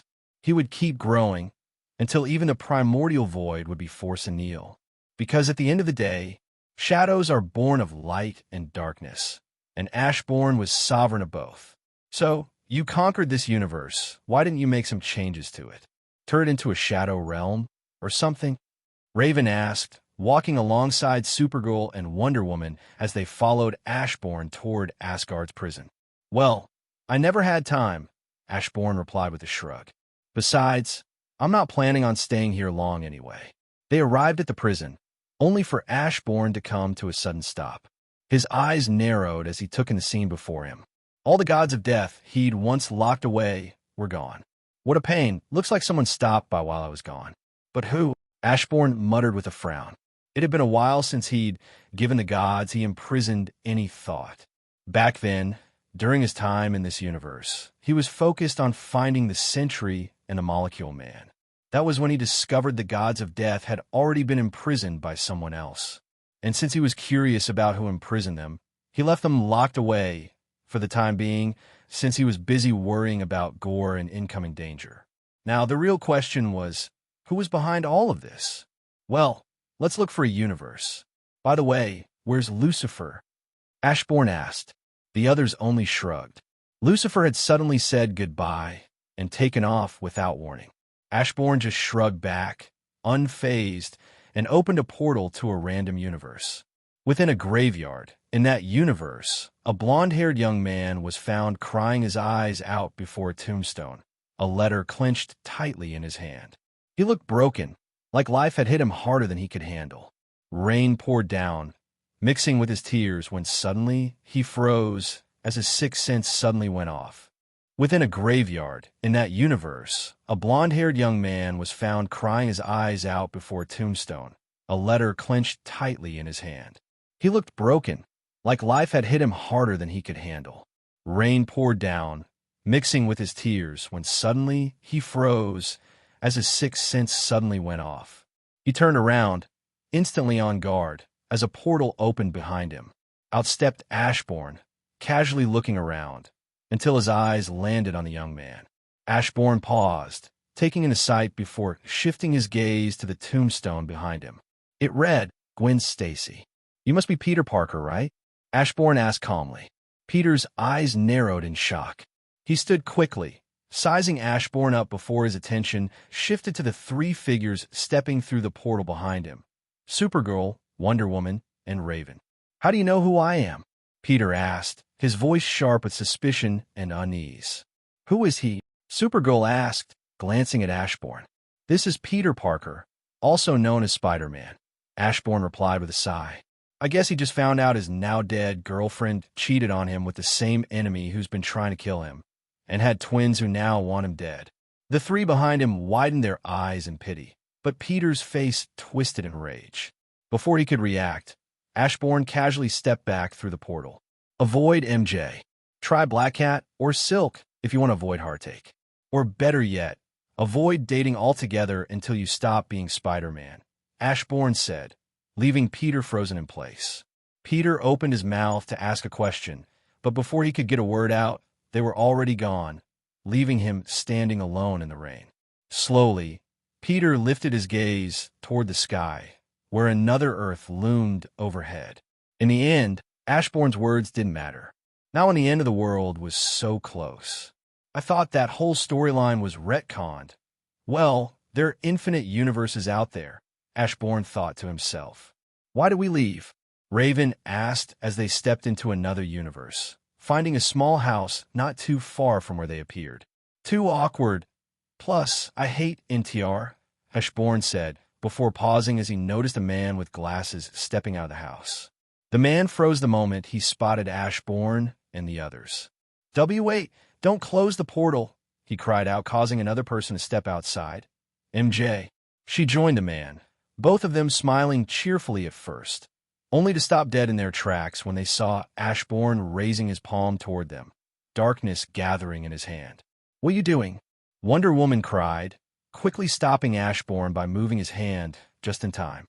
The beam of darkness he unleashed missed its original target, instead obliterating a mountain in the distance. "What?" Ashburn said with a shrug. "You know that girl is Peter Parker's girlfriend, right?" he added, causing Wonder Woman's eyes to widen in realization as she pieced together what Ashburn was hinting at. Ashburn's attention then shifted upward, his expression turning serious as he noticed something far more concerning. The skies above, where entire universes were beginning to crash into each other. "I was wondering why it was so easy to travel through the multiverse," Ashburn said with a slight frown. He recalled how, in the comics, the forces behind this event were extremely powerful. "What's happening?" Supergirl asked, tension creeping into her voice. "Something about universes crashing into each other and wiping each other out," Ashburn replied lazily, shrugging it off. "If I play my cards right, I won't even have to lift a finger against whoever took the deities of death. This multiverse is far vaster than our own, even beyond the God sphere. I don't understand how something can be so endless," Wonder Woman said quietly. "Yeah, unlike your omniverse multiverse, every passing moment here pretty much births an infinite number of universes," Ashburn said with a lazy yawn. "Each universe contains an infinite number of variants of 3D spectrum, followed by an infinite dimensional spectrum, something no mind in mankind could ever truly comprehend. I think they call it transfinite or something. Then there's stuff like subspace, which exists between every universe and higher dimensions layered within," Ashburn said casually while opening a portal to another universe, this time not at random. "The multiverse is basically an omniverse. There's just so much going on that it's honestly annoying. Please save us," MJ cried out, her children stepping outside, looking at Ashburn's group with unease. "We should help them," Wonder Woman said, unwilling to abandon them. But Ashburn ignored her, stepping into the portal without a second glance, followed closely by Raven and Supergirl, who also avoided getting involved. Left with no other choice, Wonder Woman sighed heavily before stepping into the portal as well, for at the end of the day, she had chosen Ashburn over them. Supergirl floated in the sky, looking down at the empty streets of New York. It was a strange and eerie sight, but it made sense. With the end of the multiverse so near, who would care about going to work? One only had to look up at the sky and see another Earth about to crash into this one to see how useless everything was. It's called an incursion, by the way. Ashburn said casually, turning his attention towards Stark Tower. Let's go speak with someone. Why isn't there another universe about to crash into yours? Wonder Woman asked. Her words made Ashburn stop in his tracks, realizing something he hadn't noticed until now. Indeed, his universe had no other timelines, realities, or anything else on a collision course with it. Looks like my universe is free from all the chaos, at least until someone decides to target it. I guess it went through a few changes after I conquered it, Ashburn said with a smile. Without another word, he used darkness to open a portal, a new plan forming in his mind. Stepping through, he appeared inside a grand castle, where Dr. Doom sat across from Namor, who was deep in conversation. They have saved countless universes, Namor said with a weary look, his voice heavy, but they've grown to love the slaughter. They started torturing members of the X-Men and others from different realities, getting a sick thrill from passing judgment on entire worlds. They're already beginning to sense my hesitation. I need your help. I think not, Doom replied without a hint of hesitation, his tone final. Namor stared at him in shock, clearly not expecting such a blunt refusal. You could have come to me first. You should have come to me first, Doom said coldly, his voice like a blade drawn across stone. I can't forgive your initial dalliances with Richards and the others. Their nature is not conducive to true practicality. But after that, you still chose to throw in your lot with the rest of your superhuman brethren, and now you regret it. Doom leaned forward slightly, his gaze sharp enough to cut through Namor's pride. And so you dragged the rotting carcass of your failure to my door. Doom finished, his words colder than the deepest abyss. Namor stood frozen, unable to speak for a moment, but both he and Doom suddenly turned, freezing as someone else casually took a seat at the long table. Everyone makes mistakes, but that's not my place to judge, Ashburn said with a friendly smile as he casually took a seat at the long table. I'm Ashburn. A pleasure to meet the mainstream Dr. Doom and Namor. He spoke easily, completely ignoring the fact that Doom had already risen to his feet, magic crackling around his hands as he prepared for battle. Calm down, Ashburn said lazily, his tone almost playful. I'm not here to pick a fight. I just have a few questions. In return, you get the favor of me not bothering you, unless you choose to bother me first. His relaxed, unbothered attitude only further enraged Doom, but Doom didn't move. He wasn't foolish. The three women standing behind Ashburn radiated overwhelming strength, and Ashburn himself gave off an air of absolute confidence, the kind that couldn't be faked. Add to that the fact they had all appeared inside his fortress without triggering a single alarm, and Doom knew better than to act rashly, at least for now. Who are you?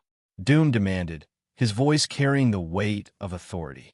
Like I said, I'm Ashburn, Ashburn replied casually, resting his arms on the table. But if you're asking about my status... He paused, a relaxed smile playing at his lips. Well, I'm not exactly a household name. Not yet, anyway. But to paint you a clearer picture, I'm the future sovereign of Oblivion. Of course, I haven't taken my throne yet, still a bit weak for that. But that's hardly important right now. The casual way he said it only made it hit harder. Both Doom and Namor stiffened, their eyes widening slightly at the revelation. I have a universe under my rule, Ashburn said casually, locking eyes with Doom. I was wondering if, by chance, during your time-traveling adventures, you happened to stop by there. Doom's expression shifted, a flicker of shock flashing across his face, the idea of a universe free from everything. But he didn't show his shock or thoughts. Instead, his voice dropped dangerously low. You dare to question me? Doom growled. Ashburn just sighed, clearly unimpressed by the theatrics. So arrogant, Ashburn said lightly, brushing off Doom's glare. Just answer the question, a simple yes or no. It might be one of two universes, one overrun by zombies or one nearly devoid of life, with only a handful of people left on Earth. Doom's silence spoke volumes, but Ashburn only chuckled. If this were a cultivation world, I'd love to see what your Tao heart looks like. But clearly, you weren't the one responsible. Ashburn turned, stretching lazily. And since he didn't answer my question, that deal's off. His gaze shifted to Namor. As for you, You need help. I don't mind picking up a follower. With that, Ashburn rose from his seat, ready to leave. Don't mock me. Namor snapped, his anger flaring instantly. Ashburn just sighed, feeling helpless caught between the two. Wait, Wonder Woman spoke up, confusion flashing in her eyes. Aren't we here to help this multiverse? To stop the incursions? Ashburn gave her a side glance, almost pitying her helpfulness. Clearly, there was no saving this multiverse. Even if she, Supergirl, and Raven combined all their power to support it, it would be completely pointless. You're too heroic, Ashburn said, clearly annoyed with Wonder Woman's endless need to help anyone in need. His words made Wonder Woman's shoulders sag. She couldn't help it. Being a hero was who she was at the core. Also, there's no stopping the incursion. Last I checked, not even the Infinity Stones could prevent it.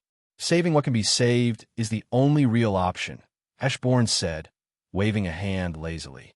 I've got better things to do than deal with. With that, Ashburn opened a portal back to his universe and casually stepped through, leaving behind an enraged Dr. Doom, who could only watch in silence, seething.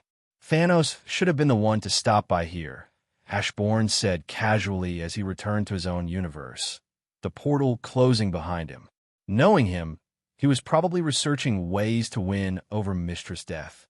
As they walked, Ashburn began explaining everything to the three women following him. This was the rough map of what had happened to this zombie universe.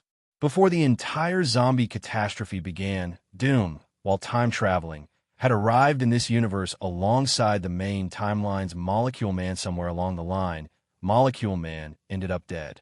Whether Doom personally killed him or someone else did was unclear, but the result was the same. The Molecule Man was essentially a bomb, placed within every universe by the Beyonders. Doom had been traveling across universes alongside the main timeline's Molecule Man to deal with this threat. By killing off each Molecule Man, it was they who unknowingly set off the chain reaction that caused the universes to start colliding into each other. After the death of the Molecule Man in this universe, sometime later, someone appeared and captured the deities of death. As for the zombie virus, there's no clear origin. In one comic, it was said that the Sentry brought the virus into this world. In another, it began through entirely different means. Ashburn had his own theory. Someone had been experimenting with the gods, and that experiment had ultimately led to the birth of the zombie world. It would explain why the gods were locked away and why they were later taken. He suspected Thanos was behind it, though he wasn't sure whether it was the main timeline Thanos or another version. But in the end, Ashburn realized it didn't matter anymore. Within a few hours, the collapse of the multiverse would reach its final stage. All he had to do now was ensure that no one found a way into his universe. Since you all want to do some good, go across the multiverse and save as many people as you can, Ashburn said, waving them off. Just make sure you don't bring back multiple versions of the same person. The three looked uneasy, clearly struggling with the idea of abandoning collapsing worlds, but Ashburn didn't share their guilt. To him, it was simple. If everything that happened was ultimately scripted by the one above all, then why should he get in the way? Besides, wasn't the whole Secret Wars event meant to reset the multiverse anyway? Interfering would be pointless and exhausting. Meanwhile, Ashburn had his own agenda. He wasn't about to waste this perfect opportunity. Opening a portal, he stepped through and appeared in the vast emptiness, a void where a universe once stood, destroyed long ago by Thanos. Arise, Ashburn commanded, his voice echoing across the emptiness. At once, the destroyed universe exploded back into existence. Only this time, it wasn't the same. It had been reborn as a shadow universe. Everything reconstructed in darkness. Every life that had ever existed here, from the age of Gaia to the present, was restored. Ashburn floated in the void, calmly watching as timelines, parallel realities, and dimensions began to bloom from the reborn universe, all forged from Shadow. I only need one universe, Ashburn said lightly, sensing how every passing instant birthed infinite Shadow timelines, parallel worlds, and new realities all in this one universe, all anchored to their sovereign. Wait, I can fuse universes together. So why not gather as many as I can? Ashburn smirked at the thought, his shadow rippling outward. With a wave of his hand, he created countless clones of himself, each one vanishing into the multiverse. One by one, the clones began to resurrect every universe that had ever died, worlds long lost to time, wiped out in ancient wars, or devoured by cosmic catastrophes. And there were many, so many that it would be enough to recreate eternity several times over. After all, every universe was a single cell within the cosmic being known as eternity. How many cells had eternity lost over the eons? How many multiverses have been erased, forgotten, or consumed? The number was vast, so vast that they could recreate eternity countless times over. You asked how such a thing was possible. Understand this. A mere human, fragile and fleeting, would shed enough of himself in a century to rebuild his body 1,000,000,000 times over. What then of eternity? The boundless titan who cradled infinite worlds within his breast. Each moment, countless universes flickered and died, nameless and unmourned, falling like sparks into the void. It was the nature of all things. Loss was inevitable. Death was inevitable. Until he came. Until Ashburn spoke. Fuse. The word was not a sound. It was a command woven into the roots of existence. And reality obeyed. Every fragment of every dead universe, every forgotten timeline, every shattered dream of existence gathered into Ashburn's endless shadow. There, hidden from the gaze of gods and abstracts alike, the dead were called to rise. The abstracts themselves, the living principles of reality, were bound in this resurrection. Eternity fused with every splinter of itself across infinity.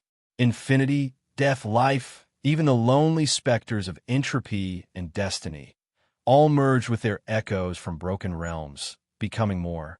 Mistress Death, the silent keeper of ends, fused with all her fallen shadows, becoming something vaster than the mistress who once presided over the omniverse itself. And so it went. Gods reforged, worlds reborn, a new omniverse woven inside the folds of Ashburn's darkness. No cosmic scream heralded it. No watcher dared record it. It was too vast, too sacred, a new cradle of existence, unseen by all, except by its sovereign. Ashburn had not merely conquered a world or a multiverse. He had become the womb and tomb of creation itself. Returning to his universe, Ashburn immediately sensed how Supergirl and the others had already begun filling it with life. To truly anchor this reborn world, however, they had needed a death from another universe to claim this place as her home, along with the gods of death, or risk a flood of zombies overtaking it once again. Sitting lazily upon the throne of Asgard, Ashburn let his gaze sweep across the empty halls. His voice, carried by the powers of shadow itself, echoed outward, weaving through reality and dragging those hidden in the dark into the light. I'm curious, why none of you ever came to speak with me?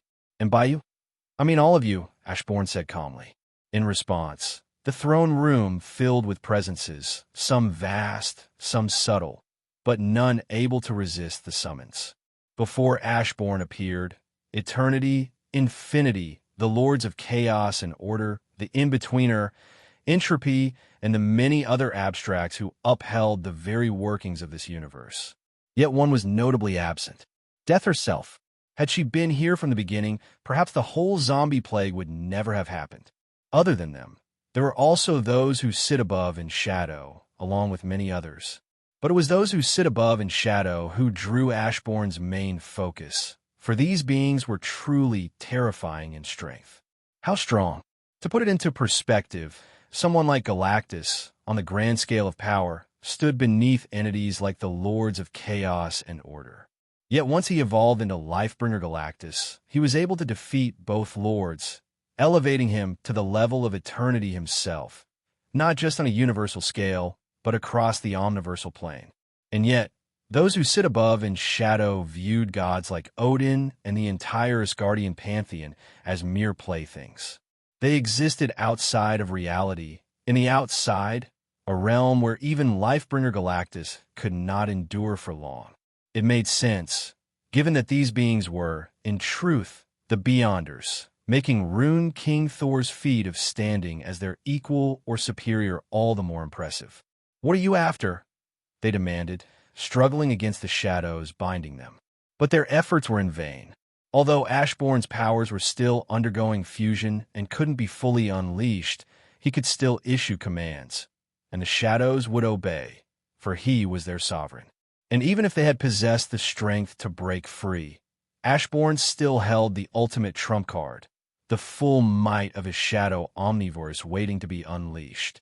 "I don't like outside influences meddling with my domain. So tell me, are we allies?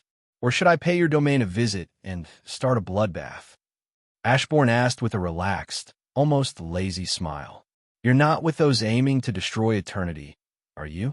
Why would we destroy our own source of power?" One of them, seemingly their leader, replied. To that, Ashbourne simply nodded in understanding. He knew exactly what they were: parasites feeding off Asgard itself. The realm of Asgard existed in an endless cycle of death and rebirth, and those who sit above in shadow thrived on the energy released by Ragnarok, ensuring the cycle continued just so they could keep feeding. They were not born as Beyonders. They were created by the stories of the Asgardians, myths that eventually became reality. "Eternity," said calmly. Ashbourne glanced at him for a moment before releasing him from the shadow, binding the abstracts. "Is that true?" Ashbourne asked, his expression curious. Though clearly unwilling, the five nodded in confirmation. "So long as the Asgardians exist, we shall exist," their leader explained. "That is why we try to convince the other Beyonders to abandon their plans. We are not their allies. We were born here. Our fate is bound to eternity itself." Ashbourne fell silent, thinking deeply about their words. Why do the Beyonders want to destroy the Omniverse? And what exactly are the Beyonders in the first place? Ashbourne asked.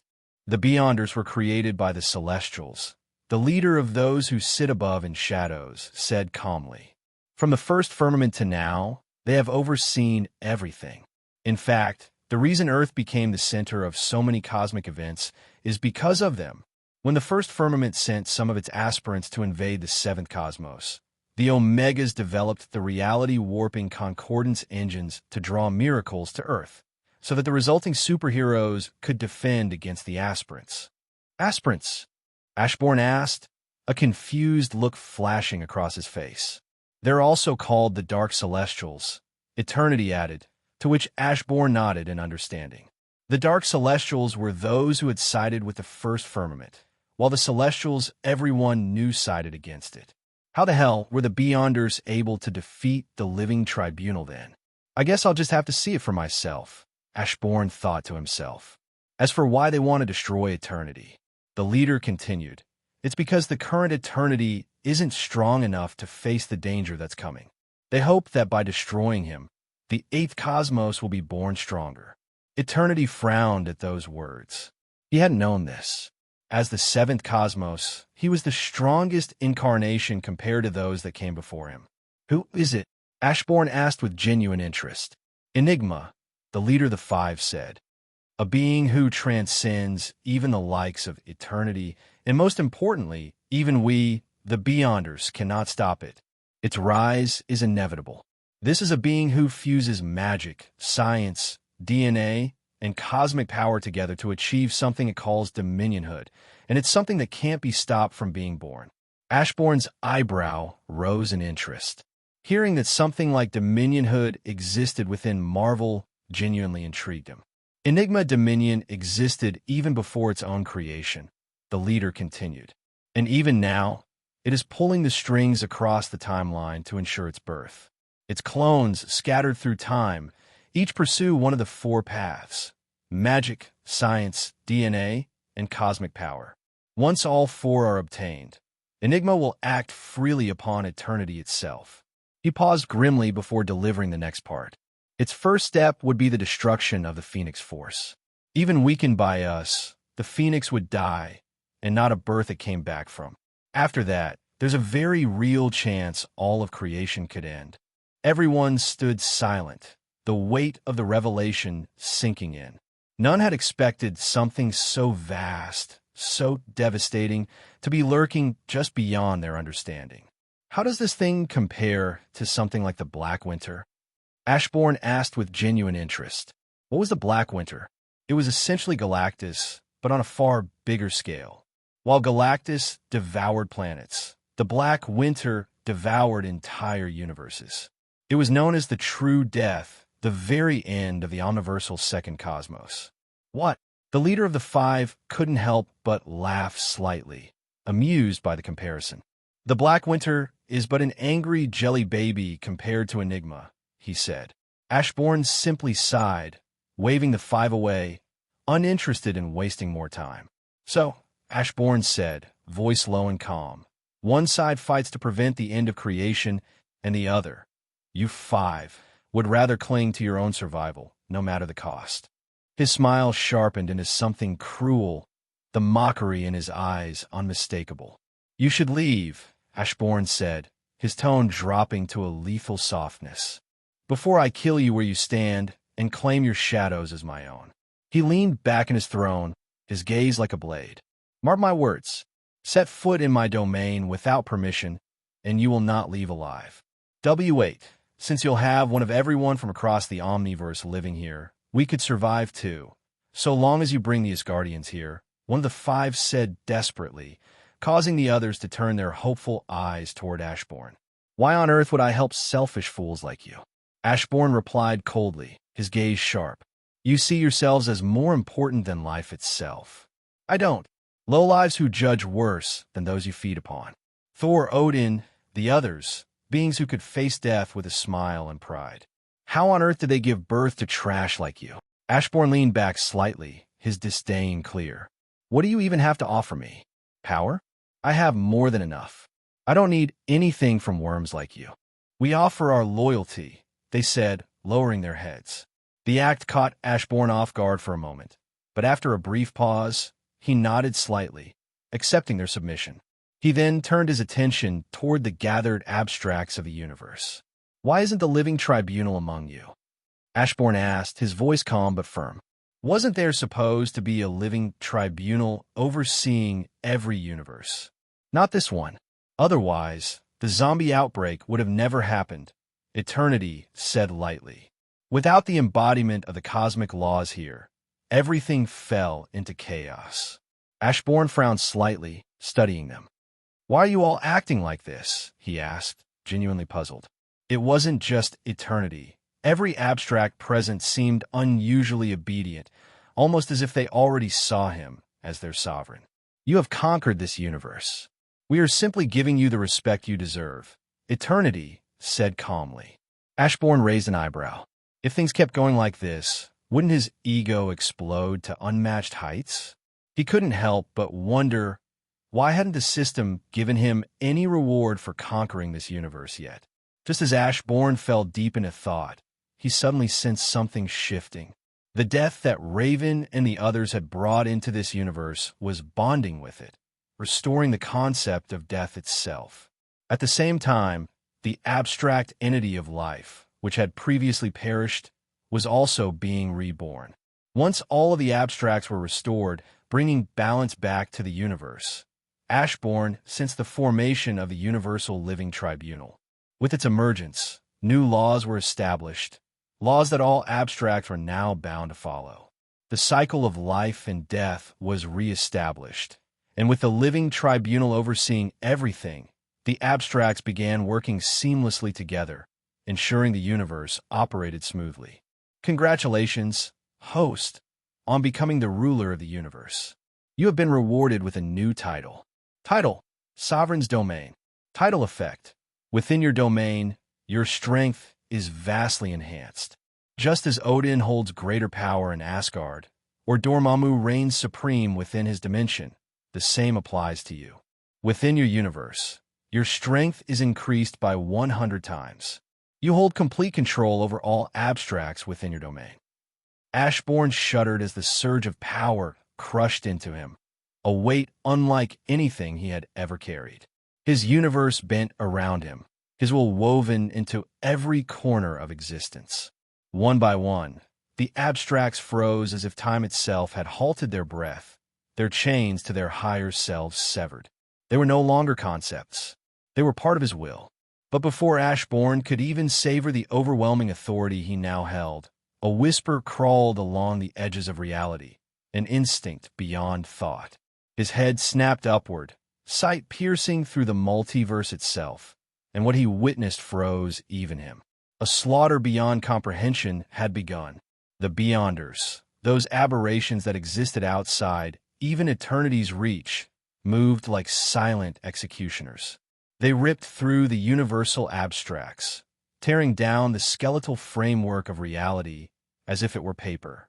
Each strike erased not only a being, but the very laws that being represented. Gravity, light, time, life, death, gutted and consumed. Whole multiverses trembled and collapsed under the Beyonders' advance, the omniverse bleeding from 1,000 wounds invisible to mortal minds. The living tribunal rose, not with the might of law reborn, but with the hollow weight of duty clinging to a broken frame.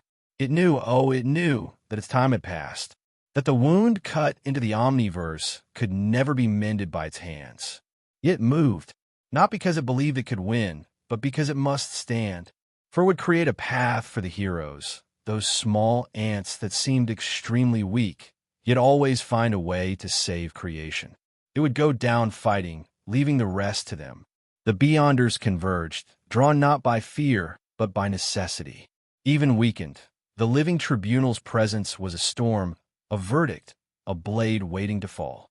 The tribunal did not expect victory. It did not expect survival. It was only expected to fulfill its final obligation, to stand against madness, even when standing meant nothing at all. And so it did.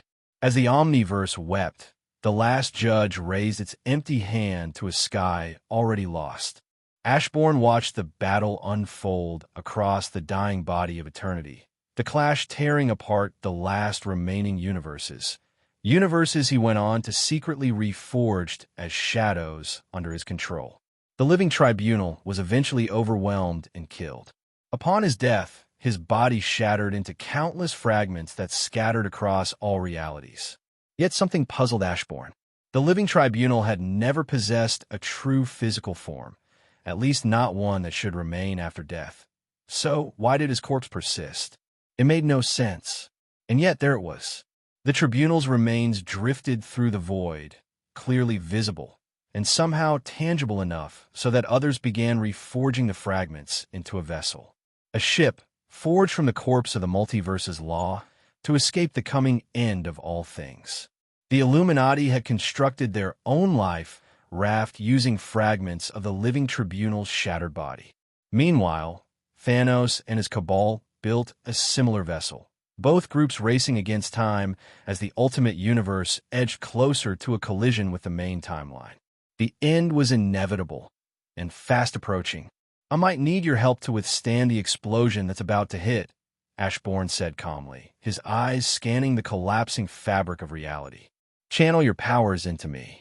He could sense Doom's plan taking shape, one that involved triggering a chain reaction through countless molecule men, turning them into a bomb powerful enough to kill the Beyonders. At Ashburn's call, Supergirl, Raven, and Wonder Woman appear beside him. A sharp glance was all it took for those who sit above in the shadows to follow, silently channeling their vast power into him without protest. "You should explore the Sun Monarch force more," Ashburn said, turning to Supergirl. "It holds massive potential, especially for someone of your race. Kryptonians truly were extraordinary.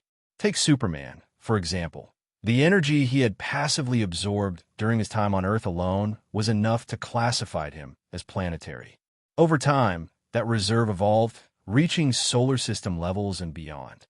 But the true extent of Kryptonian power revealed itself when the sun dipped, somehow giving Superman such an absurd boost that he managed to defeat the World Forger.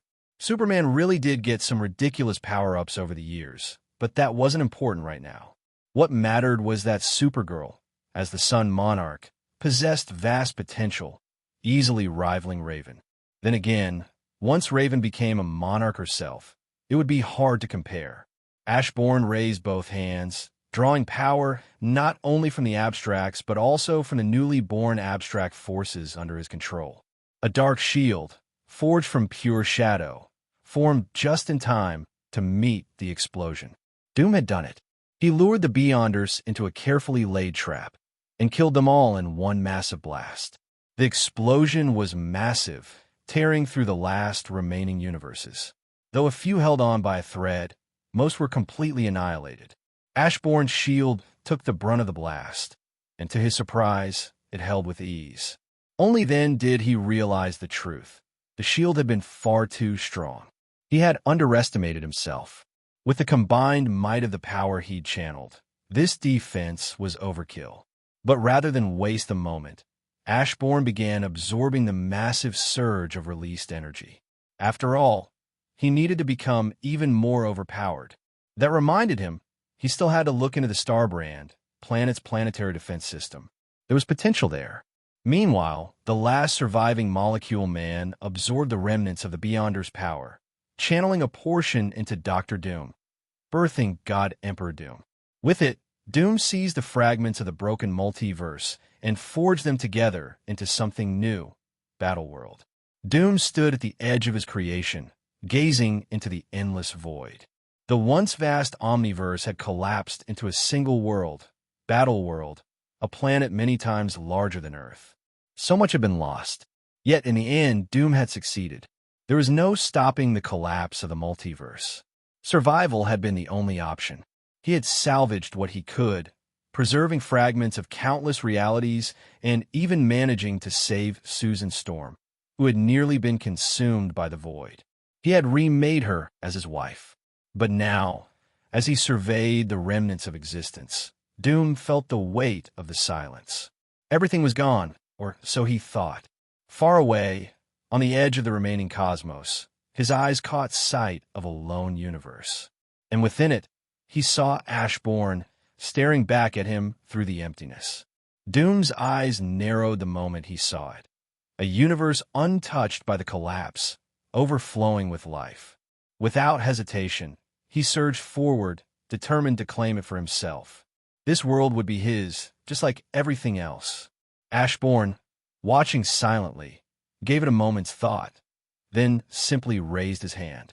In that instant, a figure emerged from the darkness, Shadow Doom, a powerful Doom from one of the countless universes which had been destroyed and now brought back as a shadow solider stronger than ever before. Boom! The impact of their clash shattered the heavens. The void trembled as the two Dooms collided, one forged from shadow, the other from stolen godhood. God Emperor Doom reeled in surprise.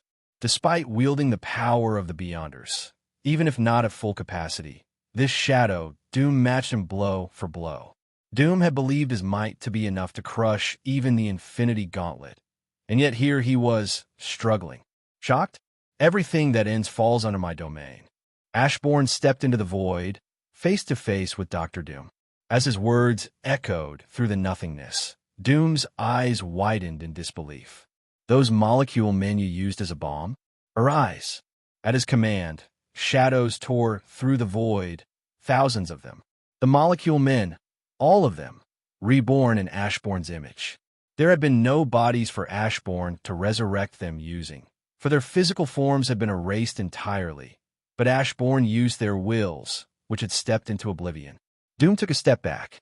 This shouldn't have been possible. But Ashburn no longer needed form or substance. In the DC world, his power had already touched artificial beings. Even machines had risen at his word. And now, his reach extended beyond flesh, beyond soul, to thought, to will, to the very concept of existence. To Ashburn, something and nothing were one and the same, merely tools at his disposal. The Beyonders? Arise. Ashburn spoke calmly, yet the void itself trembled. From the darkness, the once unstoppable Beyonders, those who had brought an omniverse to its knees, rose again, now as shadows, loyal only to him. Eternity, the living tribunal, all who just perished, arise. In that moment, the omniverse itself began to rebuild, not as it was, but as something new. Shadows of infinite realities, universes long since erased, histories lost to collapse, surged to life behind Ashburn, each merging with its counterparts. Every universe fused, layer upon layer, timeline upon timeline. And with them, so did every soul, every concept, and every version of every being that had ever lived. There weren't many versions of Doom. There were uncountably infinite, and now they fused as one. The Shadow Doom that had been fighting the God Emperor didn't merely grow stronger. It merged with every other Doom across the Omniverse. From sorcerer kings to mad scientists, from tyrants to saviors, their essence became one. And Doom watched in disbelief as a single figure stepped forward, forged from the countless versions of himself and every counterpart that existed in creation's endless sprawl. Before you could put up a fight, go ahead, try now. Ashburn's voice echoed with confidence as Shadow Doom, the fused embodiment of every Doom across the Omniverse, floated silently before God Emperor Doom. Doom didn't move. He couldn't. The being before him now wielded such absurd power, it could probably kill the Molecule Man with a fart. And that same Molecule Man had been the one to grant Doom a portion of his omnipotence. Ashburn's smirk widened. Once I reach my peak, they'll grow even stronger. If you want to kill me, this is your only shot. Doom remained still, not because he feared Ashburn, though any sane man would, but because deep down he knew fighting would be pointless. For now, the shadows didn't contain anything Ashburn gained from the DC realm, since those powers weren't in his possession at the time. But the shadows who had held those powers when they were first raised, those that had sacrificed themselves to seal away the great darkness, were quickly reforming in the background. Doom said nothing. He simply turned and walked away. He would not stand there and be mocked. If death came, then so be it. If not, Ashburn would do well to prepare for the wrath of Doom. Ashburn didn't speak, didn't taunt him further. He just watched silently as Doom vanished into the void. And then, without ceremony, Ashburn returned to his universe. There, he set to work, constructing something greater than even he had dared before. A personal omniverse, one of light and the other of shadow. This was to be his legacy, a new omniversal eternity. One where every end, every collapse, every forgotten reality across existence would be swallowed by his shadows, and from that nothingness, rise again as his own. But that was the dark path of things. Ashburn pushed deeper into the outside. For those who don't remember, the outside refers to realms completely beyond the multiverse, beyond even eternity's reach. And with eternity now dead, nearly everything could be considered outside. But Ashburn didn't stop there. He moved even further, toward the edge where the far shore met the true outside, a place where reality no longer held meaning, and even death had no dominion. "I've come, Oblivion," Ashburn called out, his voice booming across the formless expanse. "This is round 2, and I expect my second-in-command to be here when we go to war." Stepping into the far shore, Ashburn was met by an army, twisted dark monsters, each one born from Oblivion's essence, and leading them, the Chaos King, the embodiment of nothingness given form. Beside him stood the first, second, third, fifth, and sixth cosmos, primordial beings that existed before time itself, long thought to be lost. Countless others gathered there too, forgotten beings who never reached the afterlife, not because they failed, but because the afterlife itself refused them. So they wandered until they found this place. You arrogant piece of filth. Do you truly believe your newfound army is enough to face me? Oblivion's voice echoed coldly, spreading like a disease through the void. The abyss stirred, revealing just how many lives had found themselves here, too many to count, forgotten by time, cast from all creation. But did Ashburn care? Not in the slightest. "Show him why I'm the Shadow Sovereign," Ashburn said with a calm, almost amused smile. And with that command, chaos erupted. From the shadows, an overwhelming flood of soldiers burst forth, clashing against Oblivion's monstrous horde. Screams, steel, and shadow filled the endless dark. Leading the charge, Wonder Woman, cloaked in shadow-etched armor, rode atop a black dragon wreathed in fire. With a roar, she dove into the fray, blade in hand, slicing through Oblivion's beasts like they were made of mist.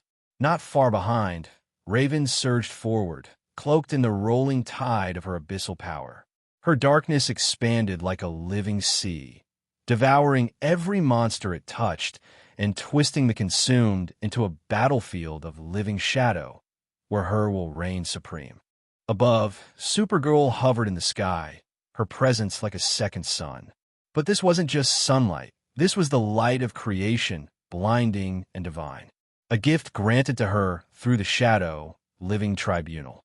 She radiated with such intensity that the void-born creatures shrieked in agony.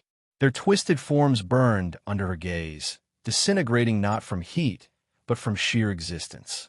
Wonder Woman unleashed her divinity, the full might of a goddess of war.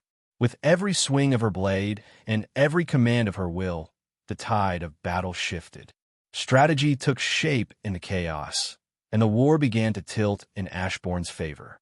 Infinite upon infinite, layers beyond mortal comprehension, clashed in a battlefield so vast it filled the entirety of the void. Endless legions of shadow soldiers met an equal flood of monstrosities, dark celestials, ancient horrors, and countless abominations from the deepest corners of Oblivion's domain. One must understand. The past cosmos still lived within the Oblivion domain, remnants of realities long lost. And now, those past incarnations of creation, regardless of former alliances or grudges, stood united under Oblivion's banner to protect their home. Enemies or not, they would not allow Ashburn to claim the void without a war. You're all so small, Shadow Eternity, now reborn as the Shadow Cosmos, said mockingly, his presence eclipsing all who stood before him. He towered above the remnants of the past multiverses, a being forged from everything that once was and everything that had ended, allowing this new eternity to be an omniverse far bigger than its past self. You came from me. The first multiverse roared in fury. You think you're greater than your source. With that, the first multiverse unleashed its might, sending forth dark celestials in a devastating charge toward Shadow Cosmos. In response, Shadow Cosmos raised a single hand. From the darkness, a tidal wave of shadow celestials erupted, answering the challenge with unrelenting force. Each one a fusion of death, memory, and shadow divinity. They surged forward, clashing with the Dark Titans in a storm of cosmic fury. There was a forgotten truth etched deep within eternity when he still lived, a fact known only to the highest of cosmic beings. The celestials that roamed the multiverse were never whole. Each one was merely a fragment, a shard of their true selves, scattered across eternity like seeds in an infinite field. They had splintered themselves willingly, spreading their essence through the fabric of creation to uphold balance, to observe, and sometimes to judge. Why did this matter now? Because even in their fragmented forms, the Celestials were considered omniversal beings, capable of shaking the foundation of countless realities. And if that was the power of just a piece, then their true selves, now rising in defense of Oblivion's domain, held the power to shatter the first multiverse, something they succeeded in doing once before, even as the Dark Celestials tried to stop them. These Dark Celestials weren't just powerful. They stood far above beings like the Beyonders. While the Beyonders had to strategically kill off fragments of eternity, his cells, which are called universes, to weaken him and the other abstracts, the Dark Celestials had no need for such tactics. They didn't need to weaken anyone. Even a single Dark Celestial stood on equal footing with the true forms of the abstracts. And they didn't just outnumber the abstracts. They wielded knowledge that transcended eternity itself, a terrifying truth few could even comprehend. The only reason the Beyonders managed to kill them was because the Celestials had no time to return to their true selves. Yet, even these fearsome giants paled before the Shadow Celestials. Not because Ashburn had fused them with their counterparts. If that were the case, they would have simply returned to their original forms. No, by raising them as shadows, Ashburn reshaped their essence. In doing so, they were reborn stronger than they had ever been. Stronger than the Celestials they once were. Stronger than the Dark Celestials, who once matched them. The first Cosmos could only watch in horror as his faithful Dark Celestials were slaughtered, one after another. Just one Shadow Celestial was enough to take on 5 Dark Celestials at once, and win. The battlefield tipped dangerously in Ashburn's favor. But this was still Oblivion's domain, and here Ashburn realized something crucial. These Dark Celestials, though destroyed, had not vanished. As they fell within Oblivion's domain, it allowed him to raise them again, this time as Void Soldiers. Reborn with the power of the Void itself, they returned stronger than ever and now stood on equal footing with the Shadow Celestials they once fought against. Was that all? Of course not. Ashburn's forces weren't just made up of Celestials. Marching beside them was the towering force of true form Shadow Galactus. Who was that, you ask? Galactus never had a so-called true form until now. This was Galactus fused with all of his counterparts across the Omniverse, reshaped and reborn through the Shadow. This Galactus was a force beyond comprehension. He wielded the strength of 100 normal Celestials, allowing him to slaughter the Void Dark Celestials with terrifying ease. Even when facing the mightiest among them, Galactus held his own, possessing the raw power to rival 20 Void Dark Celestials at once. That's not taking into account that the Void Dark Celestials were weakened thanks to Supergirl's son. How is such strength possible? Simple. Unlike the Celestials, whom Ashburn couldn't fuse with their counterparts to have them grow stronger past their true forms, Galactus was different. Across the infinite multiverse, countless versions of Galactus had existed. When Ashburn called them all together through Shadow, they fused, not into a mere Shadow Soldier, but into something else entirely. The sheer volume of fusion, spanning realities, timelines, and cosmic histories, birthed a being with few, if any, equals in creation. The Shadow Sovereign, Ashburn, stood at the heart of war, his banners raised high in the endless void, his forces drawn from the bones of fallen cosmos and forgotten gods. Around him surged a legion of power, Beyonders, molecule men, and countless beings of might beyond measure. They stood not as mortals, but as titans carved from will, might, and shadows. Yet despite such strength, they were outnumbered. The forces of Oblivion, twisted remnants of ancient chaos, poured forth in infinite waves, an army that spanned realities, led by gods cast aside by death itself. But the tide did not favor them. No, Ashburn's side was winning. Why? Though Oblivion, too, could raise the fallen, resurrecting his dead, reforging them from darkness and despair, it was not enough. For every soul he reclaimed, Ashburn's army tore down 5 more. The void bled shadows, and still it was not enough to stem the advance. And what of Ashburn's soldiers? They did not die. They were shadows no longer bound by flesh, no longer tethered to the old laws of magic or mana. In Ashburn's hands, even nothing became something. MP, that ancient measure of power, was irrelevant now. 0 became infinity, and from infinity came unbreakable will. Ashburn's Shadow Legion, though wounded, stood undaunted. Their bodies broke, but only for a breath. HP restored in an instant. Their forms regenerated before dust could settle. Those struck down in a single, cataclysmic blow did not fall for long.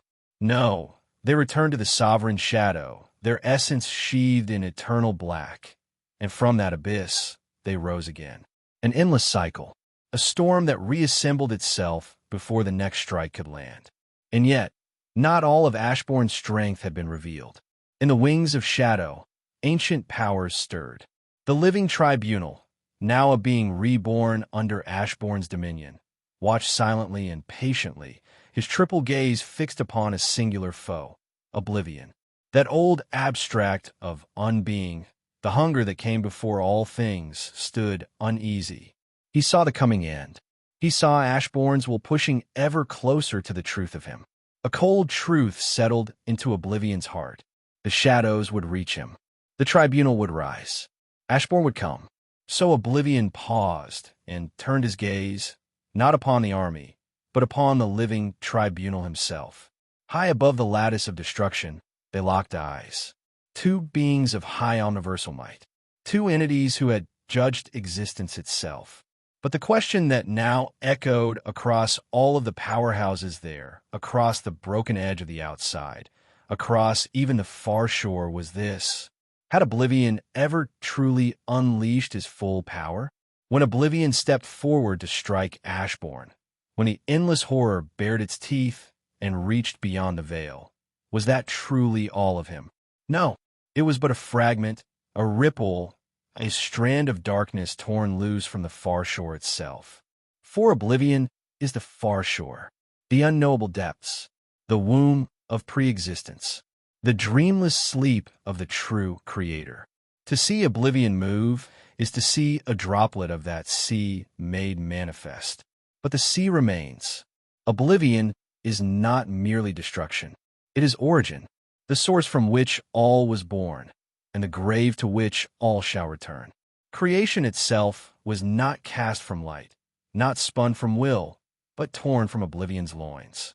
And in time, like a child to its mother's arms, it shall fall back into the womb of nothingness.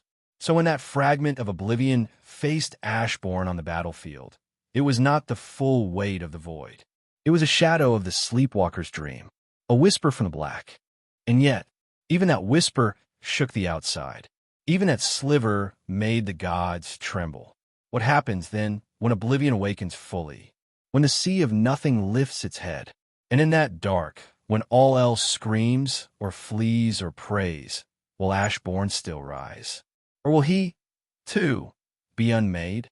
At the end of all things, where time forgets to tick and even silence dares not linger, there was Oblivion.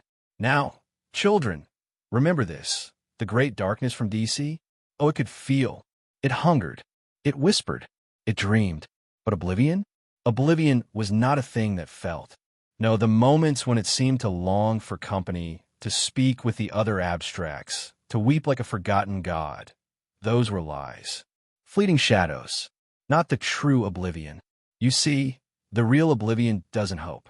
It doesn't wait. It is the vast nothing that was never born, the emptiness from which even the first breath of creation recoiled. And then it awakened. Before the eyes of gods and monsters, its form began to shift. Slowly, grandly, as if the universe itself held its breath, a cloak of deepest crimson wove itself around him. But not just any cloak.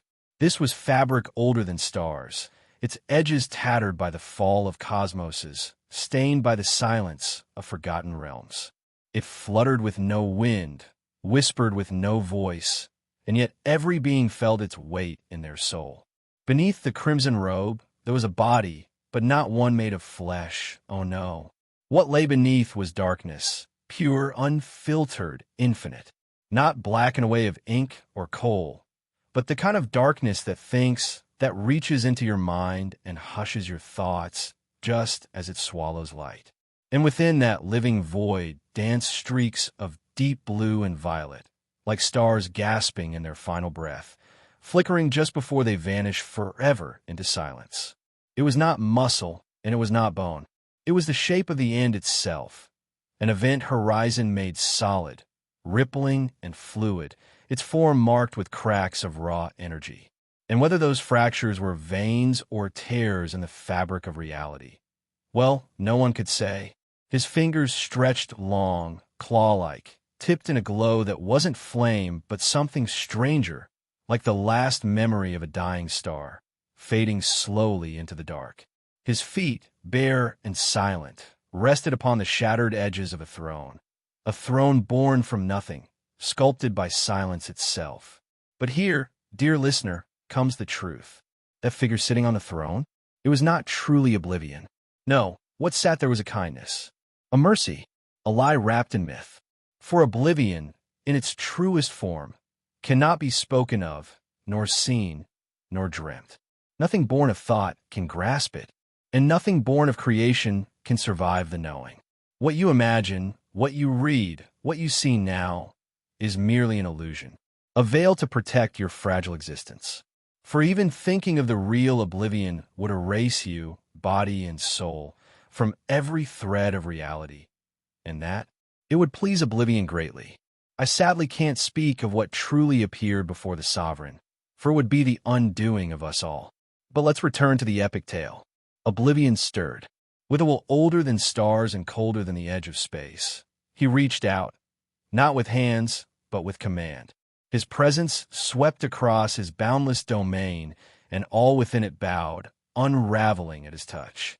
But just as his reach extended toward Ashburn and his army, something impossible happened. He paused. A barrier had formed, vast, shimmering, unyielding. It stood like defiance itself, wrapped around Ashburn and his legions, untouched by the weight of nothingness. No ordinary force could summon such a shield, not against oblivion. So who dared? From the depths of Ashburn's shadow, a figure emerged. Susan. Once, she and the others had given everything to seal away the great darkness in the realm of DC. Their sacrifice had not been in vain, but it had come at a cost. Yet time and fate bow to Ashburn now. His rise, his power, they had returned, and they had been waiting in silence, cloaked in shadow, until the moment their sovereign needed them once more. Of course, Ashburn had fused them with countless other shadows, sculpting each into something greater, something beyond comprehension. Take Susan, for example. She was no longer just a shadow he once knew. She had been merged with the true form of a celestial, her being entwined with every version of herself that ever existed across the Omniverse. Each triumph, each failure, each fragment of possibility had been gathered and forged into a single, perfected entity. And then there was Warper. He had fused with the greatest reality warpers the Omniverse had ever known. The raw omnipotence of a true celestial. The boundless imagination of Franklin Richards. The unpredictable magic of every mutant whose power bent the laws of existence. Even the forgotten masters, the Black Priests, the god of stories Loki, and countless others lost to time, had all been woven into him. They were no longer mere shadows, no longer remnants of the past. They were now high omniversal beings, titans in the grand dance of creation and uncreation. Each of them stood shoulder to shoulder with entities like the living tribunal, and when united, their might could challenge even the true form of nothingness itself. Ashburn floated amidst the void, a calm smile tugging at his lips, as if the weight of reality itself were featherlight in his hands. I wanted to have some fun with you before I ended this. Oh well, he said, his voice rippling through the void like a whisper from the beginning of time. He lifted his hand, and in that moment, Oblivion's vast army of void-born horrors, beings dredged from the forgotten corners of lost realities, began to twitch. One by one, Ashburns will stretched out, coiling through them like shadowed vines. And then Oblivion paused. He had forgotten the most dangerous truth of all. Ashburn could take control of the darkness and bend it to his will. Boom! The sound echoed across the far shore, louder than dying stars and deeper than the breath of a collapsing universe. Oblivion, vast, eternal, untouchable, was sent hurtling backward, his crimson cloak whipping like torn space in retreat. But it wasn't Ashburn's shadows that struck the blow. No, it was Supergirl. She hovered there like a second dawn, her entire body pulsing with radiant fire, light not just of suns, but of creation itself. Her very presence seemed to burn away the void, making the nothingness retreat. She absorbed the living tribunal's gift and fused it with the Sun Monarch force, he mused. That power, it's no longer just light. The Sun Monarch force is now the sun of creation. And yet, even with all that, how had she touched Oblivion? How had she landed a blow on the embodiment of pure, formless nothing? Ashburn turned his gaze toward Warper, who stood at his side with a knowing smile. Ashburn grinned and offered a thumbs up. There's no reality here? Who decided that? Warper did. In this place where even the concept of existence unraveled, Warper defined what was real. If she chose to see everything as a story, one where Supergirl, empowered by the living tribunal and the Sun Monarch force, struck oblivion, then that was reality. But oblivion was not so easily bound. All stories, after all, must end. And where do all stories go when they die? Back to oblivion. With a mere thought, he shattered Warper's illusion. Reality bent and snapped. But as the nothingness surged forward to reclaim its throne, a hammer fell from above. Boom! The living tribunal struck him, golden judgment made solid. Oblivion snarled, reaching to erase the fool in a single swipe. But before his will could even manifest, a fist buried itself in his core. It was power, the embodiment of all abilities across the omniverse. Power, the mightiest of Ashburn shadows, stood tall, every ability from Marvel and DC burning within her. She didn't just hold their powers, she held them refined, enhanced, and evolved beyond recognition. And with a cocky smirk, she watched the impossible unfold. Oblivion, the end of all things, was struck by the hammer of the living tribunal, a force of law older than stars. But he wasn't granted a moment to recover. Boom!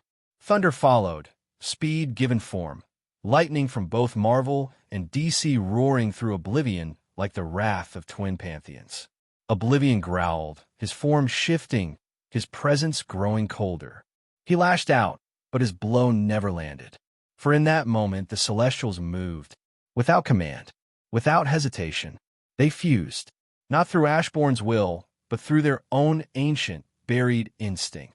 From that fusion, a new being was born, a super shadow, celestial, towering beyond reason, glowing with silent fury. And beside it rose Galactus, not the devourer, but the reborn, forged in shadow, standing as a brother to the storm. Together, they struck, one celestial, one force of hunger, united by shadow. Their combined blow didn't just hit oblivion. It cracked silence itself. Oblivion was given no room to breathe, no moment to strike. For every thought he dared form, every flicker of destruction he tried to conjure, there was already a blow waiting to greet him. The battlefield became a symphony of shadow and might, and Ashburn was the conductor. With every passing second, the shadows changed. They fused.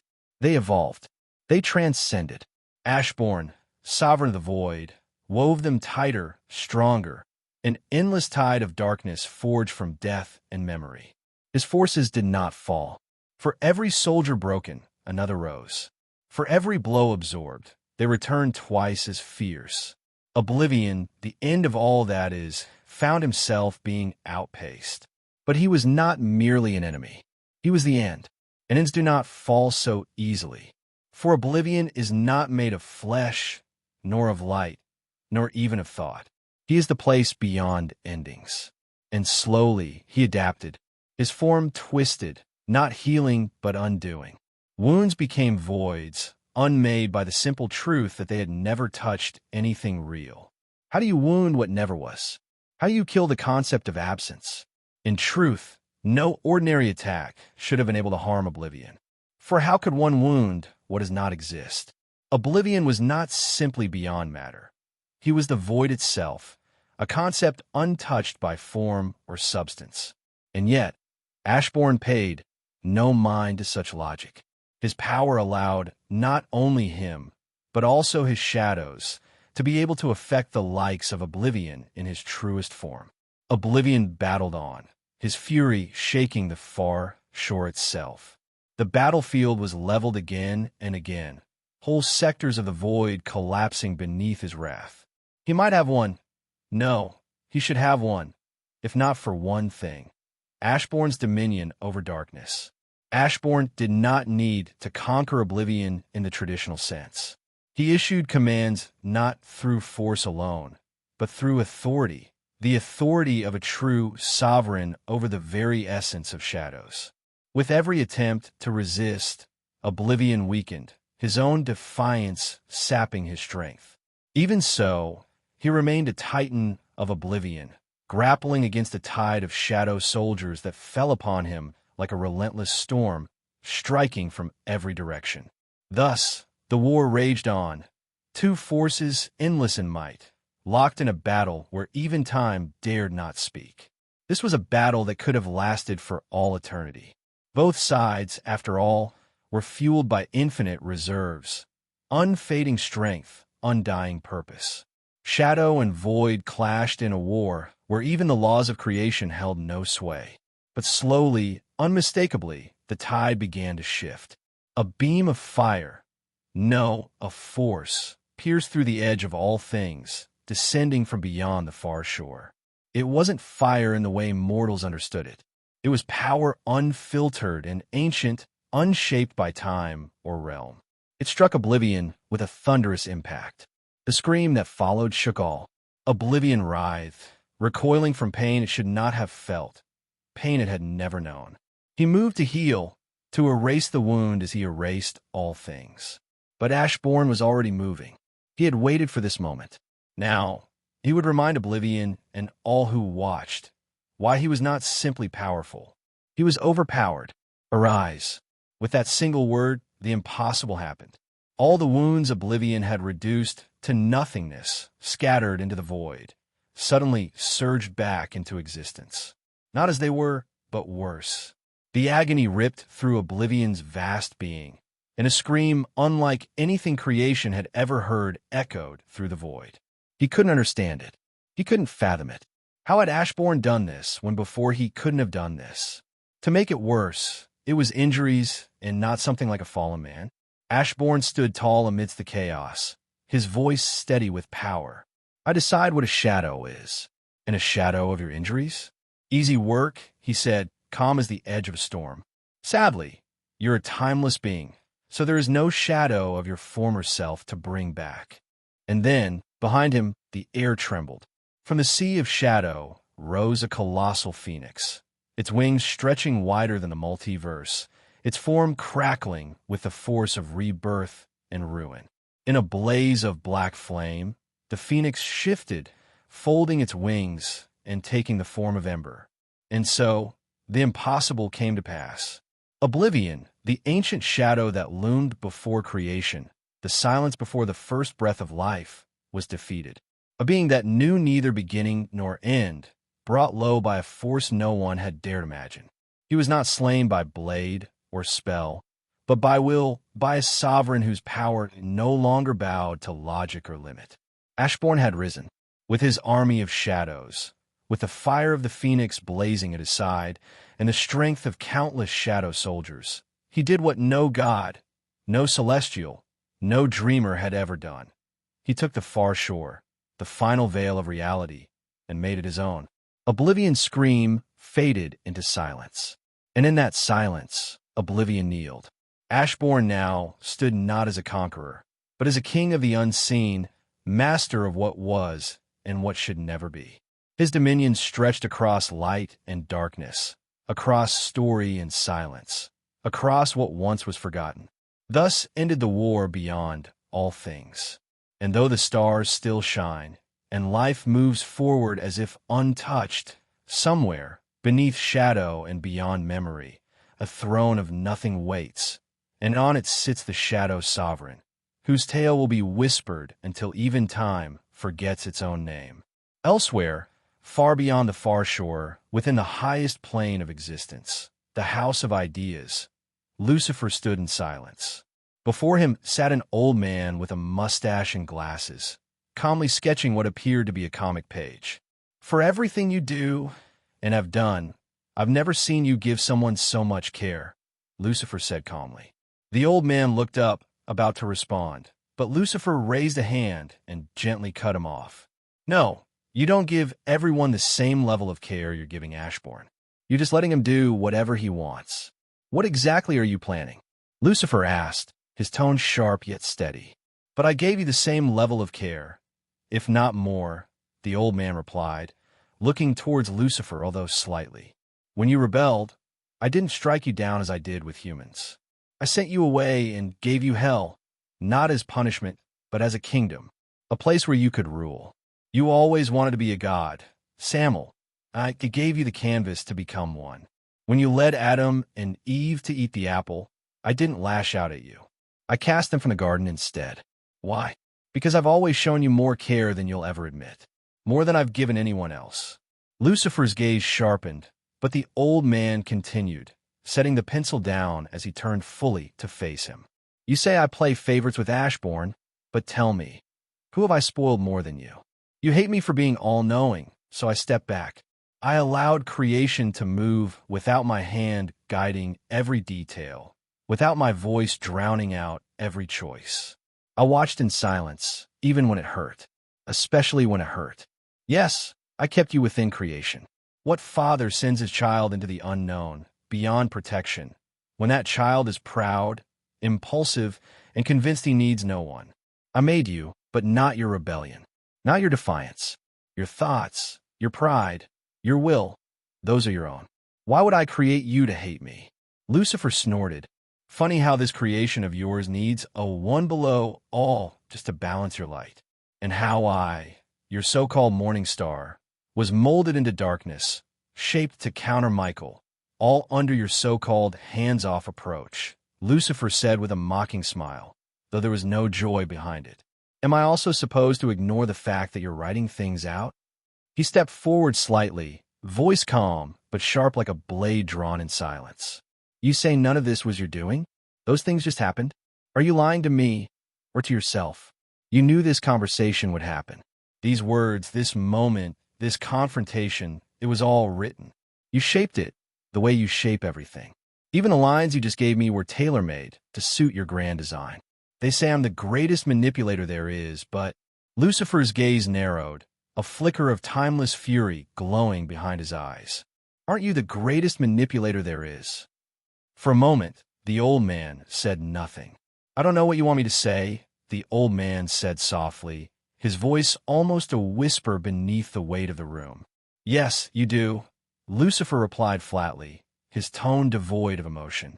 The words hung in the air like judgment, leaving the old man silent once more. Because it was true.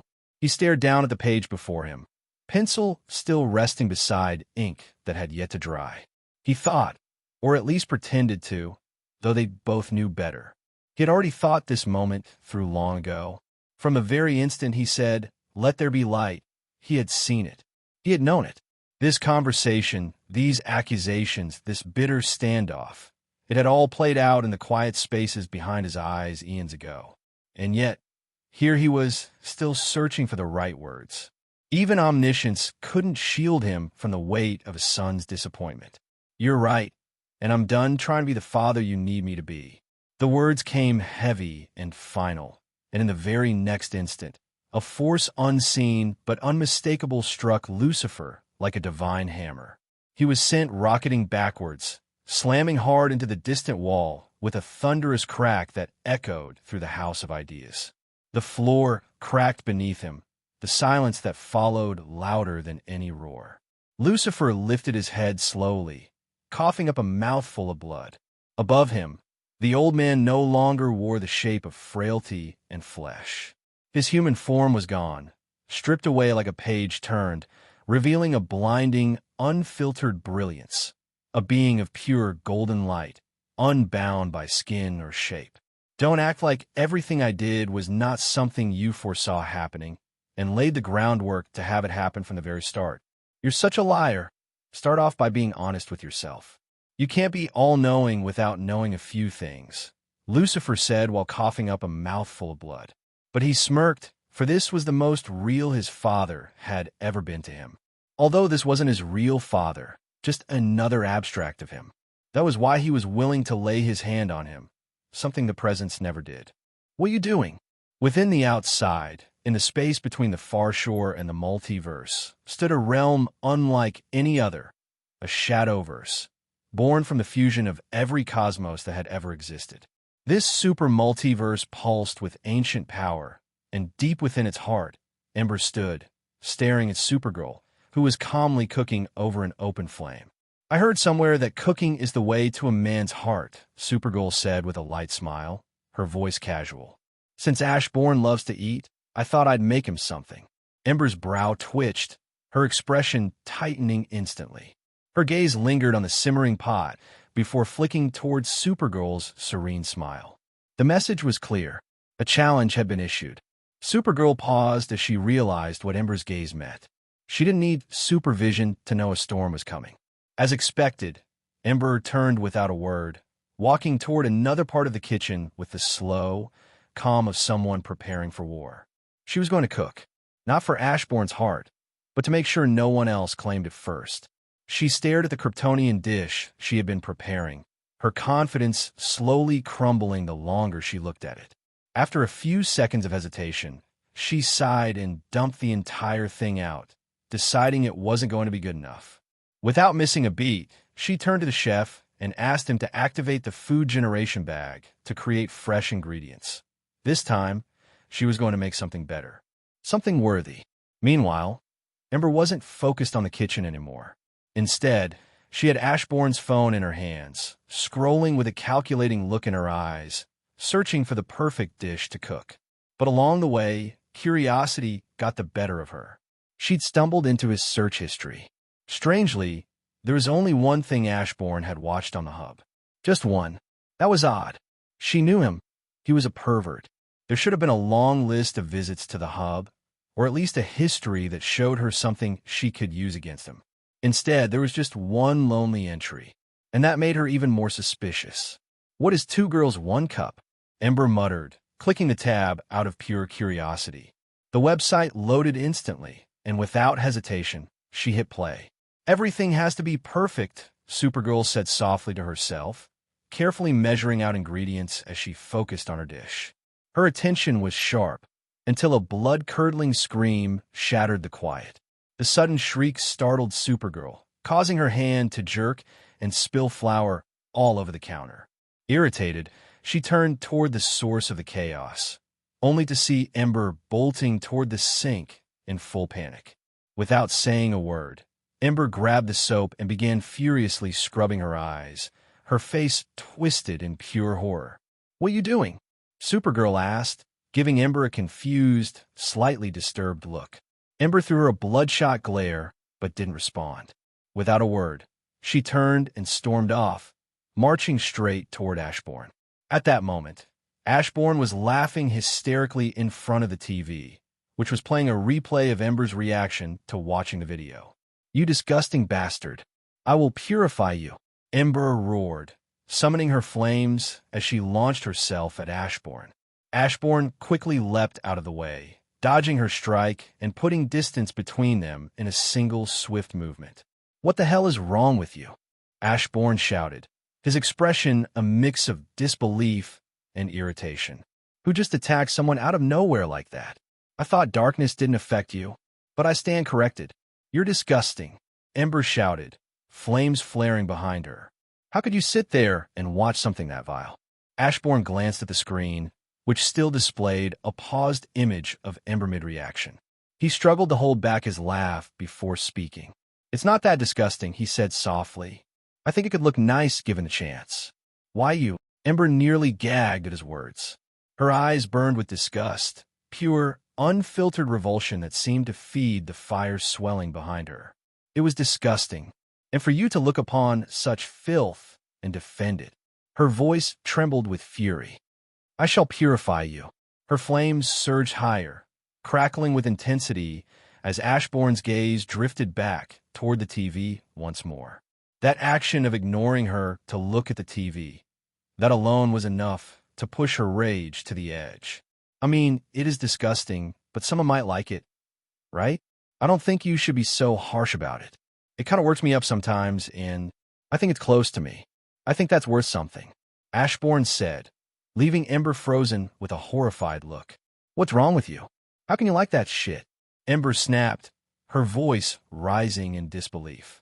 But despite herself, she glanced toward the screen, toward whatever Ashburn kept stealing glances at, and her face immediately went blank. What followed was Ashburn collapsing onto the floor, nearly choking from laughter. Ember's disgust quickly shifted, boiling into pure, killing intent. "You're right, it's truly disgusting. Look at it." Ashburn laughed so hard he nearly choked, but the next instant, he vanished in a blink just as Ember erupted into her phoenix form, flames swirling like a solar storm. "Can't those two go a single day without turning everything into a battlefield?" Warper muttered, glancing up at the sky as Ashburn and the enraged Ember shot across the sky in another one of their chaotic chases. This had become the daily routine. Either Ember lit the spark, or Ashburn poured fuel on the fire. Yelling, bickering, fighting, it didn't matter. If one wasn't chasing the other with lethal intent, they were probably arguing loud enough to shake the stars. "I think it's cute," Mage said with a light smile. "Almost like a husband and wife who can't go long without each other." "I don't like her," Susan muttered under her breath. Her voice was soft, but the bitterness behind it was hard to miss. Warper rolled his eyes at the comment. For all her attempts to seem indifferent, it was obvious to anyone paying attention. Susan was in love with their sovereign. She always claimed her place beside him was out of duty, that she was his shield and protector. But everyone knew better. Her skills leaned far more toward overwhelming force than simple defense. Yet she never strayed far from his side in battle. With those words, silence fell over the group. No one had a response, so they simply stood there, watching the familiar scene unfold. Ashburn running for his life as Ember chased him down in a fury. It was a chaotic dance they had all grown used to, a strange rhythm of mayhem and affection that somehow always ended with everything returning to peace. "My lord, I have discovered all the means to reach dominionhood in all four paths," the doctor said with a smile. Ashburn's eyes lit up with interest. Ever since hearing about dominionhood, he had been eager to get it. Why wouldn't he? He wanted to be overpowered to the extreme. So he entrusted the task to the doctor, who now stood ready to guide him into the process of becoming Enigma. "With this, I believe you should now possess the full might of the sovereign force. Once you complete the transforms, you would be completely free from the bounds of time," the doctor said. Ashburn gave a small nod, already having considered as much. The doctor then pulled out his phone, and with a single press, the process of entering dominionhood began. Ashburn's body started to unravel, fragmenting into nothing until only his will remained. The doctor watched with a calm smile, unfazed by the destruction before him. In truth, Ashburn had already attained dominionhood. This entire process was Ashburn pulling the strings for him to be born. Dominionhood had freed him from time itself, granting him the power to exist before his own birth. All that had happened, every step along the way, Ashburn had played a role in it. But no one could have foreseen just how long this process would take. Years passed. Without the constant clashes between Ember and Ashburn, the Shadowverse grew unnaturally quiet. The endless tension that once rippled through its depths had faded, replaced by a stillness that felt almost foreign. Every shadow remained fiercely loyal to Ashburn, each one acting solely to please him. With their unwavering discipline and devotion, there was no room for chaos, no evil stirring in the dark corners of the verse. Instead, they immersed themselves in the roles they loved. Those who weren't shadows turned their eyes elsewhere, drawn to the events unfolding in Battleworld, where Doom ruled as Emperor. They watched as the years rolled on. Reed Richards and others eventually appeared. Even Thanos stepped forward, but Doom crushed him without effort, ripping his spine out like it was nothing. Much happened there. But when it was over, the tale could be summed up in one truth. Doom was defeated. And from the ashes of his fall, Reed Richards rose to design the next cosmos that would come. Ember stepped forward during the transition, fully aware of Ashburn's desire to weave himself into the balance of the next cosmos. Since he couldn't act on it directly, she took it upon herself to do it for him. Through her actions, Ashburn became a shadow cast across the omniverse yet to come. All that would die and fail to reach the afterlife would now fall into his domain, a realm between endings. But death was no longer final there. Those who entered Ashburn's domain would be reincarnated as shadows. For the first time, his shadows would be able to give birth. These new shadows, born from the remnants of souls, would awaken without memory of their past lives. It was something Ashburn had long desired. He knew his shadows yearned for more than endless war. They missed the beauty of life. And now, through this change, they could come as close to living as their nature allowed, bearing children, raising families, all while remaining loyal soldiers of Shadow. What Ember didn't know, however, there was another world being mixed into the Omniverse about to be born. As for what this world was, we have to go back in time. Even after the rebirth of the Omniverse, Ashburn remained silent. He did not awaken, something that left Supergirl and the others uneasy. They had expected their stay in this Omniverse to last no more than a week, but time stretched on far beyond what they had planned. Concerned and restless, they needed to return to the DC Omniverse to ensure everything was still intact. So, long before Battleworld was destroyed, Ember joined them. With her newfound power, she was like the death of the endless, and could now travel between the two worlds freely. The DC Omniverse had been utterly reshaped.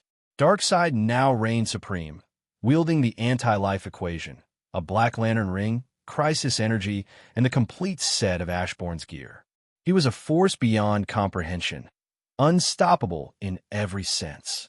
Cunning as ever, Darkseid had manipulated every former host of the Fragment's armor, using them as pawns before stripping them of their worth and claiming the armor for himself. But he didn't stop there. He hunted down powerful entities, stole their abilities, and bound them into his service. Undead followers loyal only to his will. And as if the anti-life equation wasn't enough, Darkseid had gotten his hands on more power. He had the anti-death equation as well. Darkseid killed Perpetua, stole her power, and raised her as one of his loyal undead. For those unaware, Perpetua had shaped the entire multiverse, while Lucifer had crafted the Omniverse itself. Perpetua had once been a cosmic powerhouse beyond compare, but even she couldn't stand before the might Darkseid now possessed. For a time, DC was truly losing. The heroes were overwhelmed, driven back with no hope of victory. One by one, they fled. Resistance crumbled under Darkseid's relentless assault, and his vision became clear. He would turn all of creation into his obedient slave. But then, something unexpected shattered the silence. Ashburn's mansion suddenly exploded. No one had seen it coming. Yet the truth was simple. Ashburn had foreseen all of it, except one. He hadn't anticipated just how long he'd be absent. But even that, he had planned for. The mansion had been secretly holding Talia? Yes, somehow, she was still aligned with Ashburn. An unexpected reveal that raised more than a few questions. Hello, everyone. As we wrap up this video, I want to share a quick note. I have a Patreon account. If you'd like to support me and enjoy on-demand audiobooks, you can become a Patreon member. Alternatively, you can check out my Google Drive link, which has 500+ novel audiobooks available through my Ko-fi or Patreon shop. I appreciate your support.